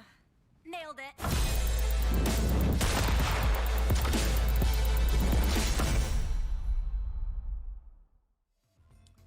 They have added so much new stuff since the beta, so if you did enjoy Rogue Company when you first got a chance to play in the beta, definitely check it out now. They have new maps, new rogues, everything that you would want. And on top of that, they are having a little bit of an event going on in-game for the official launch, and you're going to be able to get a bunch of free rewards if you do check it out. But Hi-Rez is really kicking it into high gear. We just saw a bunch of announcements from them, including Mizkif's new skin in Smite, but they have one more. It's going to be a brand new game. We're getting to look at it for the first time, and this one is called Divide Knockout.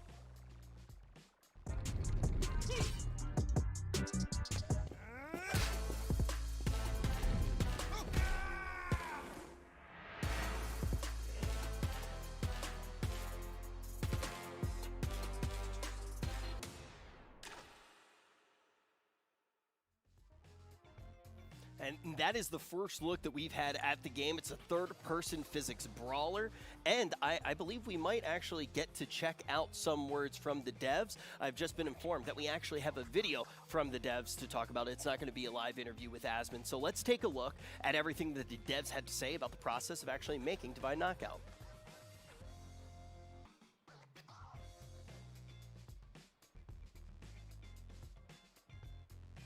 Hi guys, my name is Alex. I am Alex. Moi aussi, c'est Alex. And I'm not. And we're from Red Bear Games, a new studio from Hi-Rez. Well, not that new. This is true. On se retrouve à Brighton And Atlanta to give you a first look at a brand new game. Wait, you could speak English this whole time? Oui. Now, let's check out the premiere for our new game.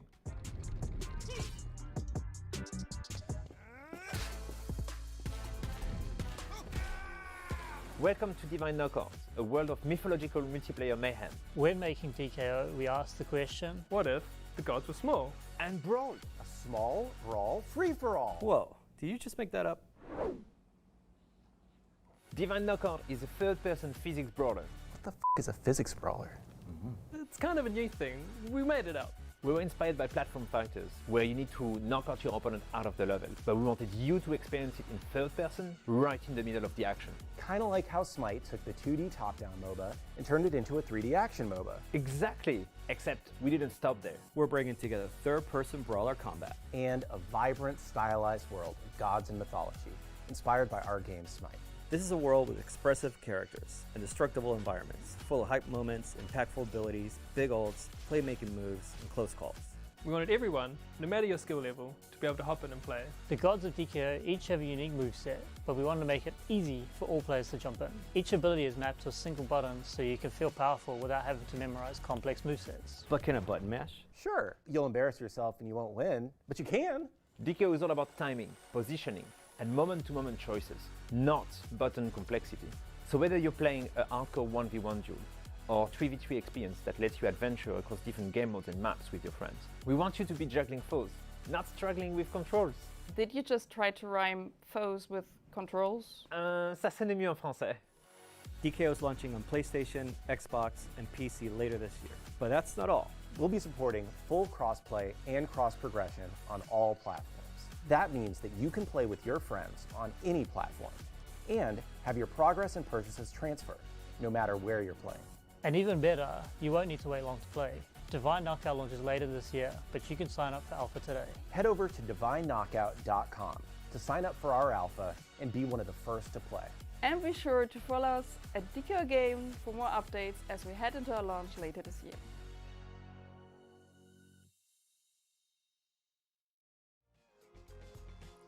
You heard it from the devs. Alpha is available today, so you can check that out and maybe get a chance to play. Speaking of playing, I'm very excited for the next portion of our show because Asmon's actually going to be playing something, and we might get to see him mauled out live on stage. We do have a trailer ready for this one as well, so we're going to watch. Did you know? Did you know? About what? That you were going to play? I knew I was going to play. I didn't know there was a trailer. Yeah, I believe we get to actually look at the trailer right now, too. Well, how about that? Let's take a look. Ladies and gentlemen, let's take a look at Crowsworn.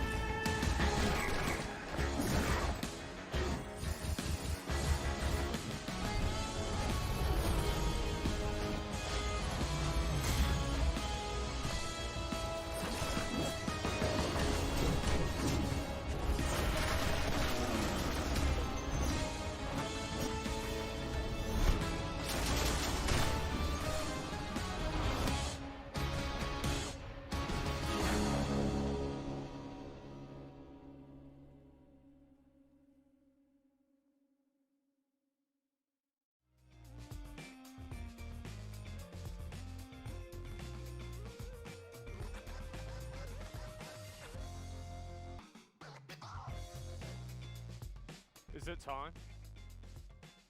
Is it finally time? Do I get to play this game? I can't hear anybody. Hello? Hey, what's up, man? Can you hear me now? Yeah, I absolutely can. How you doing? Doing well. How you doing yourself? I'm doing okay. All right, so we are here with Crowsworn, and my understanding is you have a boss fight planned out for me? Yeah. Well, that's exactly it. I'm an expert in Elden Ring, and I beat all the Dark Souls games, and so we'll just get this out of the way. As you guys can see, moving around, I actually really like this a lot. It reminds me a lot of one of my favorite games, Bloodborne. I like the aesthetic of it, the shining, everything about it. It's really, really cool. So let's go ahead. We're going to take this boss down, beat his ass. I tried to do one attempt or two attempts, and then they said I couldn't try it because they wanted me to do it on screen. And so basically, like this. All right. So I go up there, and let's. Okay. All right. So we're. That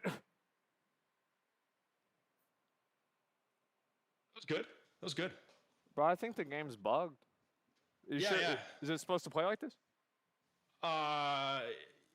Yeah. You're missing the farming component, but it's working. Okay. All right. That's fine. I try it again. We're gonna beat his ass. All right. Here we go. So, is there like a cheat code I can use, or do I have to actually like? Actually, the last demo update they sent you was literally the thing that took out the cheat codes. Okay. That's not looking good. All right, so I jump over here, and then, man, bro, how you? No, okay, all right. Well, if I go right here, okay, good, and then go over there. Yeah, oh, I see. I know I did it right. Okay. And, all right. So I watch out. Oh, yeah. You're also not using your healing, but that's cool. That's cool. What button is that? I don't know what it's mapped to on yours. Probably. Let me see. Keyboard. Heal is A. Okay, heal is A. I got it. Okay. Let's. All right. Here we go. Let me try and heal. Okay, we're good. All right, guys. It's all right. I beat him right here. Here we go. Let's try this out. And there it is. Come on, fuck on. All right. Jump over here. And okay. All right. Jump over. All right. Good. Shit. Okay. Oh my, dude, how you avoid that? Oh my god. All right, what if I, oh, it's in the middle. Okay, all right. I jump this, I jump. Okay, I jump over here. All right, what's he gonna do? What, shit. Okay, all right, jumping.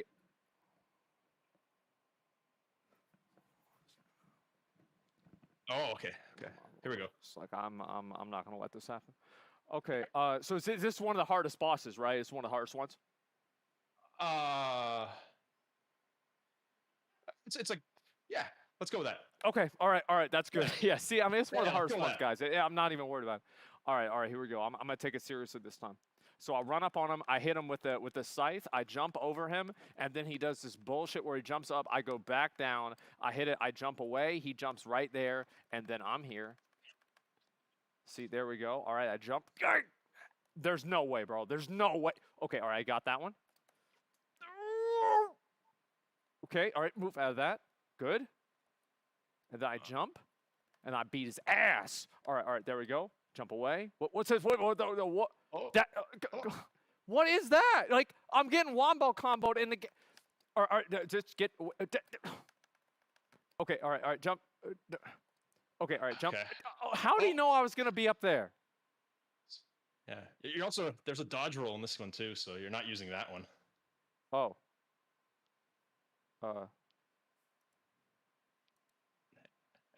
And there's an air dash to help you just like hover in the air a bit. Uh-huh. Uh-huh. Okay. All right, that's going to help. That's going to help. All right. So, oh. And then the air dash. What was that again? It should work if you just press the regular evade in the air, I think. I get it. All right. No, that's it. See, I just didn't know how to play it. Now I'm gonna beat him here. Yeah, it's all good.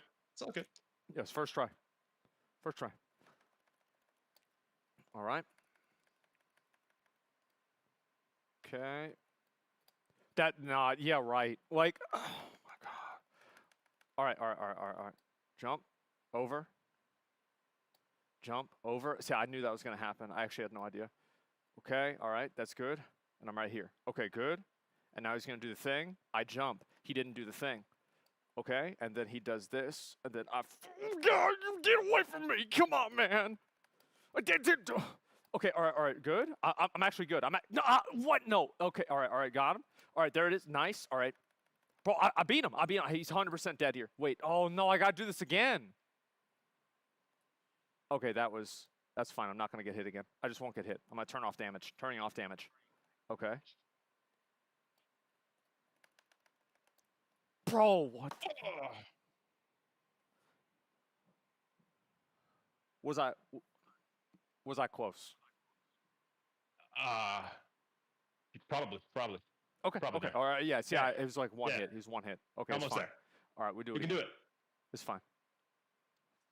Okay. Wait. Oh, I hit the wrong button. It's okay. I did that on purpose. That's right. Styling. Yeah. Okay. A was a heal. All right. And then, okay, that was rigged. You can use your heals. Okay. What? I think it was A. All right. At least you got something back. Yeah, it's all good. It's all Okay. good. All right. Got it. Yeah, now you got no more. This easier whenever you heal. It is. Yeah. Okay, let me run. Jump. No. That's no. All right, good. Okay.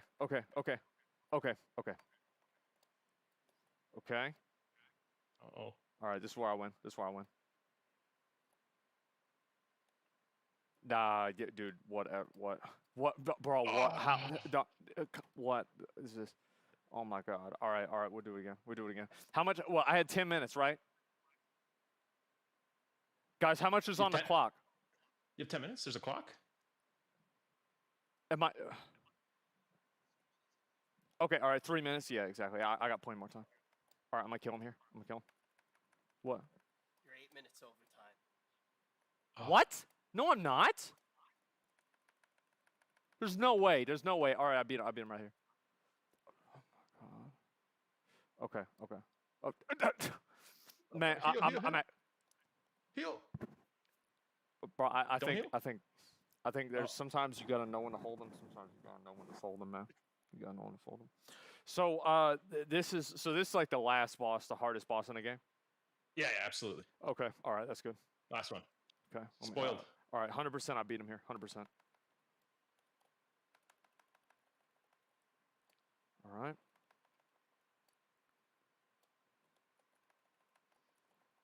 She couldn't get me there. All right, good. Yeah, right. Yeah. Okay, all right. That was actually totally my fault. Okay. All right, that was all right. Okay, all right. I heal. Everything's fine. Dude, he's doing this cheating shit, man. Oh my God. Okay. No, it just. Oh my God. There's no. I didn't think he was gonna do that. Oh my. Okay. All right. Focus. This is where I win. All right. This is where I win. I hit the wrong button. Oh no. It doesn't matter because I'm gonna win anyway. I got 1 life. Okay, I'm about. All right. It's okay. I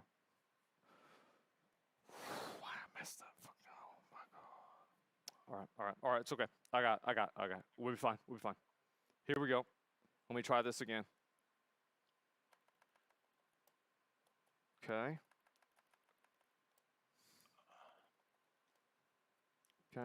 What are y'all? Man, y'all trying to mess me up? Stop. Quit trying to mess me up, man. I'm about to win. I'm about to win right now. Watch. Real quick. Watch me. I'm not even gonna get hit.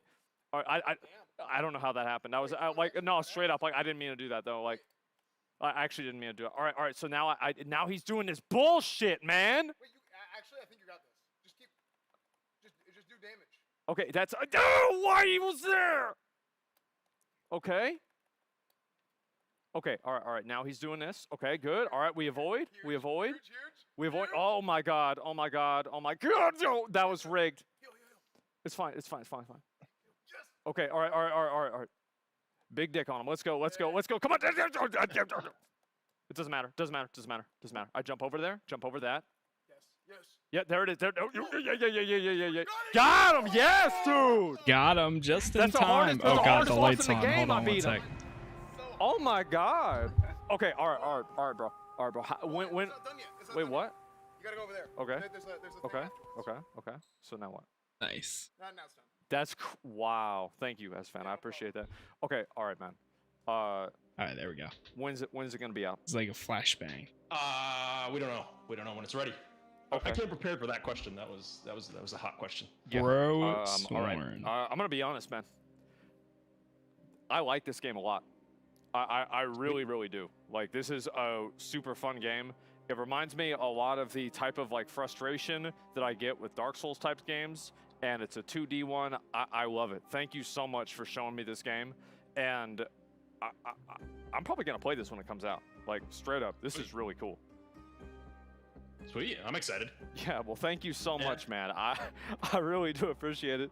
But we're gonna go ahead and go to a commercial break. But again, gentlemen, Crowsworn.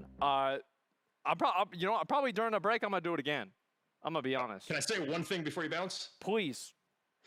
There may be some Kickstarter people watching. We promised a demo to them, so I just want to take a moment to announce that this will be a demo we'll be sending to you guys soon as well. Really? Okay, so if they want to support your Kickstarter, what can they do? Oh, it's over. We already had like a reasonably successful Kickstarter. Imagine that. Okay, yeah. Thank you so much. I Imagine really that. appreciate it. This game's really cool. So thank you. I appreciate it a lot. All right. Thanks for playing it. For Thanks sure, for sharing man. it with everyone. All right, I'll see you later. All right. Take care. See you. Oh my god, I just looked at myself on the camera. I look so greasy. Nobody told me that for the whole time. I look not that kind of hot though. Like overheated. Okay. Yeah, I guess so. Of course, yeah. Well, guess what, guys? We're going to go ahead. We're going to do a commercial break. Then afterwards, we have a very special announcement for you guys. Another special announcement, dude. It doesn't stop. It's. I figured this was gonna be a quick one and done, like stream. That's it. GG. Here's 30 games. No, they are going like full production. Like honestly, I feel like this is almost on the production level of what we're about to see tomorrow, production-wise, for Summer Game Fest. Like. The production quality for this entire show has been really, really good. Of course, the games are not as big as probably what we'll see tomorrow. But either way, I mean, good for them, OTK. That's awesome. It is really cool to see. I honestly think this is even better than years past for PC gaming show. PC gaming show has had some good announcements and everything in years past, but the production quality has always been very, very basic, and they have gone above that, I feel like, in my opinion. Premiere and actually checking out that demo for the first time. Obviously, if you did contribute to the Kickstarter, now you can play it as well. Took Asmon a decent amount of time to beat, but I'm excited to see everything that Crowsworn has to offer when it fully is released. But this next announcement, we didn't really tease it or anything like that, but I have been so excited for it all day long. Ladies and gentlemen, I am very excited to introduce Notorious. Hi, I'm Chris. I'm Cole. And I'm John. And this is Notorious Studios. We're a small game company that started last year, and we're trying to make a game.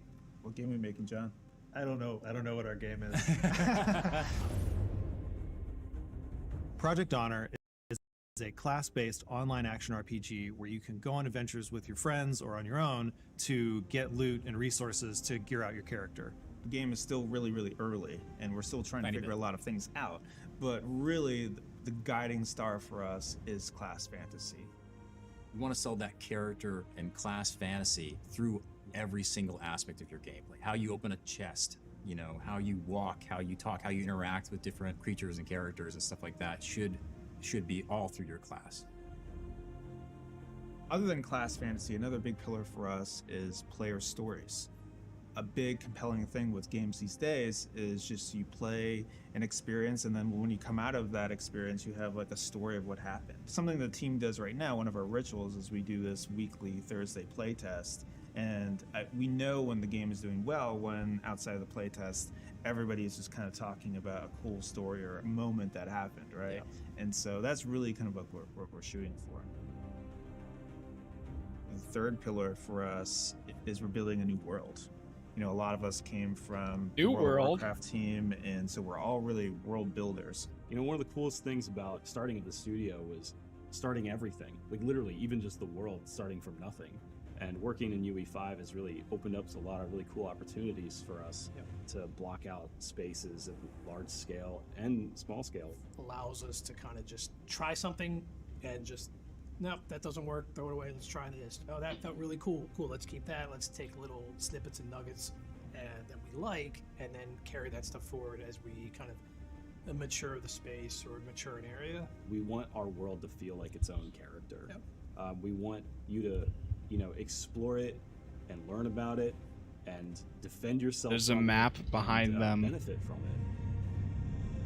the top right. I'm S-Fan, Senior Paladin, the People's Paladin, Grand Marshal, Scarab Lord, Gladiator, Esquire. I'm the acting CEO here at Notorious, and I'm incredibly, incredibly happy with the development of the project so far.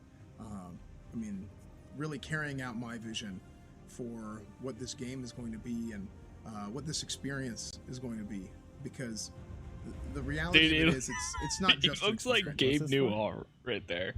I was just there's cameras. Hey, what's up, guys? It's Tips, and I'm the Chief Operating Officer at OTK. I'm very excited to talk to you guys about our new partnership with Notorious Studios. Now, for those that don't know, Notorious started approximately 1 year ago. A collective of former Blizzard, Amazon Games, and other developers got together for the goal to create a brand new high fantasy virtual world experience. And as a longtime gamer and World of Warcraft player myself, dope. I could not be more excited to work side by side with Chris Kaliki and the team to help deliver what we believe to be the future of high fantasy open world games. So the partnership between Notorious and OTK starts a little over a year ago. Content when creator Chris Kaliki orgs hit me up on Discord, creating wanted to their talk to me own a little games. bit about this new project he was working on. Gamers Chris making Kaliki, if you games. guys don't know, created the Monk class in World of Warcraft, longtime class designer on WoW. He's been That's there sick. for years and years and years. And as somebody that really enjoys playing Brewmaster Monk, I thought it was a tremendous opportunity to get to meet Chris, learn more about his project, and really just pay homage to somebody that's helped, create some awesome experiences in my life playing games. We're longtime MMORPG players. We're longtime high fantasy enjoyers. And what really makes Notorious special in our eyes is their origins, is their humble beginnings as originally an MMORPG guild, full of friends, cohorts, people that enjoyed spending time together, and over time decided they want to work together. Sounds a lot like OTK. So from their beginnings, it was clear that there was a lot of alignment between our organization and Notorious. And the more and more we talked about their game, their design philosophies, their intention for their studio, the more we realized that this is something we really want to be a part of and support.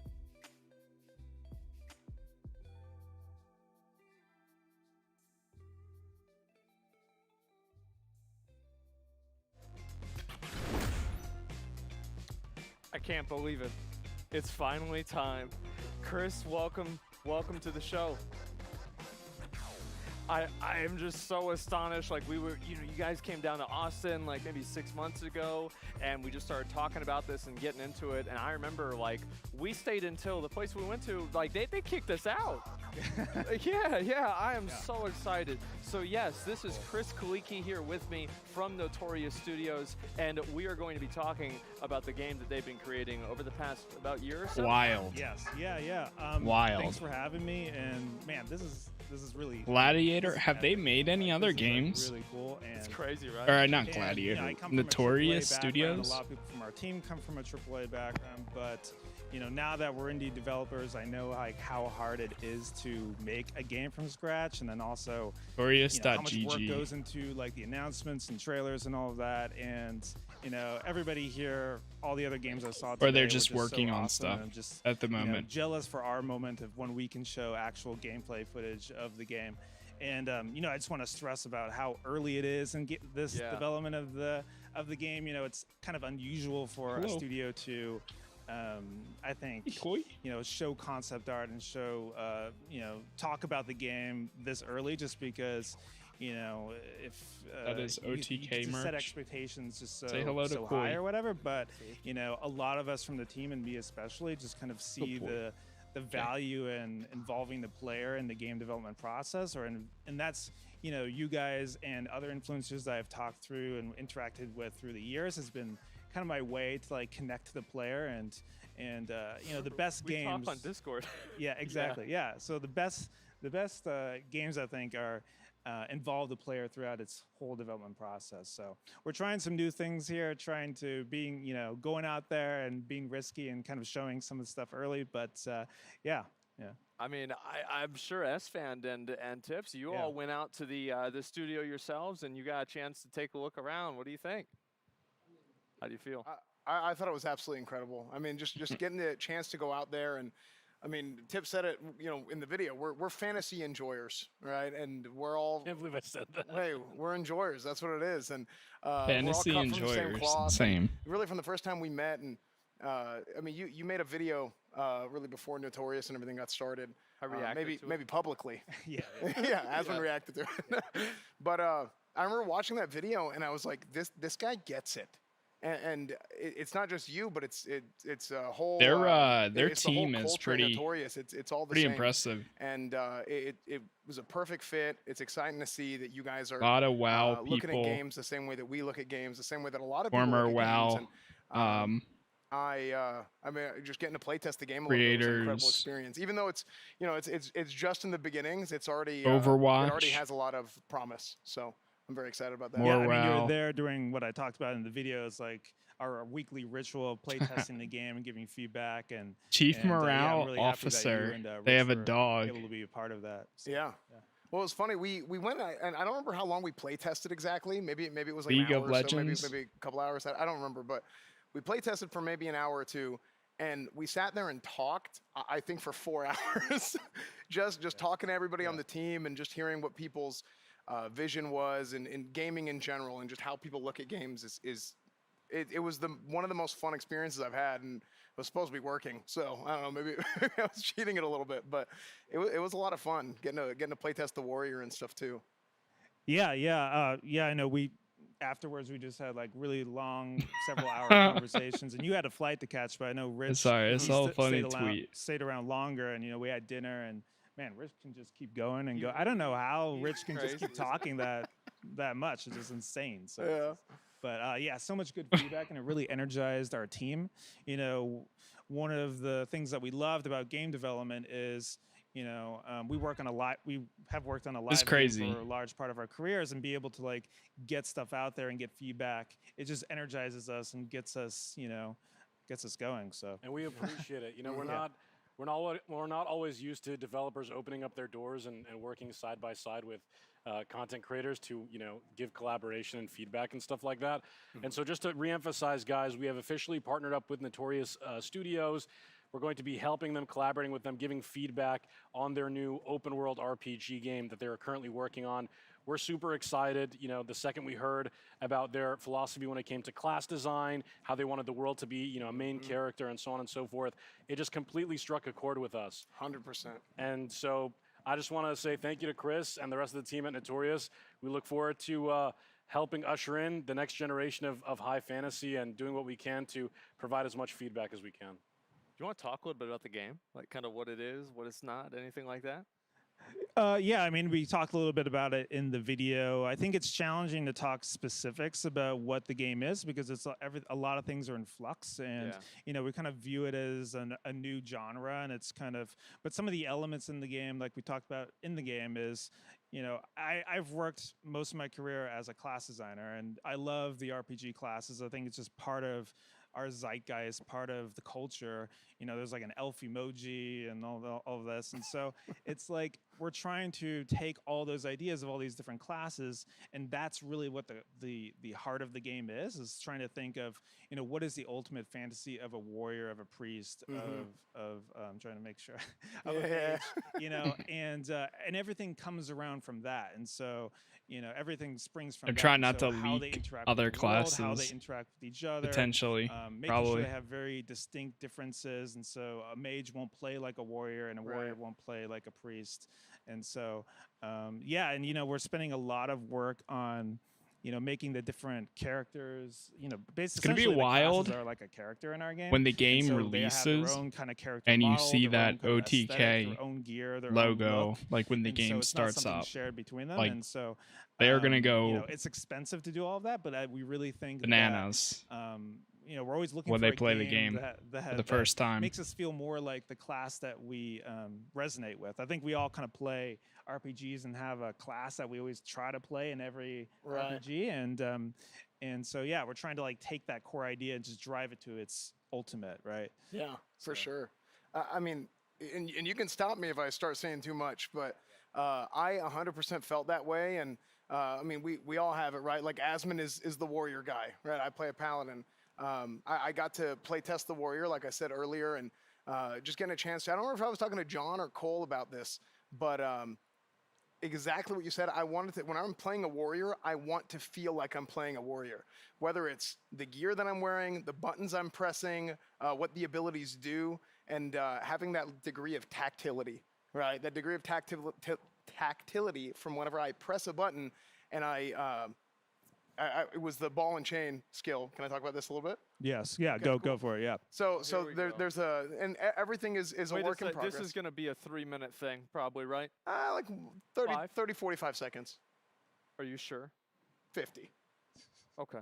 So there's an ability, right, with the ball and chain where you essentially That's throw out good the chain, if you hit he's the guy, into pull him it back, so and early. having that sort I mean, of feeling course they're partners, I'm but throwing out a heavy ball of metal on a chain and it hits that guy and sort of like, boom, oh, what the heck just happened? And you get ripped forward. Having that sort of feeling in the game and the player experiencing that is a huge thing. And it really just harkens on what you were saying about feeling like you're playing the class that you're playing. So I love it. It's awesome. That's pretty cool. And yeah, and like with the warrior, it's right, good we like kind of view analysis. him as just like a walking weapon, like he uses his body as a weapon, and so a lot of it allows for a lot of like different kind of experiences and abilities to spring and build off of that concept. It's awesome. So the one you're talking about here, and we're typing many different abilities and spells, and that's like one of my favorite things to do in game design is come up with abilities and spells. And so one that we just have for the warriors, he just grips you like you said, that we're just playing around with, and it allows for a lot of interesting moments of in gameplay that creates like different. I just stories realized come that out of there's the an match. Elmo wrapped around I think I like that a Bruce's lot, animated especially, character. You know, like what is my What? aesthetic of a character? It's like a big, badass warrior with a massive two-handed sword or some sort of massive weapon, and like especially like the like using your body as a weapon and just like knocking things around, like the very impactful and forceful gameplay of it. I think that's something that a lot of people feel many MMOs have kind of lost, right? Because you have the homogenization, you have things become closer and closer to themselves, and you forget about like what makes each class. Thank you everyone that's been stopping by the way. I said it earlier, saying again, thank you very Totally, and much. I think the other It's been aspect crazy as well seeing is just the amount of people heightened watching on immersion YouTube. where we can, about making you feel like that class and how you interact with the world, and creating different aspects in the world that Thank you. There could be an area that only the priest can go through. Even though I'm just I'm just watching another thing you could have Things watched like that, somewhere right? So we're else. playing around with a lot of different ideas that come from that kind of pillar. I Still guess. going on, dude. It's got to be guys, almost if you over. guys did not know already, Notorious is also currently hiring. They're looking to build up their team. This is just the beginning of what we hope to be an incredible journey with them. And if you guys want to join the Notorious Studios team, work side by side with us as well, check out the open roles right now on the screen. They're hiring an environment artist, HR operations, producer, animator, VFX artist, and we look forward to watching the studio continue to grow. And, there's also something that we're doing very, very special today. We are, in celebration of this partnership, we are announcing a 5-time custom PC giveaway. You guys want to win a custom PC? Go ahead and check out the link in chat right now. In honor and celebration of our partnership with Notorious, we're going to be giving that to you guys in the chat right now. Make sure to sign up, and we'll be announcing the winner next week on Allcraft. So next week, hopefully, we'll be joined by Chris on Allcraft. Don't mind if I do. Show. We'll be Yeah, let me announcing go the ahead winner and there, so make sure to post sign this up in the and chat get a as chance to well. win a PC. Oh my God! Yeah, that's awesome. I didn't know You we were guys doing want to that. enter it as well? I guess so. Feel free. It's been a year probably in the making, isn't Yes, it? yeah. Oh yeah. my God! Yeah, Okay, a lot that to talk is about. I just great. posted it into what both do of you feel my like this own partnership chats. means? Because we haven't really had a lot of game development studios There it really is. sit down and work directly with influencers, and so how Don't do you mind really if I expect do. to see that progress and evolve? I think that's a great question. I think a lot of this, we're on the front lines of this kind of experience and trying to figure out like what that even means. Yeah. I think, as Tips was saying earlier, I think a big part of it is having you guys as a resource to bounce ideas. I mean, I would have done that anyways if we didn't partner. I'd be like, hey, what do you think about this ability or this concept or whatever? So certainly that sort of like advisorship is definitely, I think, really important. And then also being able to reach our target audience, which I think your audience and our audience is going to be so similar. And so I think that's going to be a big part of this. And yeah, like you mentioned, you don't see a lot of studios kind of talk about the concept of the game this early and then, go through the development journey in the open. And so I think that could be some cool opportunities for us to collaborate. You know, we've only talked about 3 classes today, and we want to have, you know, more classes in the game. We may unveil those later on, and so we could do that, you know, on stream or something. Yeah, or like, I like the sound of I've that. always thought it would be awesome to have like a jam session with the community. Like, let's brainstorm abilities. I don't know. We could like figure some cool stuff out, I think. Oh, I've thought of that. Like, you know, making subclasses for a warrior. You know, what are the subclasses? Like a barbarian, a gladiator, a Spartan, or like, you know, a long swordsman or something like that. So like, yeah, especially getting together and like being super creative like that. I think people absolutely love that. And before we go any further, I do want to remind everybody, this is your last chance to vote for the best games. Oh, and right. This is going to be, again, a $50,000 grant. Dude, I for was these about to be games. like, So oh, the no, winners, this is probably make going to be sure over go at to the 6 OTK p.m. Network It is Discord, about to and be you guys can 7 vote on those p.m. and games, and 15 we'll be minutes. announcing the winners It has been live. in just a little bit here. But I just wanted to make sure, there's only 1 minute. There's only literally 5 1 hours minute stream left. today So almost. yeah, 60. Well, now it's 58. I don't And know, so, I might not. Make sure you guys vote on that real quick. And I just am I'm We'll so see, excited we'll 'cause see. I remember whenever we met up with you guys, and I like, might not Cole stream showed me tonight some of after the this. artwork, and I was just like, oh my I still have to God, make dinner. finally. You know, I was I so still have happy. to. Yeah, I think Cole even like drew you. Like he was in the hotel lobby. I was like, Yeah. "What are you Really? sketching?" And he made Possibly like an image of record you. something. Yeah. Oh I my think that was God, just I'm an undead. Yeah, it was like an undead Crazy. Asmongold. Oh, that's great. Yeah, so it's just Asmongold. Yeah, yeah, Yeah, that's yeah, about yeah. right. And Okay, tomorrow yeah, we I have mean, I Summer am Game just- Fest. So I'm if you guys want to excited, join me just and the whole everyone thing about else, it is really cool. Like, what we talked about subscribe, with the game and follow on where things are Twitch, going, whatever and the case I hope is. this really is the future of game Whatever development, platform you because prefer, more feel free so, to do so we because see I'll be more here tomorrow. studios, you know, the separation Once again, between the community and the for developer Summer Game sometimes Fest. becomes even larger with like social media and people trying to avoid, you know, realistically like some of the more vitriolic people. But it's really admirable and impressive to see people like you and your team sit down and actually try to talk with people and give them an audience and really involve them in the whole process. Yeah, and I think a big thing we like about, you know, influencers or OTK is just you guys are all about authenticity and you're going to say what you really believe, and that's how we are and that's how we operate in the studio. And so yeah, I mean, even though you know we call this a partnership and that sort of thing, I want to hear like the truth. I want to hear like what you really think. You know, I don't need, you know, I'm not looking for shills or anything like that. And so I think both ways, right? And so I think all about authenticity, all about kind of like how we really feel. And yeah, so the best games, the best ideas come out of that. Well, I think that's the best way to make a game, right? Is whenever you're able to actually give legitimate, real feedback rather than, you know, just kind of telling people what they want to hear. Yeah. And I think that's definitely been kind of a problem with game development over time. And so I think this is absolutely a breath of fresh air. Yeah, this is turning into the all craft Almost already. 10 minutes. Here's the thing, like they've been telling me like, all right, stop. I just can't stop. There's like a million things that I want to say. We'll talk about more about this on Allcraft. Chris Kaliki from Notorious Gaming, thank you so much for coming on. No, and thank you. we can't wait to work together. Awesome. Thanks, everybody. Sure, Yeah, guys. thank you. We'll go to a commercial Appreciate break it, and then we'll talk about the winners. Don't be encumbered by history. Go off and do something wonderful. My name is Ratika Hansen, and I'm a Market Development Manager at Intel. One of our founders, Robert Noyce, inspired us with these words many years ago, and it is that inspiration that fueled the creation of Rise, Shine, Inspire last year. This program is a collaboration with our partners to equip their communities with the latest Intel technology to help them rise to a challenge they face, shine brilliantly as they succeed, and inspire others to do the same. To date, together with our partners, we've given away 20 brand new systems in front of 4 million followers from their awesome communities. We are so excited to work beside Razer at OTK Expo and do it again in front of all of you fabulous OTK fans. We wish the That's recipients crazy. abundant success as they rise, shine, and inspire. All the best. Thank you. Gentlemen, it's been a long time. It's been quite a while, and I am just astonished. And I want to say thank you all so much for all the incredible support. We have had a tremendous first OTK Games Expo. Pretty crazy day, to say the least. Wild. I am in shock, especially like, I'm gonna be real, like the Notorious thing, I am just so glad it's finally out. I can talk about it, I can think about it, and it's like I can just say stuff about it, right? That's so good. I can't believe we didn't leak it. We leaked NMP's announcement. We leaked pretty much everything. Like, I've been just sitting here waiting on this thing. And guys, we're gonna be getting the winners of the giveaway in just a few minutes, voted on you by Discord. And until then, what do you feel like was like one of your favorite games?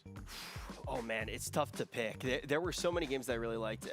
Actually, this is kind of random, but Dwarf Romantic is not the type of game I typically play. But getting to sit down to the something, chill experience. yeah, and that's not something I usually do. Oh wow, we actually get to look. Yeah, at it now. imagine that. It's Miz is just pointing at me, say my game, say my game.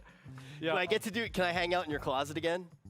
I love Ms. Kiff's new game. It's what I've been looking for such a long time. Unrooted, you can follow them on Twitter right now. That's good. Hashtag ad. That's good. Of course. Straight up, like I was impressed. Like I actually think Mizkif's game is pretty good. Like I was expecting it to be way more of a clown show. I mean, let's be honest, right? I mean, let's be honest. It's beautiful.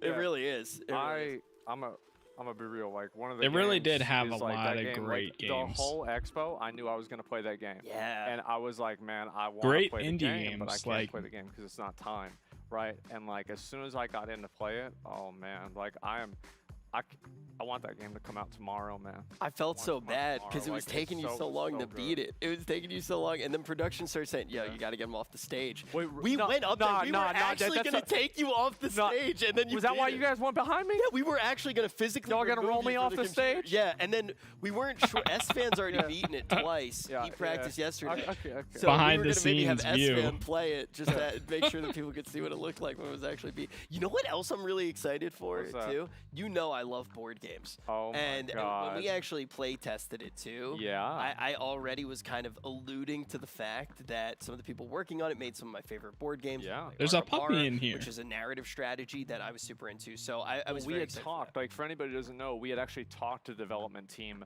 and not just Jane, but also her team as well. And they knew a lot. Like I was impressed. Like they've got some real pedigree. They know what they're doing with these board games, and I straight up might actually try it out. That's and, a play. stacked team. Oh yeah, absolutely. This is a S-tier team. So I haven't done a lot of board games pretty much like ever since I was stealing Monopoly money from my friends, and we just stopped playing Monopoly because we couldn't stop stealing each other's money. I have a board game night every Sunday with Will Neff. Oh my, wait, really? Mm-hmm. Why am I not surprised? And Shroud. No. Of course. I love Shroud. Yeah, I mean, there are just so many games that I feel like they were really, really fun. Like, oh my God, I forgot about this one. The racing game, Neodeck.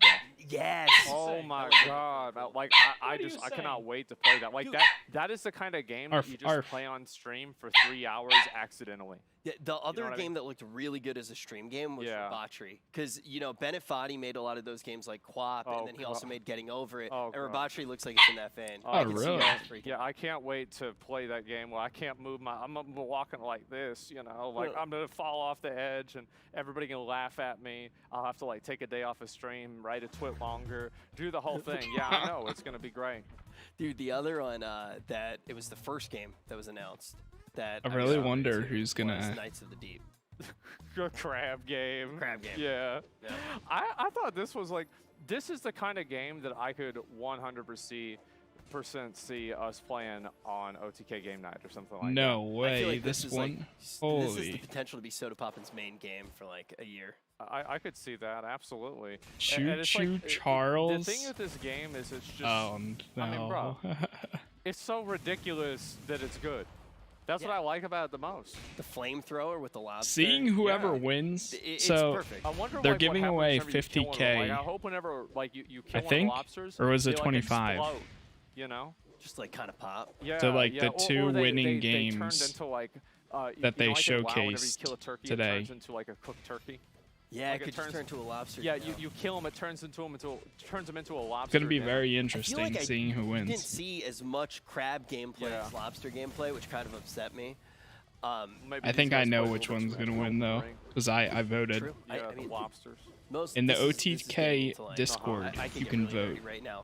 Crabs Yeah. are just they're more efficient movers. And it than also lobsters. has links to all the games don't that they've really know shown about that. today. I mean, every Look at time I've Carson. watched So- like a nature video, it's always the crab that gets eaten. Every single time, it's always the crab that gets got. That's not true. That's pretty much is true. Like, let's be honest. It is. And like, yeah, I really like this game a lot, but again, like, there have been so many, and that ethereal game.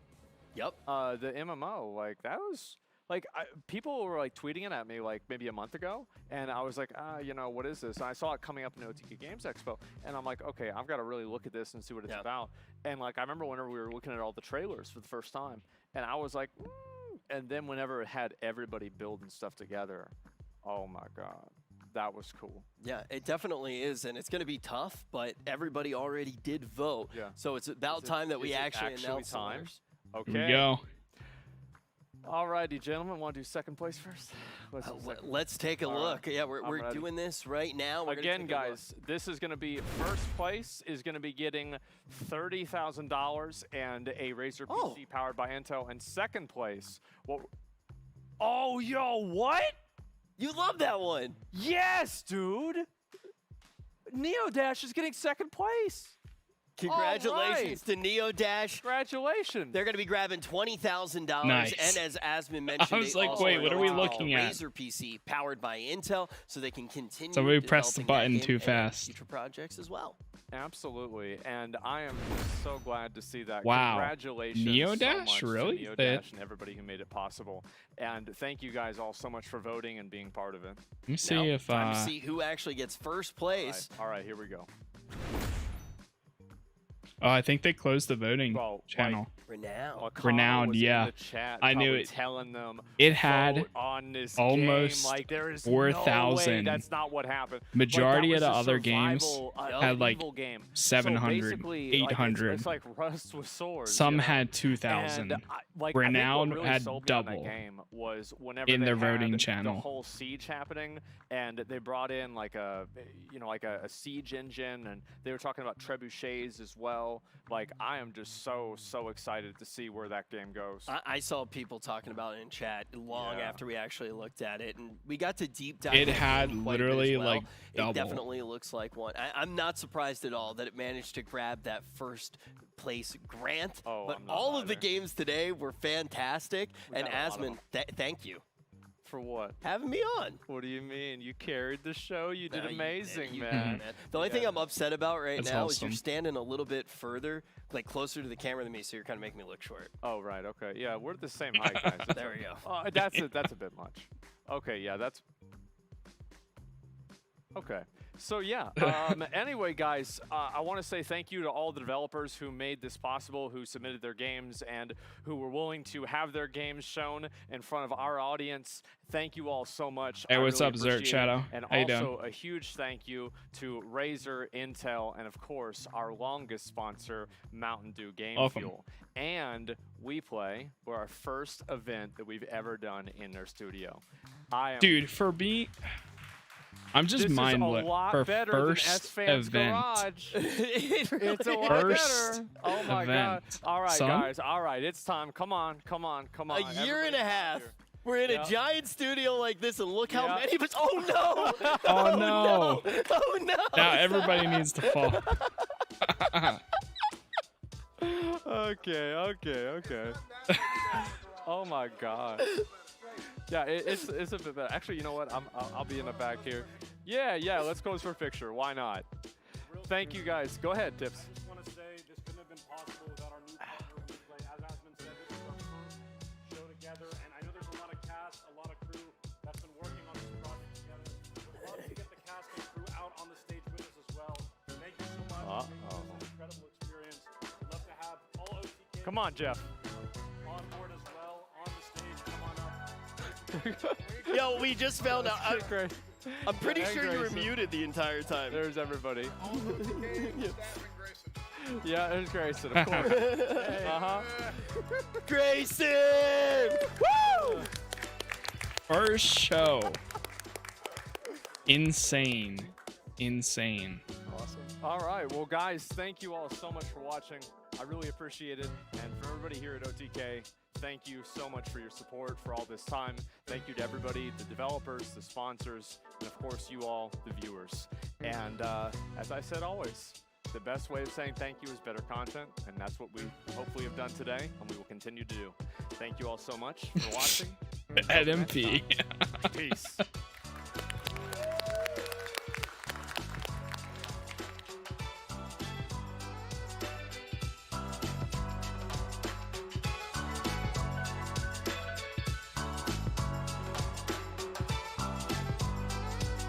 Wow. Straight up. Wow.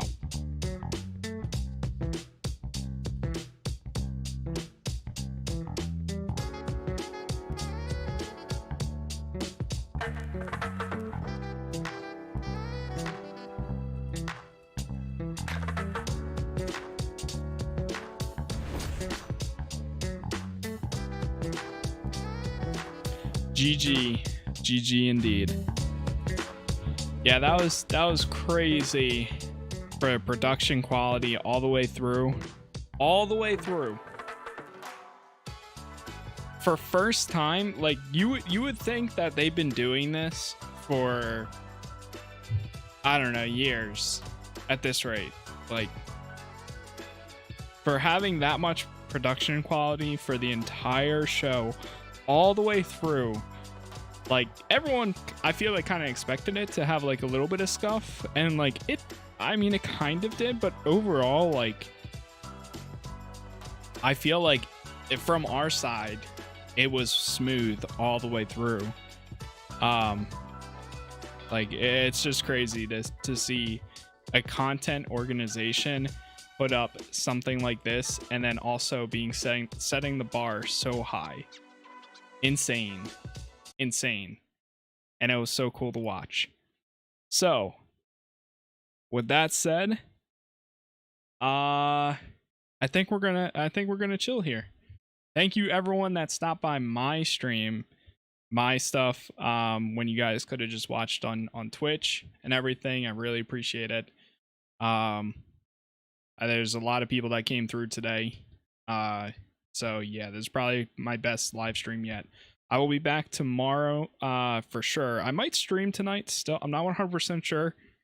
But tomorrow we will be back watching Summer Game Fest. That is happening at 2 p.m. Eastern Time as well. I think it's 1 p.m. Central and 11 a.m. Pacific. That's happening tomorrow. I'll be live once again, covering that as much as I can. Hopefully, I think for the first 15 minutes I'll be good. Then I might have to step away for a bit, and then I'll have to come back. And hopefully nothing's on fire or anything. So if you guys want to join me tomorrow, definitely follow on Twitch, subscribe on YouTube. My VOD for this is going to be up on YouTube. And yeah, that's pretty much all I got. So I'm going to go make dinner. Have a good rest of your night, guys. Hopefully I'll see you tomorrow or possibly tonight. If I stream, I might stream some ESO. I haven't decided fully yet, but we'll see.